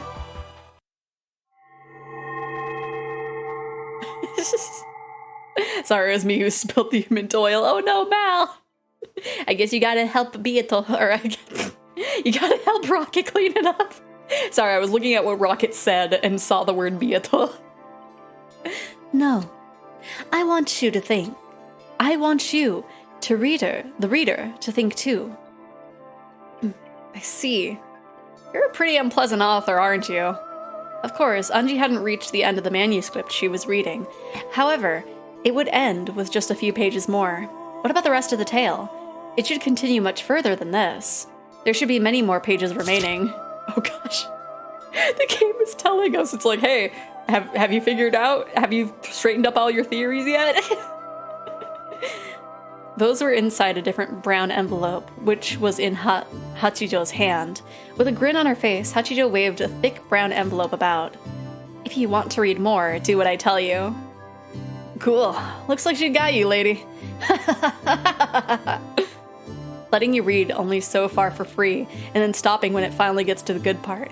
Amakusa couldn't stop laughing at this evil business practice. Oh no, not again. Your own views and reasoning. That's what I want. If you tell me those now, I'll hand over the rest of the manuscript.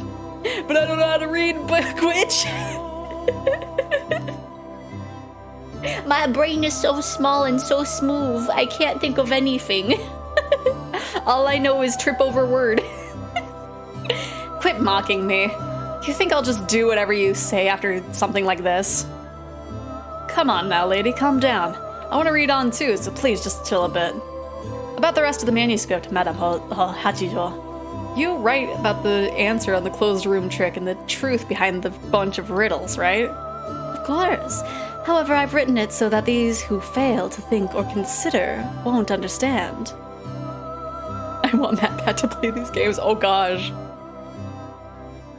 Oh my gosh. I mean, like, he does live stream stuff, so just imagine it's just like, hey, MatPat, you want to have a game theory on something that's over hundreds of hours of content? Do you want this to be what you play for like a year? Actually, I don't know how often he streams. He probably streams more often than me. Someday your passionate readers are gonna say that you've betrayed them.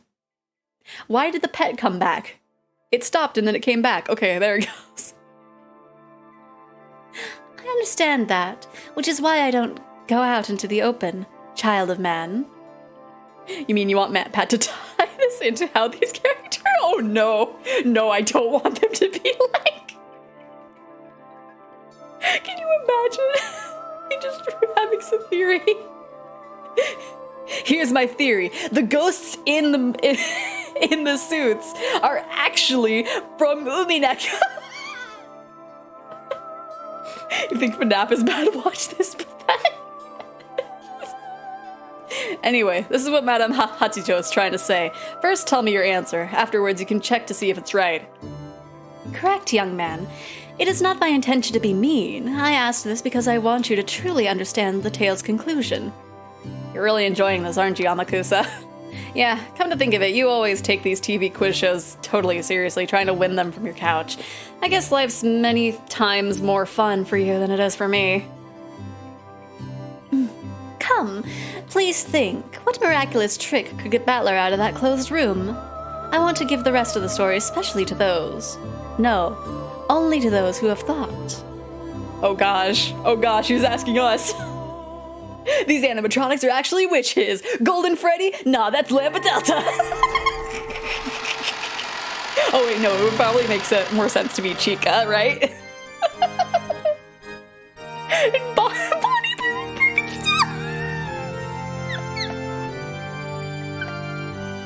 Oh no. I want to take my sister to see the FNAF movie. What's wild is the FNAF movie comes out on my birthday. Golden Freddy Beatrice! You're right! Oh gosh. Who would Gap be? Who would Gap be? Would regular Freddy be oh gosh, why do I always forget their names? Heckin'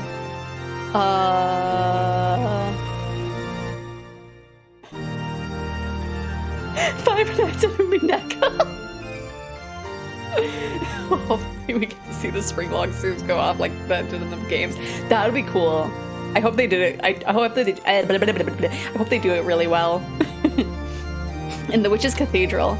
No, considering everything that's gone on in here, maybe it should be called the Demon's Abode.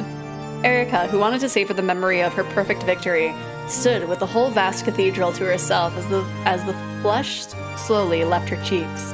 Then, though she'd thought herself alone on the balcony, she saw a shadow. It was Lambda Delta. Oh, it's you, Lady Lambda Delta. It's not often one finds you alone in a place like this. Oh, it's you. Congratulations on your big victory. That's strange. I think I remember saying the same thing to you right here at the end of the last game. That wasn't exactly a compliment. However, Erica was in such a good mood that even those words sounded like one. I happened to hear what you said a short while back. What? I heard that you have also had the experience of being toyed with as a piece of some great witch's game board, then sealed away in some awful hell. Totally not, I guess, implying feathering? If I'm going off what the newest season of Hikodashi has shown. Whether it's canon or not. Erica had a crude, triumphant look on her face, as though she'd managed to pry into some embarrassing memory from the other's past. However, Lambda Delta didn't look at the least bit flustered. Hello, Nini! How are you doing? Instead, gazed down from the balcony in silence. I have. I wonder how many years I was shut up in there. Maybe I should have counted them like Burn. No, it's probably best that I didn't. Counting the years is what made Burn break. Are you saying that my master also fell into the hell of a logic error at some point? She did. Though she wasn't the one responsible for that logic error. Because she wasn't a game master? Oh my gosh, we're getting two ada-adas in the stream. Ada-ada. That's right. At that time, she was still a small piece that wasn't even self-aware yet. It was her master, the game master, who committed the logic error. My master was also a witch's piece? God, I love chat. Yes, I have weaponized ada-adas. Yes. That kid's master is another bad one. Though she created the game herself, partway through she lost sight of what her goal was. She ended up creating something like a broken game of backgammon, where the start and the goal were connected like a donut. What do you mean she lost sight of her goal? I'm talking about a logic error. In her backgammon game, she was unable to draw up a line of logic describing how to reach the goal she desired, so the game remained broken, with no goal at all. Too bad they don't work at me. I'll find something. I'll find something that'll work on you, Mal. Mark my words. I don't know what it'll be, but something. In that case, she should have quieted down and thought of the answer herself. Instead, she despicably left even the thinking entirely to her piece, or Burn. Eh? Oh, right. We're talking about Hanyu here. Have you heard of the infinite monkey theorem? It's a theory... No, an absurdity. Arguing that if a monkey hits random letters on a typewriter for an infinite amount of time, he'll probably end up with the exact same set of numbers as Hamlet by coincidence sooner or later. Wouldn't that be a horrible hell? Burn was forced to type randomly on a typewriter for an eternal period of time without even knowing the meanings of what she was doing. The Game Master was trying to get Burn to create a goal that this Game Master hadn't even thought of. Could Erica even imagine how horrible a hell that would have been? A job you have to do 100 times, and a job with a 1 in 100% chance of success that you have to keep doing repeatedly. I don't know why I added percent in there. Probabilistically, they may look very similar, but the difference in cruelty between them is great. Aw, 5D chess, yes. When you have to do a job 100 times, you steadily approach the end, get more efficient as you become more used to it, and it eventually does end. However, a job that succeeds, a 1 out of 100 probability, doesn't reflect the hard work of the individual in the slightest. Everything is left to luck. In the worst case scenario, even the task of flipping a coin until you get heads can last more than 100 years. That's a weighted coin. How many keys are there on a typewriter? About 100, maybe. About 100? Looks at keyboard. Are there 100 keys here? What do you think the odds are of hitting these random and getting Hamlet? I can't even imagine. They must be unbelievably small. That's right. That's not really any different from an endless span of time. For that dizzying sort of time, that child was forced to keep pounding on that typewriter until she typed out a miracle. And that's why she's the Witch of Miracles? If she hadn't been a witch, no. If she hadn't been capable of becoming a witch, she would probably still be a black cat strapped to that typewriter for eternity. That child was blessed by a miracle, succeeded in typing out a miracle, became a witch, and returned from that hell alone. That hell was so long and harsh that her mind was completely broken. That's why she became a mean and heartless witch. Even you would dislike your master if given the choice, right? That's not true. I am honored to be my master's piece. My master is a powerful persecutor. Trampling over the weak is her natural right. 'Cause she's a human on the bully side of life. Do you know how to create a great bully? No. It's easy. Bully them horribly, even if it's just for a short time. Then suddenly stop and give them power. If you do that, then no matter who it is, will be reborn as a mighty bully. I should know.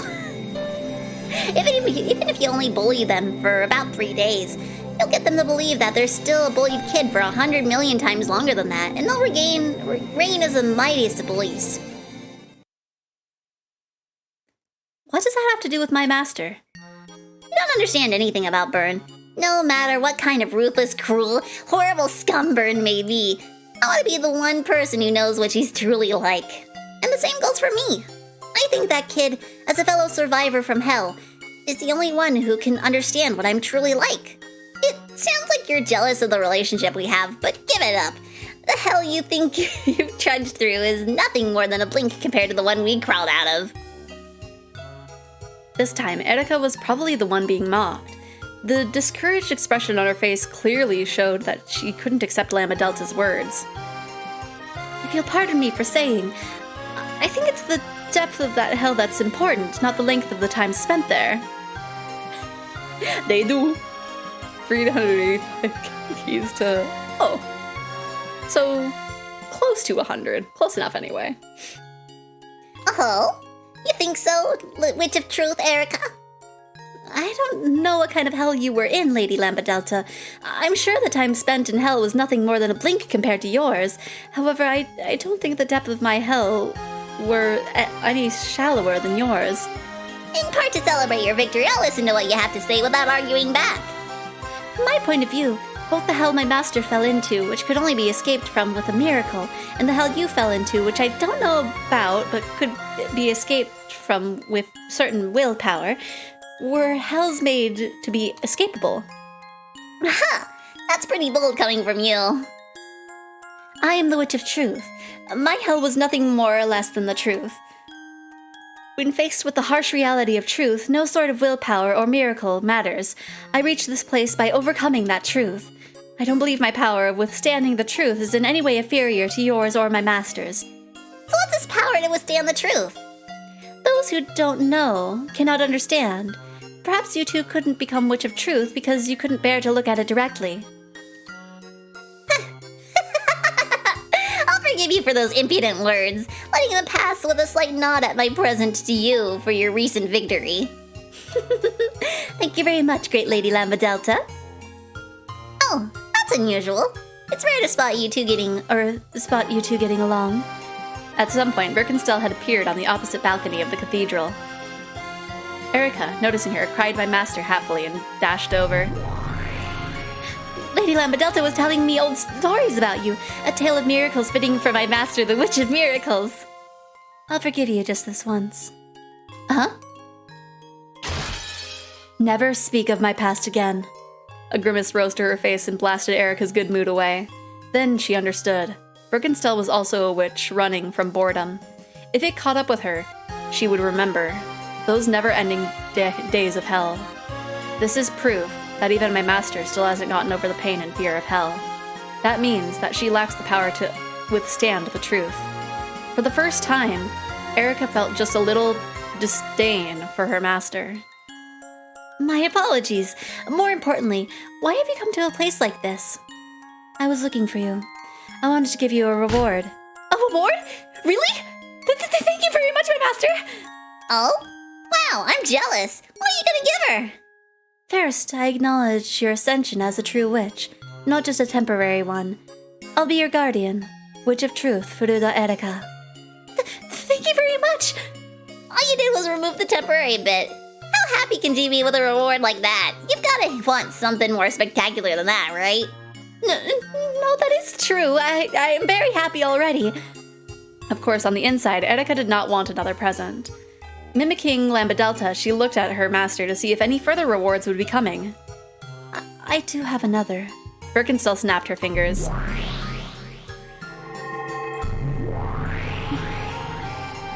Oh, is this the wedding scene? From the beginning. Erika let Battler out. Oh, that's... Right, let him out of the thing! As she did, a cloud of gold butterflies gathered and summoned Battler sitting in a throne at the center of the cathedral. Of course, his eyes were blank. He was still a shell of himself, his heart trapped in the closed room that he would never be able to escape from. That man is your reward. My reward? Is Battler? Finish episode 6 today, real? Wait, are we actually at the end? I guess that makes sense. It was kind of leading it up to that, but maybe. Finish the chapter without, like, knowing everything quite yet. but I don't know. My reward is Battler? Oh, I see. You're saying you'll make it so that Erica inherits all of this game board's territory. That's right. Look at Battler's finger. He's wearing the ring of the one-winged eagle, symbol of the territory lord. If that becomes yours, you'll become the official lord of this territory. I don't mean you'll be under my charge. In name and reality, this territory will be yours. So I need to take that ring off of Battler's finger? Don't be stupid. There's only one ceremony where a woman gets a ring from a man's finger, right? Erica, take Battler as your husband and become the wife of the territory lord. But to take Battler as my... As my what? Yeah, that's right. If the territory lord is never to wake again, he'll need a partner to serve by his side and is in his place. In other words, you will control his territory. So, we'll hold a wedding and exchange rings. Battler's territory lord ring will become yours. In exchange, we'll put a ring of subordination on Battler's finger. You will control and humiliate him forever, and create as many tales however you like using this territory and game board. Territory lord Bruno Erica, any tale you wish to come true. The territory lord is God. Congratulations! You're going to become the god of this small but wonderful world. Is that true, my master? Will I become this world's god? You want to long how long the episode is up? Want to know, maybe like an estimate of how much time is left. That is the final reward I will give to you. Take Battler's ring and create your own world. When that happens, you won't be my piece anymore. You'll be your own witch, and a splendid one at that. Congratulations, Lady Erica. Like before the... Oh gosh. Okay. Okay. So, maybe today. Maybe. And one day, you must welcome me when I come to visit, just like Beata once did.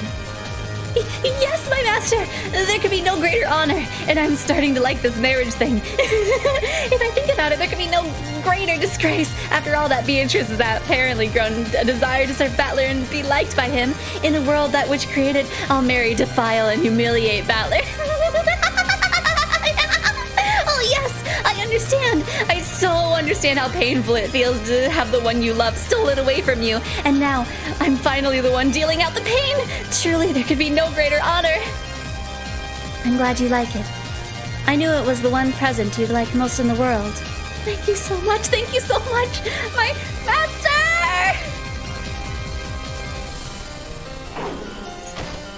Just the fact that she like flipped so immediately from just like, what, I have to marry him and not you, what the heck, and to being like, oh, that works for me!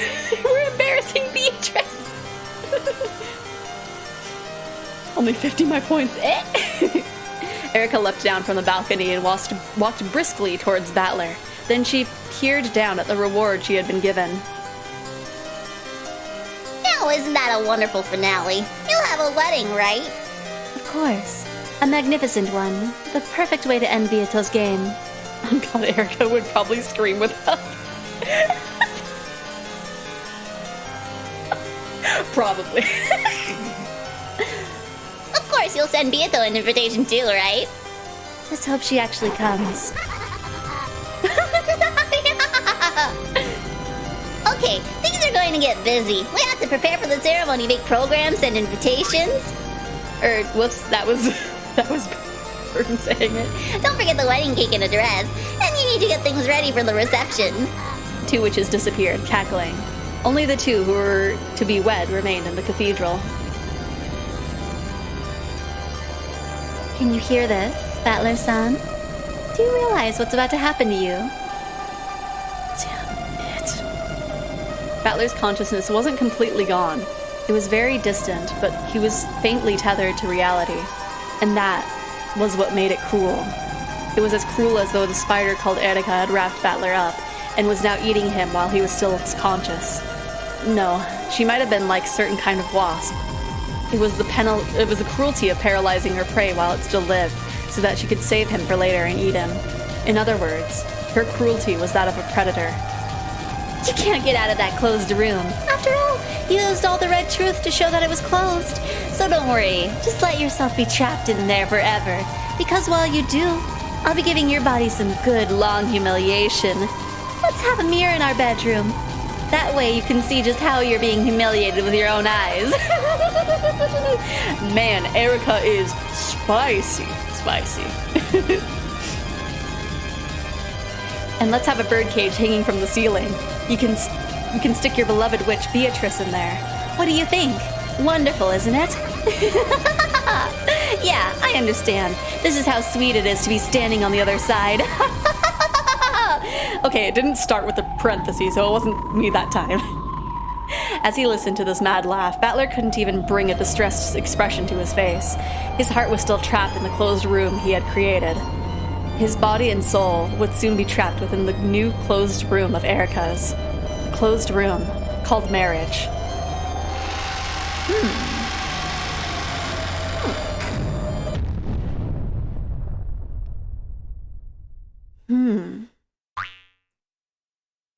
Come on, Battler, get out of this, right? You gotta smooch Biot.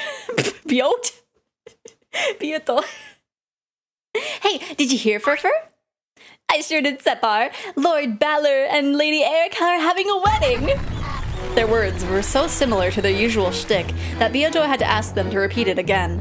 Well, what do you mean? So never get married, got it, right? You'll be trapped in a closed room. As you know, the territory lord of this place has had his heart sealed away and cannot speak. It seems the beautiful Lady Erica is going to become his wife and support him in his work. The two demons explained the situation in a very simple yet dramatic way. I know what's going on. They're planning to take advantage of the fact that Battler's heart is sealed away and use marriage to lock up his body as well, so that they can steal everything from him. At this rate, Battler's position as game master and his territory lord's ring will be stolen away. That little thief thinks she can do whatever she wants. Let's steal him back. That doesn't concern me, but it affects you, and then it's my business too. Then stealing his body back won't do you any good. After all, the great Lady Birkenstell has already signed the marriage certificate as a witness.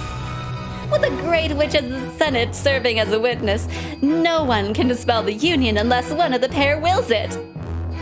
So, as I thought, unless I can rescue Battler-san's heart from that closed room, there's no way we can save him. Then find a way to rescue him from there. You're going to steal away the bridegroom? How wonderful! Bridegroom, I love it.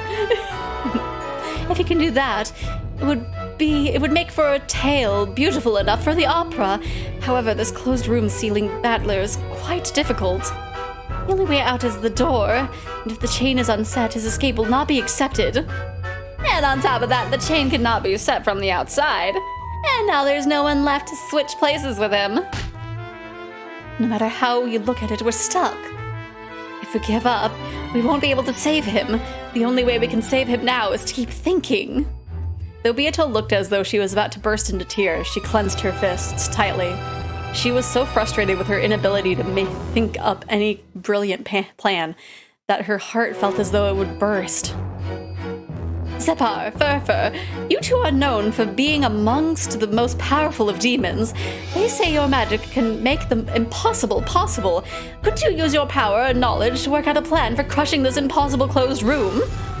Yes, love can accomplish any impossible thing. If you can't accomplish something, it means you lack enough love. Hearing that hurts. But we're moved by the strength of will that prevents you from giving up.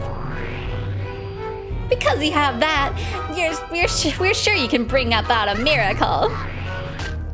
Can't you at least give us some sort of hint about that miracle? We've known each other for quite some time.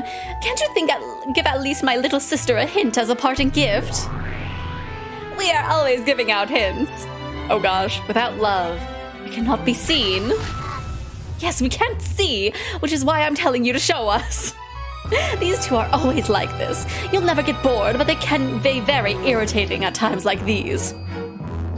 Xepar and Furfur certainly were demons who possessed a great power. The power of love that they bestowed had created several miracles in the past, miracles so great that they left marks on human history. However, those miracles were never given easily. They would give trials, tell riddles, and sometimes help the truth be realized, so that those who desired power could create the power themselves. No matter how pitiful the eyes that looked up at them, the two demons would never lead their power out of pity. As it is with gods, so it is with demons. They help those who help themselves. Beato switch place with Battler? Maybe? But she's not like... She's like technically not there, but like technically... I don't know. I understand. I'll think about it myself. I will, certainly. See, demons? Look at this modern, pure-hearted girl. As the demons love, don't your hearts hurt even a little? Let's have a hint. Or could you at least give us a hint of a hint? Please?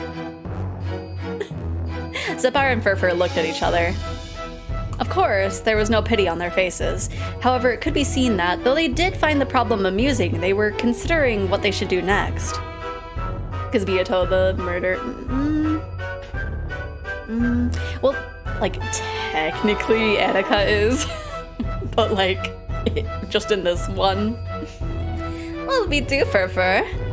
Can we just give a hint to it? Can we just give a hint to a hint? Yes, that will do nicely, so let's have it. Okay, here's a present from Xephoria and Furfur. A hint to a hint of love. But please, you can't see the answer because you don't have enough love. I told you, not a hint like that. And if you don't have enough love, why don't you want some lovers who are overflowing with it? Yes, and fortunately, we have two groups of lovers right here with us. Why don't you take a peek at their fight of love? You should watch over and observe our trial. That's just a theory and nobody theory. I told you! Not a hint like that! Beato the Elder yelled at them, asking for a more tangible hint. However, Xephoria and Furfur just giggled and ran about like rats. However, Beato took their hint to a hint seriously. She's like, Just like the hand on the chin, just, Now that the Beatos were out of it, the second trial between George and Shannon on one side and Jessica and Cannon on the other, tear apart the two who were close. In other words, defeat one of the members of the opposing team. They were allowed to use any method they wanted. It could be a duel, or it could be rock, paper, scissors.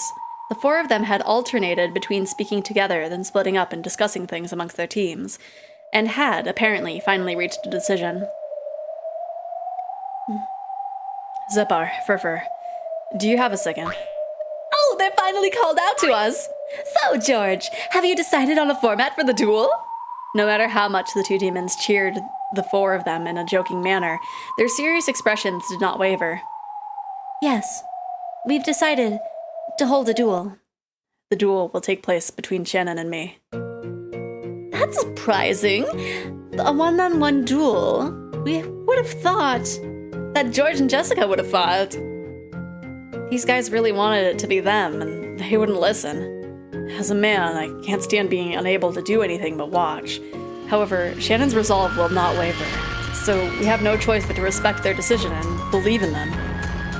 Cannon-kun, Thank you so much for believing in me. I've always thought that if we had a chance to fight each other directly someday, it should be done like this. and we've realized that today is today. Of course, we might have been able to avoid this day. However, now this day has come, so we won't run away. That's right. I'm not running away, so I'll be right here. Me too. I place my faith in Shannon, so I have nothing more to say. And even if Shannon is the one fighting, our power is one, so we'll be fighting together. Yes, that's right. I'm just representing the pair of us. If the lovers haven't decided, Even the demons will not butt in. So, how would you like to settle this duel? you don't mean that you want to have a literal duel, do you? At once, both Shannon and Cannon nodded. And the method? That doesn't matter, as long as it's a fight to the death. If possible, we would like to be peaceful without suffering. And we would like to avoid wounding each other unnecessarily before one of us dies. Xephoria? You should be the ones to oversee this noble duel. True. We understand, you two. We will propose a noble duel, one that will honor your noble spirits. When Xephoria clapped loudly, a case with an old design appeared in the air and landed between Shannon and Cannon. Xephoria nodded at them, urging them to open it. Cannon crouched down and opened the case. There were some antiques inside. They would have looked splendid hanging on the wall at some classy coffee shop. However, they were not mere decorations now. These are... I see. Just perfect for a duel. Ooh. Inside the case were 2 dueling pistols. Ancient, like the kind used in the Middle Ages. Yes, this was a dueling pistol case that only those who wished for a fight to the death were allowed to open. They have 1 bullet each. As you requested, we have imbued them with magic. They have magical bullets, which will bring certain and painless death no matter where on the body they hit. Thank you very much. You are most merciful. And if we both miss? Normally that would be a draw. However, such a thing is not allowed in our trial. If you both miss, you will come back and we will give you new bullets. This will repeat until one of you is dead. I have no objections. Me neither. I'm glad. This means we can finally settle this. Ishimea George, I recognize you as Sayo's witness. Understood. Ishimea Jessica, I recognize you as Yoshia's witness. Sure. We are responsible for this duel. This is our responsibility to see that this duel reaches a decision no matter what.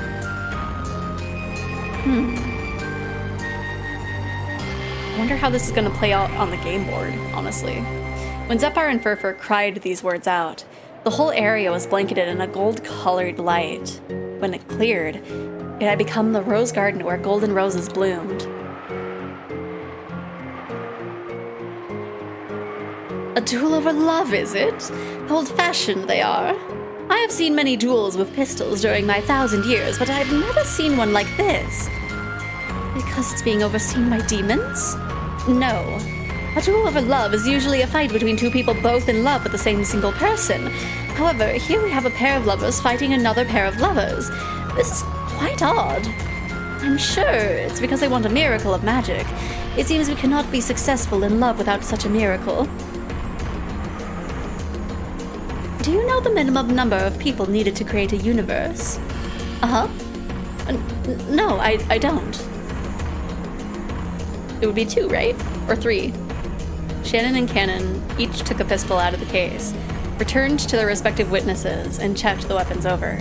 Then, when they both decided that there were no more problems, they checked once more to make sure that their opponent was prepared, and nodded to each other. If there are no problems, let the duelists stand back to back, then walk the decided number of steps away from each other. Then the duel will begin on our signal. Xephoria, how many steps should they walk? Good question. Well, maybe we should choose a number that's closely bound to this duel. A number closely bound? What number is that? It's a number we know all well. It's that number which has been repeated over and over since the time this tale has begun. That number is 19! That's an interesting number. I like it. It's a good number to settle everything with. 19. Whenever the illusion of a 19th person has been on this island, on which only 18 people were supposed to be, this number was used to refer to the witch. That was the number of years needed to create this tale. That was the number of years it took to reach this unavoidable day. It was the age of the true territory lord of this island. They'll stand across from each other, then walk 19 steps. And shoot. That's pretty far. At that distance, the first one to shoot won't necessarily be the winner. If one of us shoots first and misses, that will probably be the end of them. And if it hits, this easy game can be won without even getting a scratch. Well then, duelers! Stand with your backs together! Shannon and Cannon slowly walked towards each other, facing each other. Once they turned away, They wouldn't see the other's face until they killed them. So this face-to-face meeting would never happen again. This music makes it very apparent that the scene is gonna hurt. Thanks for everything. Getting to have a little brother like you was fun. Thank you for letting me be me.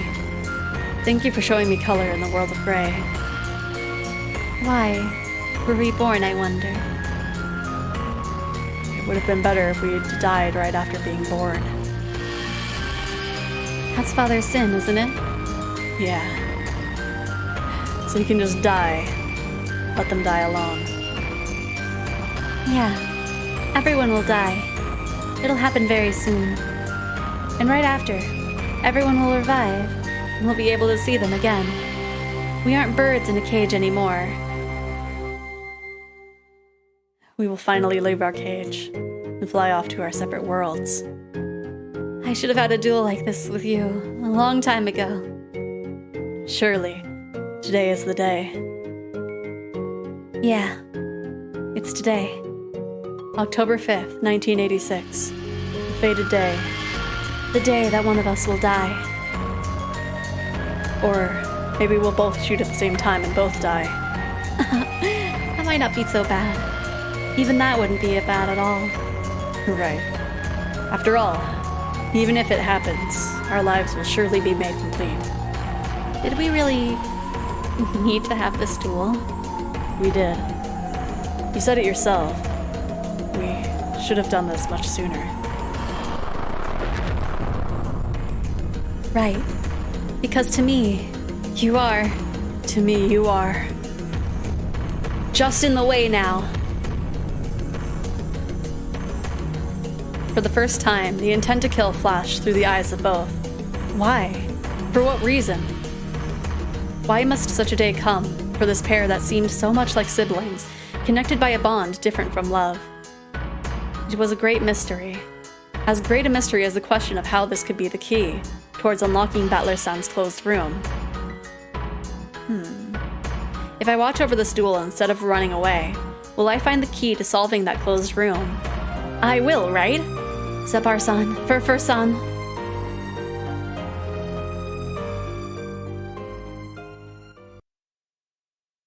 Ooh.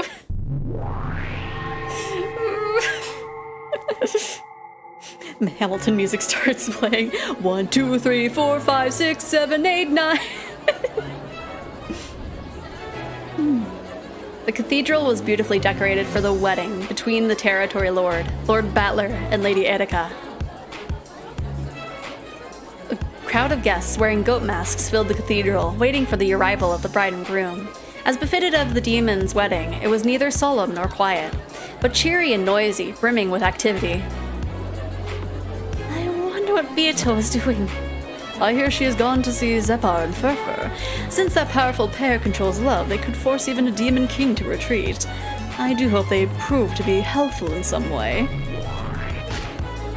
I know all about those too. I think you know as well as me that they won't hand over their power easily. True. However, that is precisely why they are capable of granting a power that could lead to miracles. At any rate, if we can just free Battler-kun's heart from that closed room, we should be able to manage something here. Those rooms are my favorite. Are they not, Gap? Or are they're your favorite, not mine? Can you think of any tricks? This is a nasty one. Battler and Erica have been dropping red truths all over the place. I can say for certain that that's impossible to escape from inside on one's own. So after all, the only way is to have someone else trade places with him and set the chain. If someone does appear like that, saving Battler should be easy. There's a full 11 people, right? Those 11 people are sealed on the second floor of the guest house. If we could somehow slip them out of there... I see. Solving the problem of Battler-sama's closed room is equivalent to solving the problem of either closed room on the guest house's second floor. Exactly. Limiting your thoughts to just Battler's guest room would be like getting trapped in a mental closed room of your own. The closed room we need to break open to save Battler isn't the guest room. It's the closed rooms in the guest house. She looks so cute with glasses. The glasses really fit her, actually. Most unfortunately, We of Esserin Jungfrau have been placed in charge of the 2 rooms in the guest house. And you guys specialize in seals and barriers. However, that is quite impressive, Miss Gap. You realize that the closed room that you should destroy to save Battler is in the guest house. The ceremony will begin soon, but why not reconstruct the scene as a way to kill time until then? Are you sure about this? Doesn't this violate the obligation of confidentiality you have as Lady Erica's pieces? That is no problem. Surely, if you first have the seals around the scene confirmed and fall into despair, you will be able to celebrate this ceremony more sincerely. How confident! I'll take that challenge. Leah, let's have ourselves a little snack before the ceremony. With that, dear ladies of Acerine, we humbly ask that you reconstruct the scene for us. Be here and obey.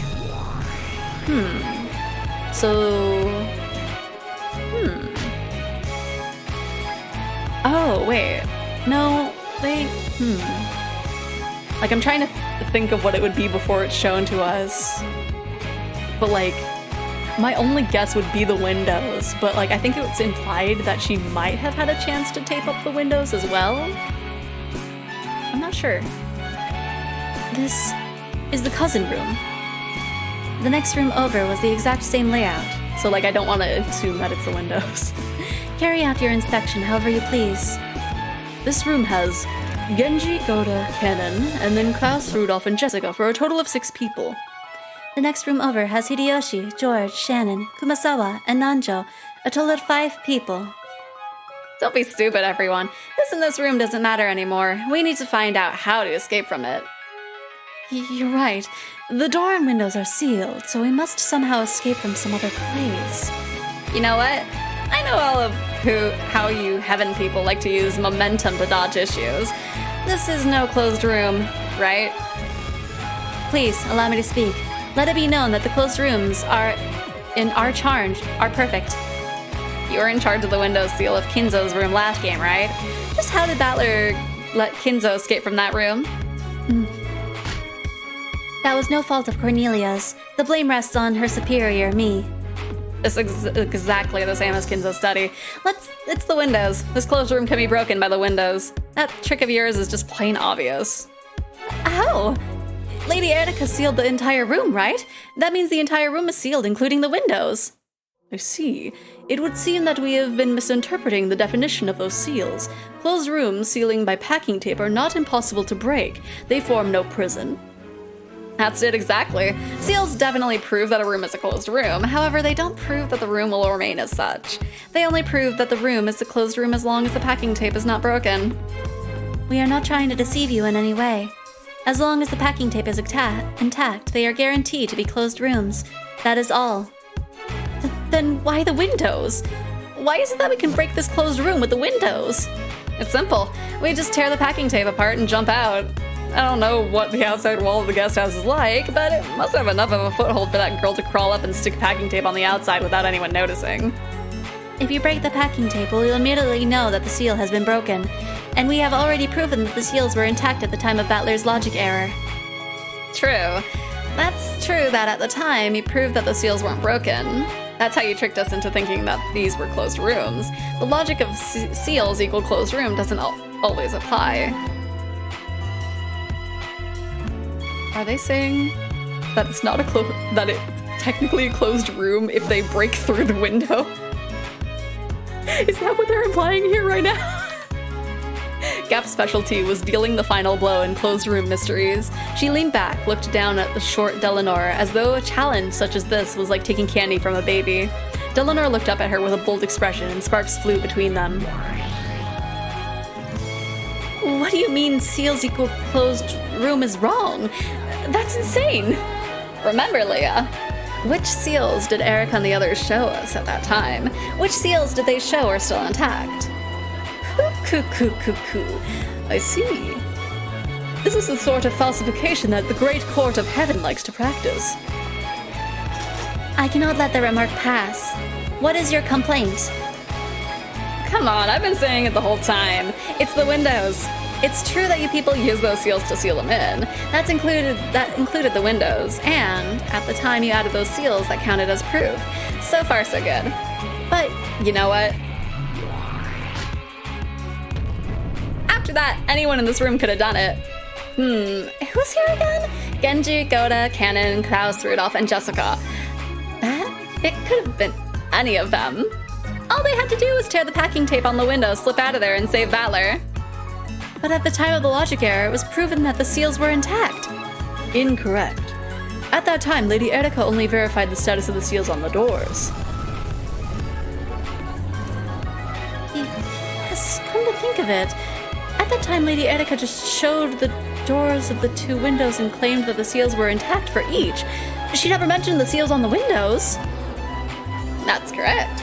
It's probably true that the seals on the doors and windows were perfectly secure when they were added. However, at the time of the logic error, you only confirmed the status of the seals on the doors. In other words, since the time Erika left the guest house, it was not forbidden for anyone to break through the windows and leave whenever they needed. Or wished. I just imagine, like, her face just being the usual normal face, while internally she's just like, why didn't she think of that? I get back from helping to file taxes and I met with Freeform Jazz, yeah. Like, we're treated to a new track and it's fantastic, and I really wish that Spotify had the entire soundtrack for Umi Neko instead of just like one arc, pretty much. Unless it's hidden, that are like not playable in America. That's usually an issue too. What do you say? I've got you now, haven't I? This is how you do things. Commander Delinor, it's nearly time. It seems the bride and groom have arrived. This ends our chat. We will meet again later.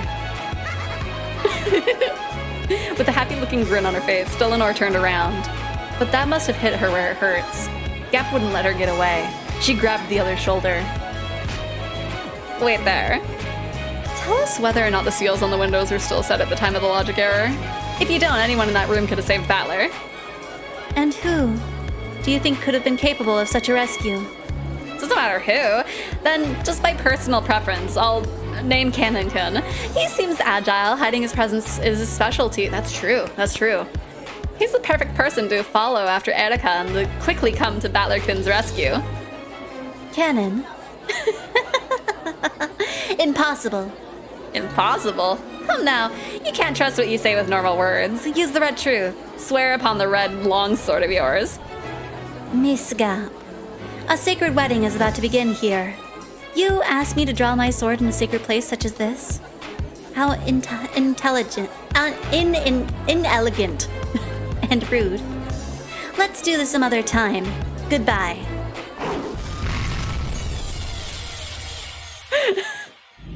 It's possible for Kanon to save Battler. Either Erika sealed the room he left by the window, switched places with Battler-kun in the guest room, set the chain lock, and hid in the closet. Impossible. The window seals were also intact. Of course, this was at the time of the logic error. Gap's rapid reverse roundhouse that followed her blue wedge crossed with Delinor's red longsword, and both pointed at each other's throats. The once peaceful mood of the wedding broke apart. Several guests whispered to each other, wondering why these two seemed to be fighting. Okay, so you can counter that. Why didn't you just say so in the first place? We thought that Beatrice might eventually reach that thought, then barge in on the wedding with that as the key to the Battler's escape. I did not think that you would press us first, force us to show our hand. You do fight dirty, don't you? You were trying to trap Beato by making her suspect the windows, then turn the tables on her. What else should a human who guards the bride be expected to do? Are you satisfied now? A demon world-style wedding truly is vulgar and barbaric. If you would excuse us. This is a war wedding, right? Wait up, you haven't fooled me yet. When you mentioned the window seals just now, you were talking about the ones in the room where Kanon was, the cousin room, right? Then what about the windows on the next room over? All I've done is show that the rescue could have been impossible for, all that you've done is show that the rescue was impossible for Kanon. There's still a chance for the humans in the next room over. How very persistent. Oh gosh, she's not using the golden truth, is she? Oh, okay. That makes way more sense. We apologize for our rudeness. We are the Chester Sisters Imperial Guards in charge of security at the ceremony. I'm afraid I must ask you both for your stamped invitations. Delanor A. Knox, I am with the bride's party. Here is my stamped invitation. Also, here are my credentials as bodyguard to the bride. Confirmed with Chief Knox. Welcome to Lord Battler's wedding. I'm Gab. I'm with the groom's party. Here's my invitation and... Oh, crap. You didn't get it stamped at the reception desk, yeah? I came here directly, so I didn't go by the reception desk. It's still unstamped. Why do you always have to do that at times like this? Gapsama, my apologies, but we'll have to ask you to come with us to a different room. Delanor watched, shrugging, and turned away. Wait there, Delanor! Respond to my blue truth! If you want the opinion of the Great Court of Heaven, please fill out an application in accordance with court procedures. Allow me to speak. Know that the ticket window is open from 10 to 5 on weekdays. Lunch break runs from 12 to 1:15. Allow me to speak. Know that the use of the whiteout or strikeouts is not permitted when filling out forms. There's a rumor that they refuse Comic Head applications for the same thing, yeah? That's an urban legend. Probably. I feel like Ryukishi would know for sure, honestly. Let us provisionally accept the blue truth verbally. It will be put on hold until the proper forms are received, and duplicate submissions are not allowed. I don't understand. Can you respond to my blue truth, or can't you? If you fill out the application on Monday, we should be able to have an answer for you by the end of next month. Duplicate submissions are forbidden, so the blue truth you just spoke will be unusable during this wedding ceremony. This is in accordance with the laws of evidence from the official Great Court Regulations, Article 214, Section 15, regarding the prevention of duplicate submissions. Please allow me to speak. Know that it is forbidden for blue truth to be used if based on an argument that the window seals on the next room over were torn at the time of logic error. Please allow me to speak. Know that the opposing side is under no obligation to respond to the aforementioned blue truth. Cowards! Hey, let go of me, Rabbit Band! The Chester sisters led Gap away. Just when she thought she'd reached the core, they had underhandedly refused to respond.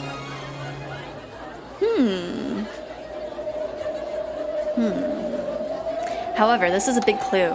There's a chance that the window seals on the next room over have been broken. In other words, it might be possible for Hideyoshi, George, Kumasawa, Shannon, or Nanjo to save Butler. And yet, just now that move was sealed away. Back what I missed.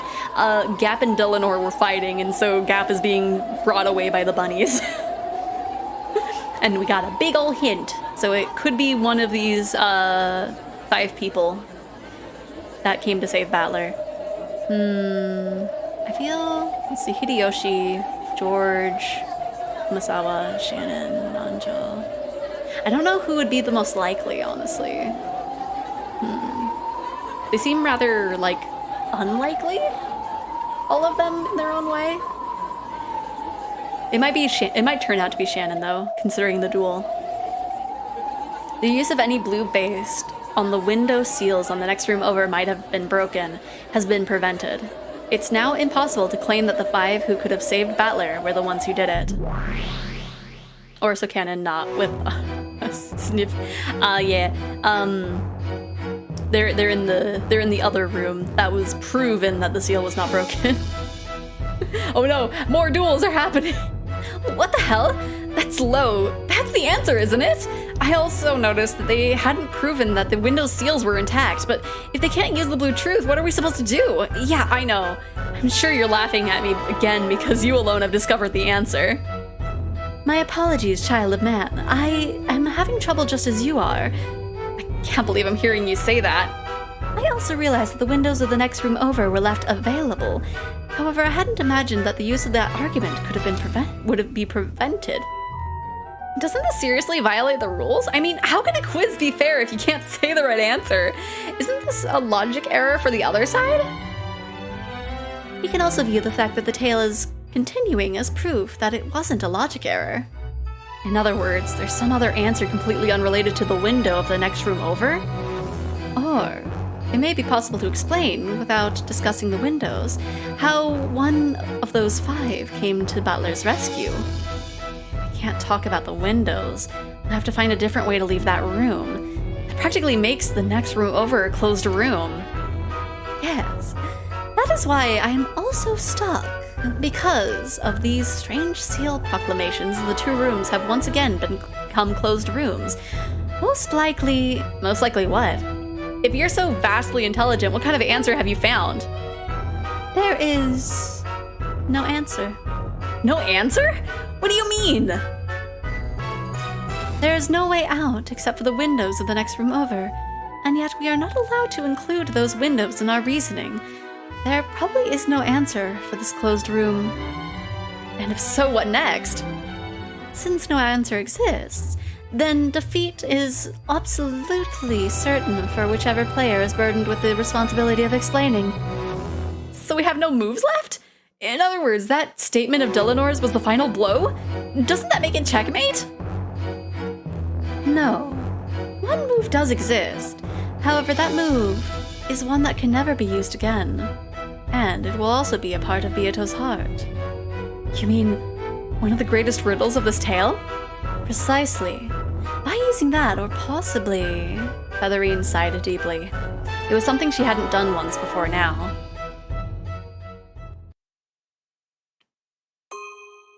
I see. So as long as this tale has been, it is finally time for the curtain to close. Exposing the answer to this riddle means the same as finally killing Beato. Or perhaps Battler is the only one qualified to make that decision. If he weaves such a tale as the Game Master, no one will be able to stop it now. The greatest riddle of this tale will probably be revealed very soon. Looking intensely. A deep sound reverberated through the cathedral. It was the sound of several dozen Chester Sisters Imperial Guards, members of the Honor Guard, who stood in the line across the cathedral and stamped their heels in unison. It brought about a total silence even before the demons running the ceremony spoke. Let us have silence, ladies and gentlemen. Welcome to the wedding of Lord Battler, Territory Lord and Golden Sorcerer, Lady Erika, the Witch of Truth. I forgot to add the word "and." Zepar and Furfur had appeared in the center of the cathedral. Oh gosh, a wedding scan!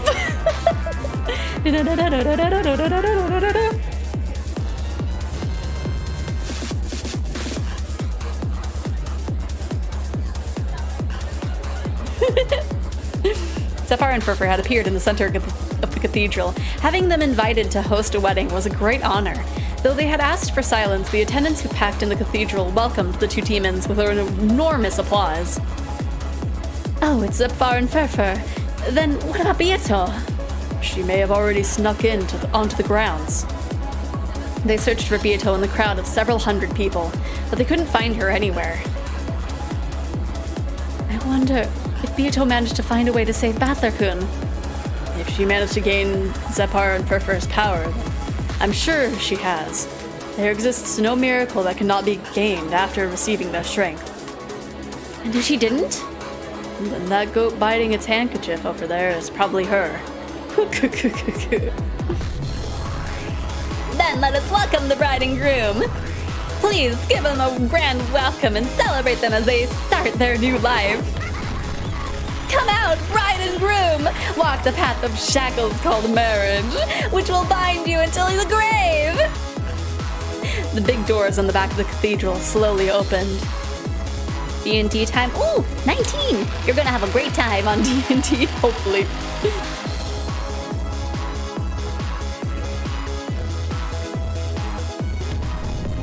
And then, the Territory Lord and his beautiful bride came into view. Arm in arm, the pair slowly began to walk down the path to the grave lined with red carpet. The Chester Honor Guard stood at attention along either side of the path, raised their adorned bayonets with mechanical precision, and made sure that no evil could block the path that the pair walked down. Chester Sister that weren't part of the Honor Guard were stationed all over the cathedral, hiding behind pillars and the like, keeping an eye out for intruders. 00 calling 45 and 410 any irregularities. ceiling snipers. All clear, yeah? 410, 45, we're on top of the massive chandelier hanging from the cathedral ceiling. Several other sniper pairs could be seen stationed at top of the other chandeliers. The seemingly festive cathedral was actually being heavily guarded in places that the attendants wouldn't notice. Currently, we are simultaneously targeting 36 attendants suspected of being Lady Beatrice, as well as 131 in position from which an attack might be launched. Surveillance in progress. Don't let your guard down. Lady Beatrice will almost certainly stage an attack on this wedding. That'd be so cool, breaking in to steal the bride, yeah. 410, he's the groom, not the bride. But he's playing the bride's part, yeah? Oh, thank you for the hydrate. Oh gosh. How is work? My sweet elf.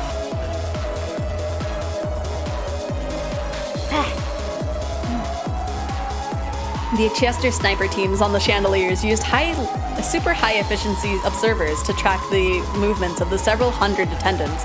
If any of these made any suspicious movements, the Chesters had been given permission to fire immediately. The one on the chandelier is Chester 127. That overkilling monster sniper could pulverize a human target from 2 kilometers away.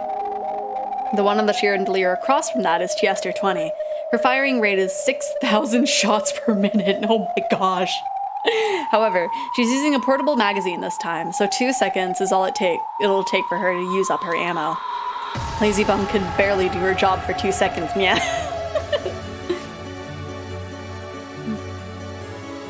Slowly, and making a show of it, the two walked down the red carpeted path. Battler's eyes were blank. If you looked closely, you could probably tell that Erica was dragging him by the arm she held. In other words, they weren't walking together. This was a ceremony for Erica to show off to everyone that this man belonged to her. Behind the bride and groom walked the 7 Sisters of Purgatory, who held long ceremonial arms in the shape of the one-winged eagle. Reception is bad, so all I have is a freeze frame. Oh no! I am having fun, and I did hydrate. Don't worry about it. Don't you worry. Which of these curves are you? Don't worry about it. This is a vibe, absolutely. Oh, another hydrate.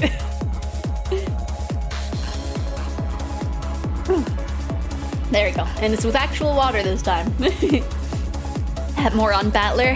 What's he lazing about for? This is why people call him incompetent. I can understand Beatrice-sama's pain better than anyone else. It's all because that stupid Battler caused a logic error. Stupid, stupid, stupid. Oh no, indeed! Anyway, you guys probably could barely hear.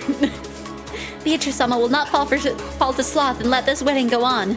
Of course! Beatrice-sama is greedy. She won't let someone else take away her favorite toy. She'll definitely show up.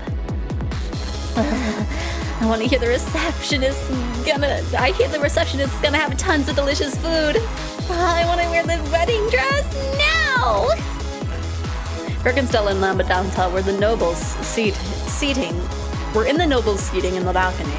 They were sipping some bizarre carbonated cocktails as they looked down upon the show.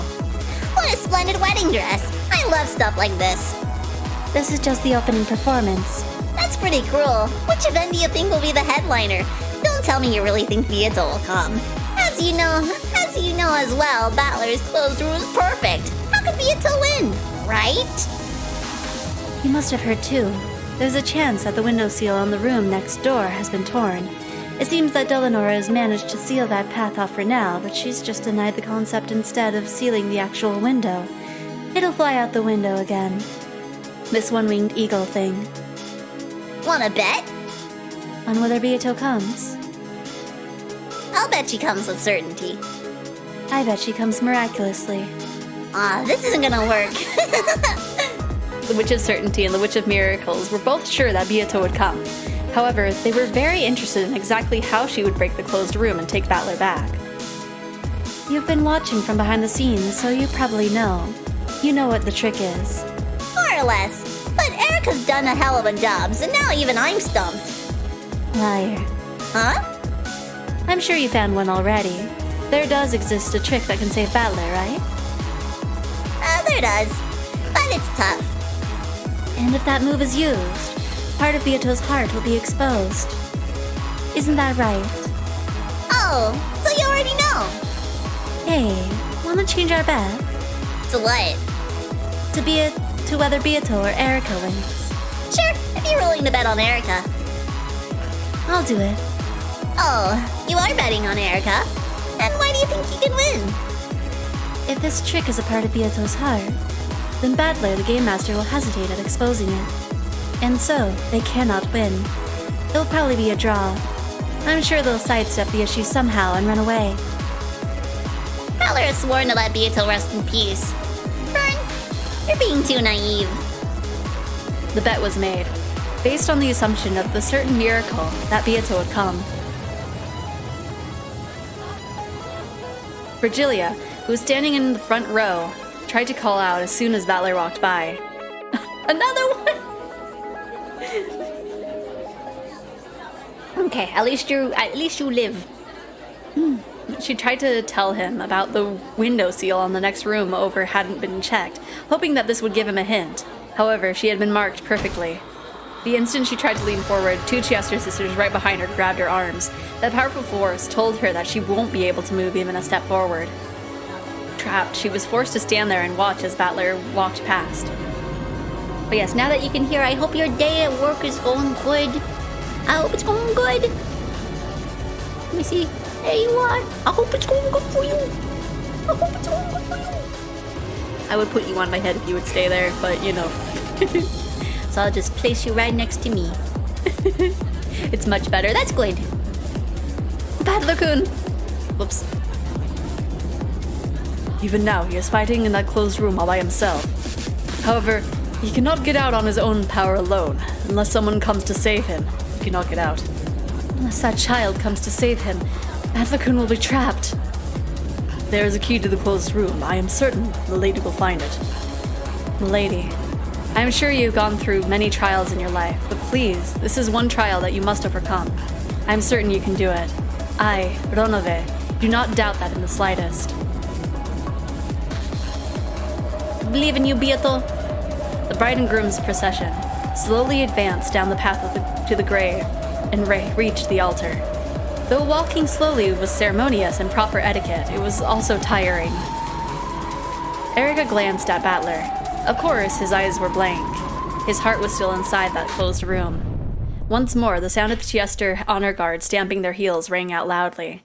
Silence returned to the cathedral again. Now, the wedding ceremony would finally begin. People live for the sake of love. Therefore, today, you have fulfilled the purpose of your lives. Oh, how great is the power of to live, the power of love. I pray that the brightness of this day bless these two for all time. Come now, you who love one another, make the oath of love. In the place of the husband who cannot speak, let the wife make the oath on behalf of the pair. Telling you to keep myself accountable, I am eating his character's E. Well, good. Even though you're off work in like half an hour. Battler swears to Erica, and Erica swears to Battler to support each other both in sickness and in health. I didn't catch that, Battler-san. If you have some objection, please try a bit more clearly in a loud voice. Looks like it's been stressful. I guess it hasn't been as stressful because we're trying to like figure out what the riddle is. Because the game is just like, hey, we kind of want the readers to kind of have, you know, their theories. This is the time to really like have the final pieces of the puzzle be solved. If you have anything further to say, please get yourself out of that logic error closed room first. Don't worry, I'll support you until that day comes. You have heard the pair's oath of love. I'll let this oath be eternal. The thunderous applause celebrated their marriage of subordination. Over the oath, or after the oath, they would symbolize the bond. It was the exchanging of the rings. The territory's lord ring, with the one-winged eagle engraved on it that sat on Battler's finger, would become Erica's. By this, she would become the ruler of this game board, and in exchange, Battler's finger would be given a diamond ring that Erica had prepared. At a glance, it looked just like a ring adorned by a large diamond, However, this cursed ring would force Battler into eternal subservience and mark him as another's property. Yes, let the pair exchange rings. Let the husband's fingers, since the husband's fingers cannot move, let his wife support him. Erica respectfully took Battler's right hand, then slowly pulled off the territory lord's ring that had been on his right finger. Oh gosh, I feel a sneeze. Okay, I scared it away, apparently. That was the ring Beato had entrusted him with. Erica stole it away. This is the ring that woman left behind, right? How does it feel to have that stolen away by a woman like me?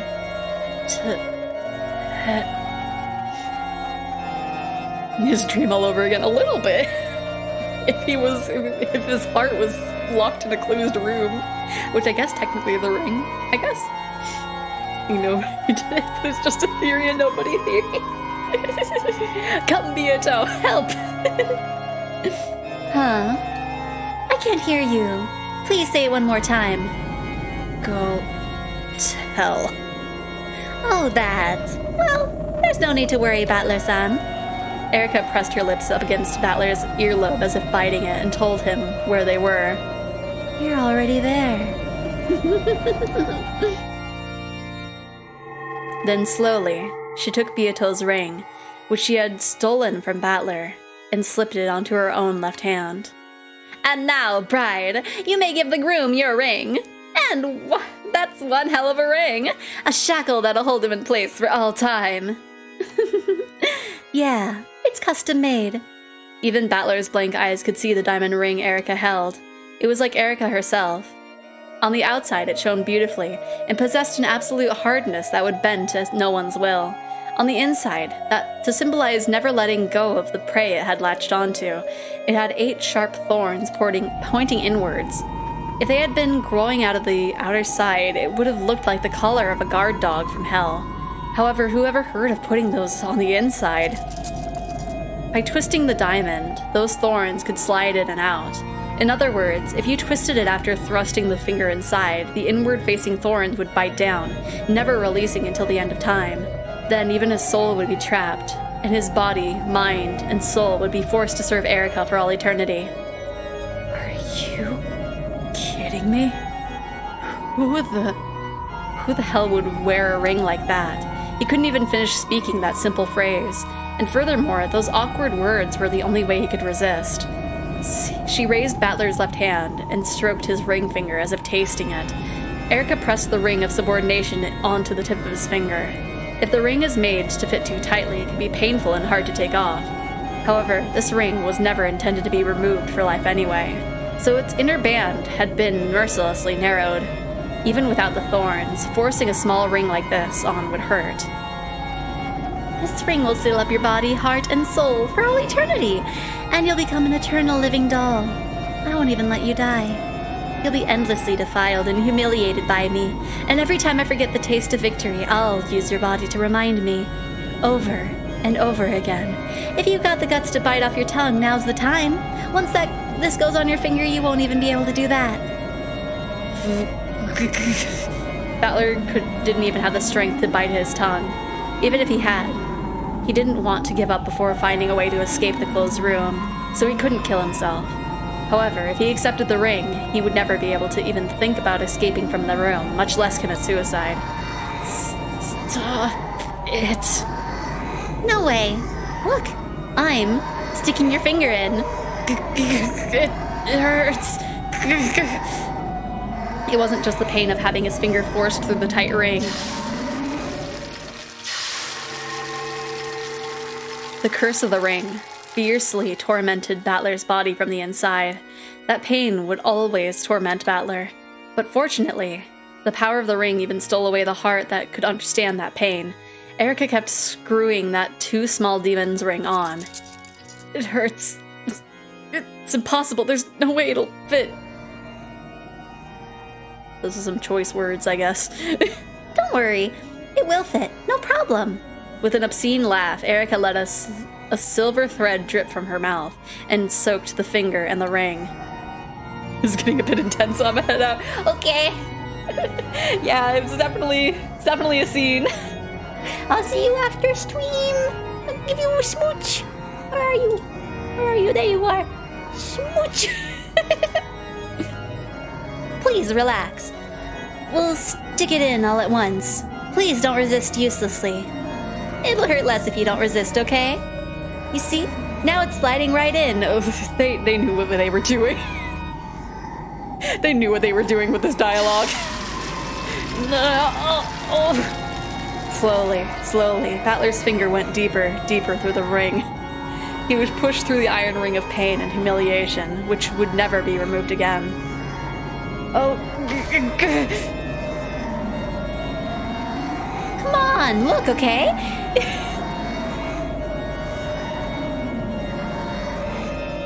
I'm saying this right now. If any of you clip these, I'm deleting them after stream. Come on, look, okay? It's all the way to the base, see? It hurts. Take it off. The demon's ring tightened around the finger, so much that it seemed the finger would snap off along with the bone. Could Battler's hazy expression of anguish really describe how unbearable this filthy pain was? Okay, now it's on all the way. Let's add the final touch, shall we? After this, you'll be mine forever. Erica touched the ring's diamond knob. If she twisted it, the thorns would bite in and never let go again.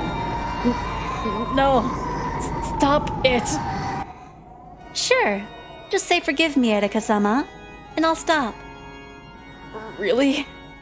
Please forgive me, Erika-sama. I swear to spend the rest of my life as your dog with a collar around my neck, so at least spare me that ring. If you could say that, I won't make you wear the ring.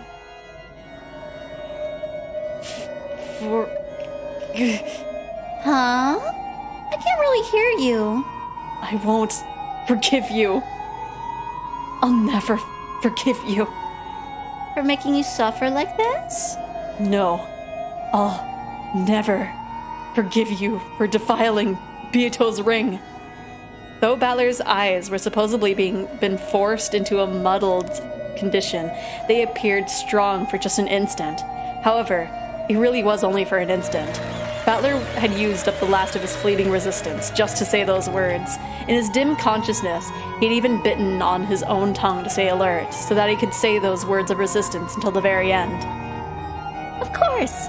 It seems you aren't the kind of dog that can be tamed. But it's better that way. Erica smirked. Then she turned to the diamond. In that instant, Battler let out a voiceless scream and threw his head back. His howl had no voice that could be heard by no one. However, it still rang out through the cathedral.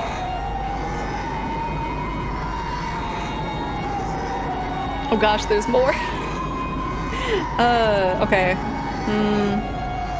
Well, we can, I guess, hope that this next scene is only half an hour, because then maybe we'll be able to finish it today. But if not, then I guess we'll see. Because it's possible. Maybe. A dreary breeze blew in through the golden rose garden. Shannon and Cannon had already finished walking 19 steps, their backs still facing each other. Oh right, I almost forgot about this. When the demons conducting the trial gave the signal, they would both turn and settle this. Each one had the dueling pistol given by the demons in their hands. The bullets promised certain death, no matter where on the body they hit. This duel would not end until one of them died. George and Jessica just quietly watched the ones they loved. They had already entrusted all of their thoughts to them, as well as their fates. Opium, maybe? A little bit. Just a wee bit. Just watching over their partners was now the only way they could show their trust. Shannon and Cannon stood quietly with their backs turned. They had already set aside the feelings they built up during all those days they'd known each other. The next time they laid eyes on the other, nothing would be asked for them except pulling that trigger. The only one who still couldn't muster any determination or resolve towards this duel was Beato. The closer that moment came, the less she understood. The love between George and Shannon wasn't standing in the way of the love between Jessica and Cannon, or vice versa. Why, when both sides could find happiness, were they being forced to kill each other? I don't understand. I just can't understand. Little sister, we are not permitted to do anything but watch. Xephoria-san, Furfur-san, why this duel? This is no trial of love. You really are demons. You just want to enjoy watching one of the pairs fall apart, don't you? Silence. You'll get in the way of the lovers. You're the ones getting in their way. One will fall. The one who loves that person will grieve. If only you two weren't around, no one would be sad. That is not true. If we hadn't set up this duel, then both pairs would have fallen apart. This duel is necessary. I haven't been able to accept this since the beginning. You say their love can't be successful without a miracle of magic? What does love need other than two people who love each other? This duel is meaningless. So stop it, you two. Shannon and Cannon both. Why must you fight each other to the death when you were so close as true siblings? I just can't understand. Everyone should have been able to hear Beato's yell. However, no one's expression changed. That's right. I'm impressed that you noticed. This is love's truth. What is?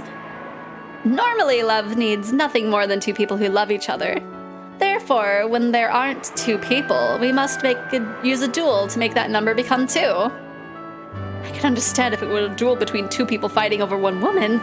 If it were a duel to cut three people in love down to two.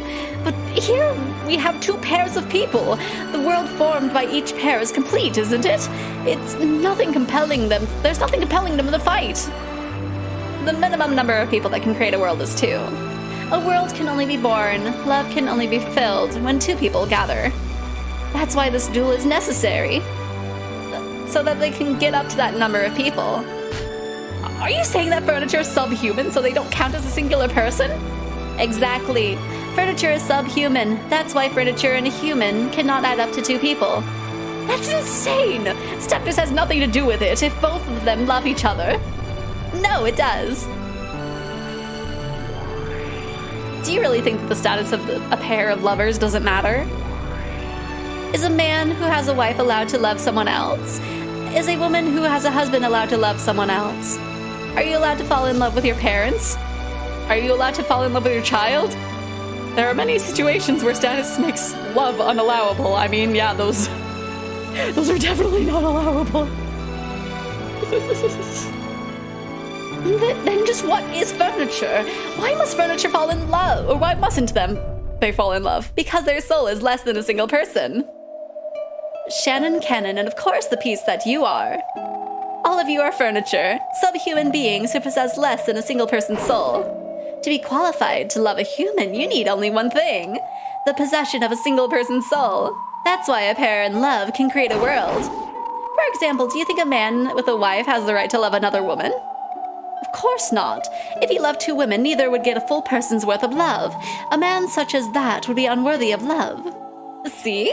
There are plenty of statuses in humans who have no right to love a person. As long as both people feel love, nothing else matters. That's just the hypocrisy of naive love.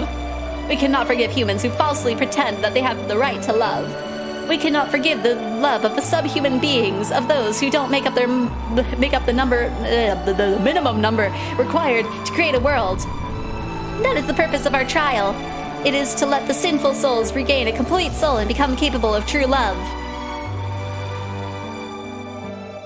Are they implying what I think they're implying between Cannon and Shannon? I don't want to assume. But... Xephoria-sama, Furfur-sama, our hearts are ready. Please give the signal to start the duel. The pair, bidding farewell, quietly asked for the signal to be given. What you thinking? I don't know, like...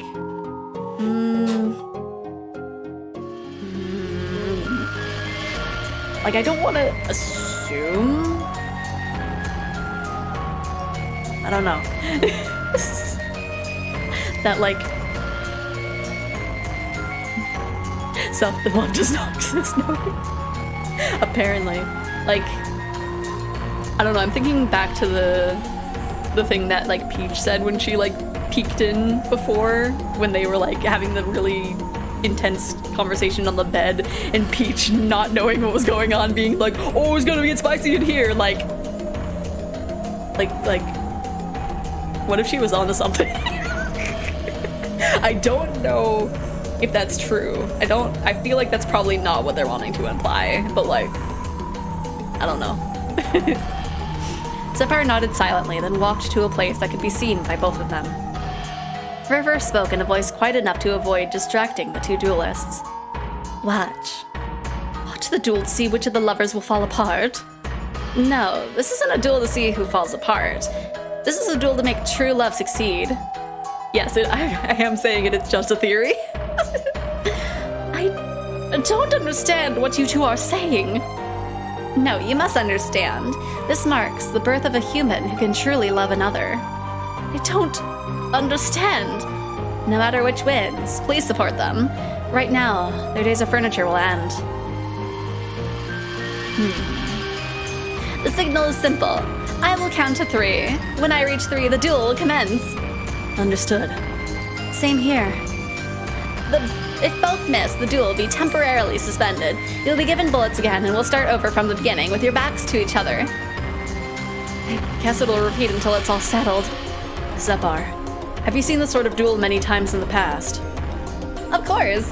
I've seen many of them. Usually, how many times do they need to face off before it's over? In almost all cases, it's decided in the first round. Must be really good shots. No, that's not it. If one side misses, the other can corner them at their leisure and shoot. If first bullet misses, then you've lost your chance at victory. However, if you take too long, you'll lose before you can even pull the trigger. If you're going to lose anyway, you'd want at least to have pulled the trigger first. Your resolve is good, you two. Then, let's go.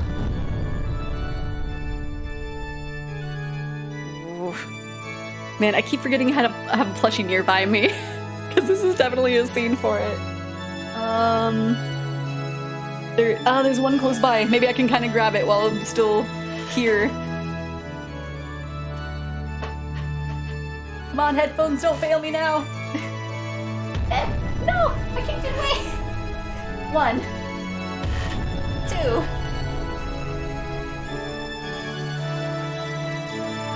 Okay, I have a plushie. I'm rolling back. 3. Oh.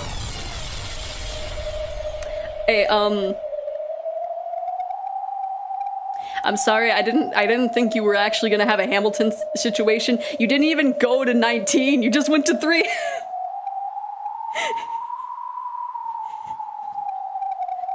I did exactly what you said, Pop. I was aiming for the sky. In the Golden Rose Garden, when the number 3 was yelled, the sound of gunfire rang out once. Even the people watching couldn't tell whether that was a single gun firing, or the sound was both going off at the same time. In the midst of the stench of gunpowder and white smoke, there, with gun raised and smoke trailing the barrel, was Cannon. I think they already took their steps. Okay. I guess so. That's what I'll assume. And laying on the earth was Shannon. Shannon, son. No. Shannon fell before the gun fired. Jessica's distressed expression was enough to explain what had happened. Slowly, Shannon stood up. She dodged! There was no bullet wound anywhere on her body. At the time of the signal, Shannon had thrown herself to the ground, dodging the bullet. It had been a bet. If Cannon had turned around and taken the time to aim carefully before shooting, then he would have shot her as she lay there. However, if Cannon shot as soon as he turned around, she would be able to dodge it. Cannon had also made a bet. If he did not underestimate Shannon's skill with a firearm, he was fully aware that if he assumed Shannon would be timid enough to let him shoot first, he would lose before even pulling the trigger. So he decided to shoot right away, and he had predicted that when he shot, Shannon would reflexively pull the trigger too. Since he intended to shoot right away, he would be more mentally prepared, so he was confident that he'd be able to shoot accurately. If Cannon had cautiously turned around, if Shannon had shot instantly when the strength of her will, then Cannon wouldn't even be able to pull the trigger. And so, no impatience on Cannon's part was to blame here. The two had simply given it their all, let their fates to the heavens, and reached this result. I didn't imagine that my quick-tempered Nea-chan wouldn't shoot at all. I'm surprised too, to think that old, prudent Cannon-kun would shoot as soon as he turned. As Shannon quietly pointed the barrel at him, she slowly walked forward. She planned on cautiously closing the gap until she reached a distance from which she would hit with even more certain accuracy. And Cannon had already lost any means of fighting back. He could only try to dodge Shannon's bullet and place his bet on the second round. If they both thought this, then what happened next would turn that assumption on its head. This isn't over yet. Cannon dashed forward like a tornado, bent over so low that he was almost crawling over his shadow. This duel could only be settled by a bullet, but he wasn't the only one who had a bullet. If he could steal Shannon's gun right away from her, he could turn this fight around, and if Shannon calmly shot through Cannon, it would end. The odds that Shannon would miss, or that he would get close enough to her before she fired, Cannon would beat all the chips and he had on them. Shannon could draw Cannon in until the last second, then shoot him at a closer distance. If she pulled the trigger just before he reached her, then even if she missed, they would just start again from the beginning. Shannon kept her gun pointed at Cannon's forehead as she compared these options until the final moment. She led her shot, calculating the distance he had already moved and the time it would take to pull the trigger. The goddess of fortune smiles impartially. No! Surviving past the final moment Shannon could have shot, Cannon barreled into her chest. He then swung his hand up and knocked the gun Shannon held into the air. That strike sent Shannon's gun flying into the sky. At the same time, Cannon's gun also flew from his hand and danced through the air. The two guns danced a rondo through the sky, reached their peak, and began to fall. By that time, neither knew whose gun was which. Oh no. The two guns were exactly the same. Everything about them was identical. There was no way to tell them apart. However, there was one difference. Only one of them had a bullet inside. The pair raised their hands to the sky, trying to grasp their fate, their miracle. It was as though they were trying to grasp the wings of a descending angel of miracles. The pair looked up at a brilliant sky and entrusted everything to the goddess of fortune. Then, they each grabbed one of the guns out of the air, and after dancing a momentary rondo, their arms crossed each other. Even that had been like a dance. Then they pressed the barrel of their gun high against each other's foreheads, both steady as a rock. Even they could not know which gun held the bullet.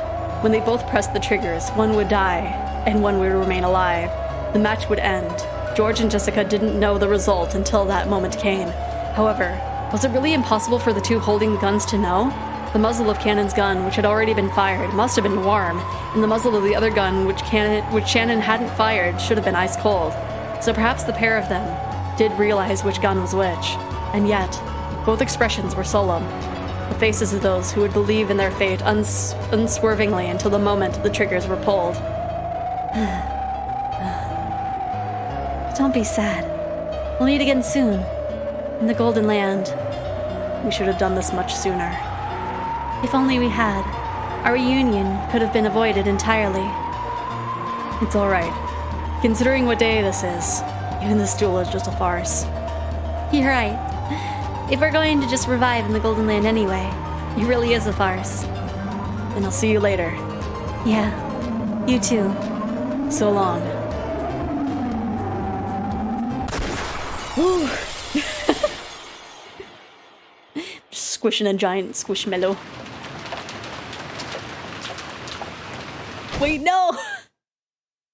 Cannon-kun? Hey, what's going on? Hang in there! Suddenly, Cannon fell to the floor as if he'd had an attack of anemia. It had happened without any warning beforehand, so everyone rushed up to him in alarm. What they saw surprised them. There was a single strand of blood across his forehead, making it look as though it cracked open. Huh? Ow! What happened? What's going on? Trying to get a look at the wound, Goda wiped Cannon's forehead with a handkerchief. However, his forehead was perfectly smooth without any trace of a wound.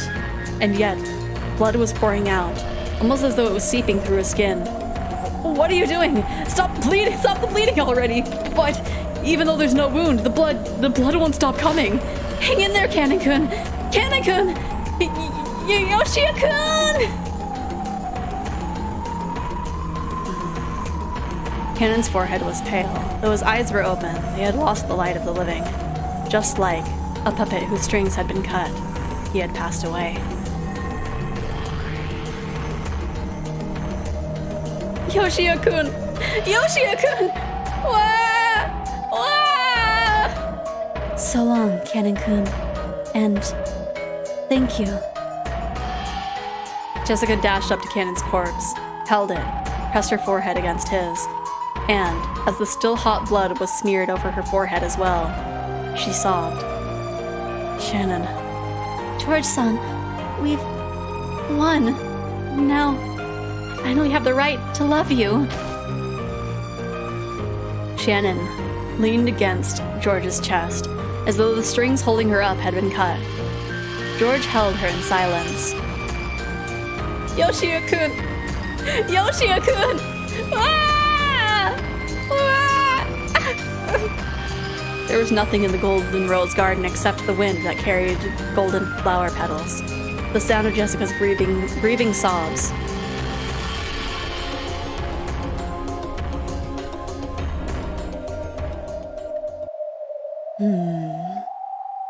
I'm trying to think of how this is like a hint to help Battler, is the thing. Is your trial for us finished now? It is. Congratulations. You two are the ones who remained. We will give you our blessing, but please don't forget, you are now responsible for nurturing your love. Please, take good care of the seed of love that this miracle has created. Of course. I swear it to her and you too. And now, let Shannon have the miracle of magic. Now your soul will become human. You will become a single person. Gather in complete souls. Become one and know love. When Zepar and Furfur faced the heavens and yelled, the miracle of love gathered the souls around Shannon. Wait. Now I have another theory. That may or may not show itself right here. I don't know. They came from the losers of the trial. From Cannon, who had been defeated, and from Bieto, who had been dropped out. Slowly, the bodies of the two began to break down into flecks of gold dust. Eh? What's going on here? No one ever said that the loser would disappear! As she yelled, Bieto the Elder supported the body of her fading little sister. However, the two demons were smiling quietly. Camden has disappeared because he died. Bieto was born to love Battler and is disappearing because she has lost the qualifications to do that. It is quite fair. If you had survived, the other two would have vanished. Hang in there, little sister, hang in there! Weren't you going to solve Battler's closed room and save him? What are you doing getting finished off in a place like this? You call yourself a part of your complete form? Why was I born? For the purpose of loving Battler-san? Why do I love Battler-san? The truth is, I don't know why I started to love him. But what? Why are you saying this now?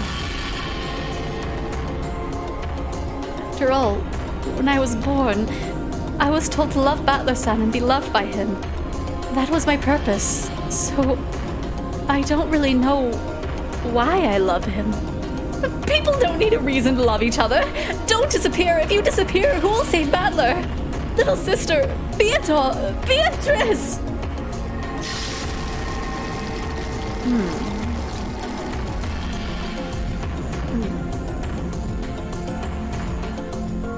Why is it that I love Battler-san? Mother? Mother? Well, I'm actually not a big fan of the family-oriented type of girl. You can see how crude I am, right? I just can't handle acting politely in front of girls, ladies first and all that stuff. So if I had to say what type I liked, well, I'd probably like a Jessica-ish girl. If I'm crude, why shouldn't she be too? It'd probably be just perfect to have a rough, relaxed relationship where we could mess around without worrying about gender and be rude with no worries. So if I ever get a girlfriend, I hope it's someone I can joke around with all the time. What would she look like? I can't say I care much either way. Well, if she did happen to be a glamorous woman, blonde and bouncy with blue eyes like in Western films, that'd be awesome. I'd love to rub those boobs. Man, it's been so long since you talked about touching boobs. Beatrice, listen. I was giving you my love for Ushinomiya Battler. Become the kind of woman Battler wants. Take the golden hair he likes. Take the blue eyes he likes. Take this personality that matches his. And then, you must love him in my place. And then, if possible, you must be loved by him. I can no longer love him. Please, take my feelings that went unfulfilled. My feelings that I couldn't hold back. And make my wish come true. From this day forward, you are no longer the Rokenjima ghost that lives only to play pranks. From this day forward, you will become the master of this island and wait for the day that he comes to fulfill his promise. From this day forward, you will do this in my place. So from this day forward, you will no longer be me. Please forgive me for pushing all of my worries onto you, while I alone try to find happiness. From this day forward, you have the right to hate everything. From this day forward, you are the Golden Witch Beatrice. And one day, you will destroy everything, revive everything. You will bring blessings to all lovers. When that happens, I pray that you and I will both succeed in finding happiness. From this day forward, you will no longer be me. From this day forward, I will no longer be you. The two of us will split apart a single soul and share it. And though, of course, neither of us will possess a complete soul, I'm sure our dreams will be more numerous than those of humans. Let us be blessed, my dear Beatrice. No one will be able to see your form. However, I alone can see you. And if you are loved by many people, I'm sure that everyone will be able to see you someday. With love, they will be able to see us.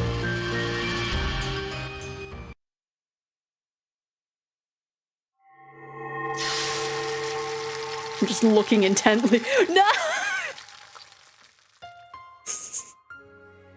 I was waiting for like the one thing to be like this. I don't know. Yoshia-kun. Are we dreaming? Insane. What kind of joke is this? Well, get Dr. Nanjo. Call Dr. Nanjo here. Goda, that is enough. Genji, who had been calm and silent through the whole thing, finally spoke. And his was the most reasonable word spoken. If they called the Nanjo here, then what? Not only was there no arm to take a pulse of, there wasn't even a forehead to feel the heat of. Like leftover snow on a spring day, Kenan's form had been. By now, not even a trace remained. His form had sparkled with a spray of gold, vanishing completely. Where? Where did he go? Where's Yoshio-kun? Yoshio-kun! Yoshio-kun! I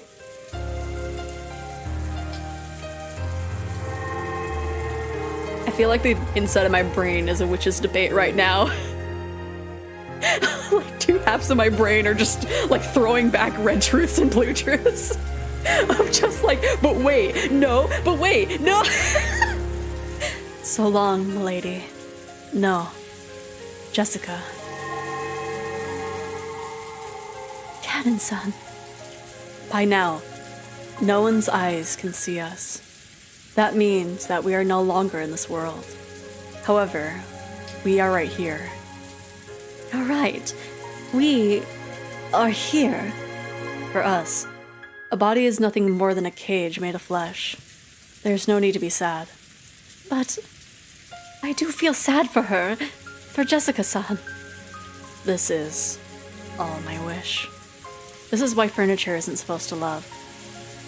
What will you do now? Though I have lost my form, though I can no longer talk to her, and even though if Jessica ever talks to me, I can do nothing except nod behind her back, I will be by her side. I think it's wonderful. What will you do? I want to save Battler-san from a closed room. A closed room? After looking a bit taken aback, Kennen laughed gently. Bieto, who hadn't expected to be laughed at, looked a little sour. Why are you laughing? This is very important to me.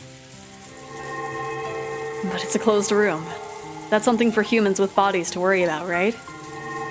Huh? We've already been released from our cage of flesh. How could a closed room hinder us? Are you sure about that? I mean, there's a chain lock and packing tape seals and red truth. I see. So you aren't a being from the world of pieces, but a higher level world. That means your limitations are different from ours, or so I hear. Oh well. Kennen stretched.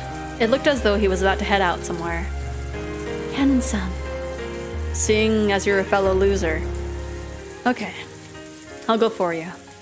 I'll go to the guest room in the mansion, let Battler-sama out, set the chain behind me, and hide in the closet in this place. Is that enough? I'm glad for the sentiment. However, if you wanted to leave the cousin room because of Erika's seals... Unlike the next room over, the cousin room containing Kennen was a guaranteed, complete closed room, even counting the windows. Not only did he have no way to save Battler, he couldn't even escape himself. In that case, use your magic to give me power. My... magic? Yeah. Use your magic on me. Wait, I don't even know how. Aren't you Beatrice, the Golden Witch? I am a witch, but... I don't even know about closed room tricks, much less magic.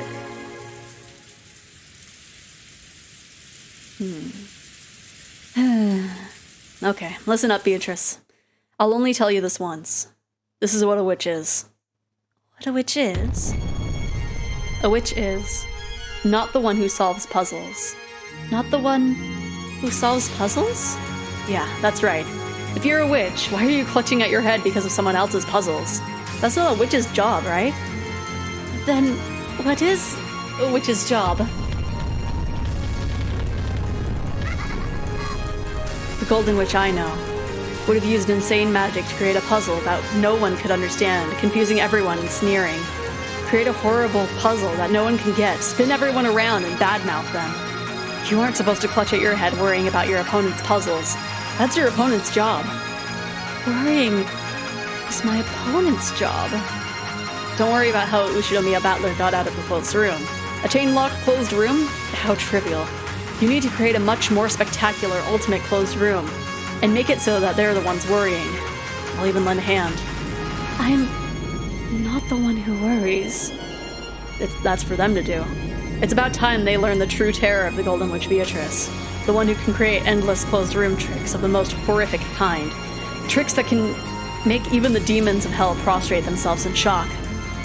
Closed room, even more horrific than Battler-san's. We've already gotten our hands on one, haven't we? Horrific closed room. In the back of Beato's mind, images she remembered began to flit by, one after another. The mansion, the guest house, the rose garden. Trick, mistake, lure, taunt, trap, laugh together. Do you know about this trick? I think I've seen something like this in a book before. Beato's eyes opened wider and wider. Countless lights circled around her, swallowing her up. And one more thing. What? There's no way for the witch of closed rooms to talk. So after all, I must be... me! Causes problems is the way noted.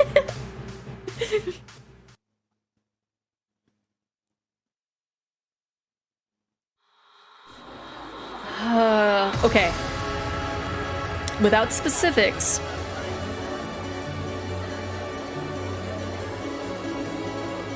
How much longer are we to the end of this episode?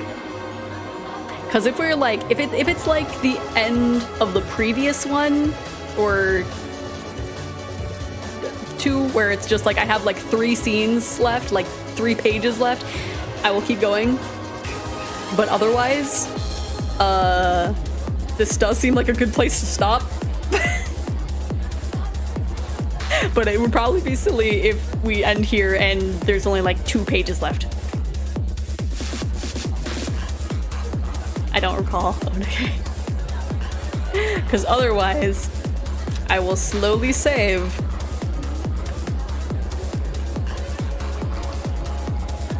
And if nobody speaks up, I will assume that there's more than just 2 pages left. Because this is a good time to stop. It's a good cliffhanger. I think anyway. Okay, since nobody's speaking up, we will go to the just chatting screen and find somebody to raid who is streaming right now. Ooh. Okay, so we got Lita. That might be the best choice. Oh gosh, I have my window in front of the screen. I can't see what's happening. Okay, let me see. We might raid Lita. I think they're just doing like a very casual stream, because they're playing Placid Plastic Duck Simulator. And I am stuck on an ad. The ad froze.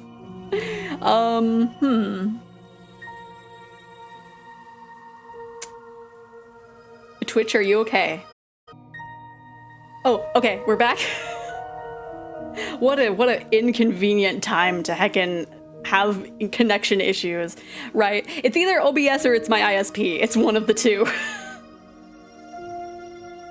Okay, now that I've had connection issues, I guess we're gonna raid Lita. I don't know what's going on, but you know. Okay, so we'll start the raid while we still can. And then, oh gosh, raid message.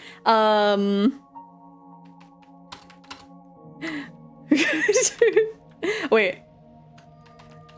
What is a Beatrice? Raid. Okay, there might be a delay. I apologize if there is a delay. Anyway, thank you, Eggy Buddy. Oh, no! I'm a cast silence! Ah! Anyway. I will fight OBS. Fight OBS. Ah. Okay. Thank you, Eggy1, for joining me today.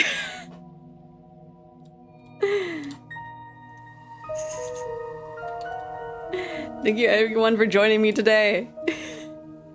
Hopefully, next week won't be scuff. Bye-bye. Bye-bye. Bye-bye. Bye-bye.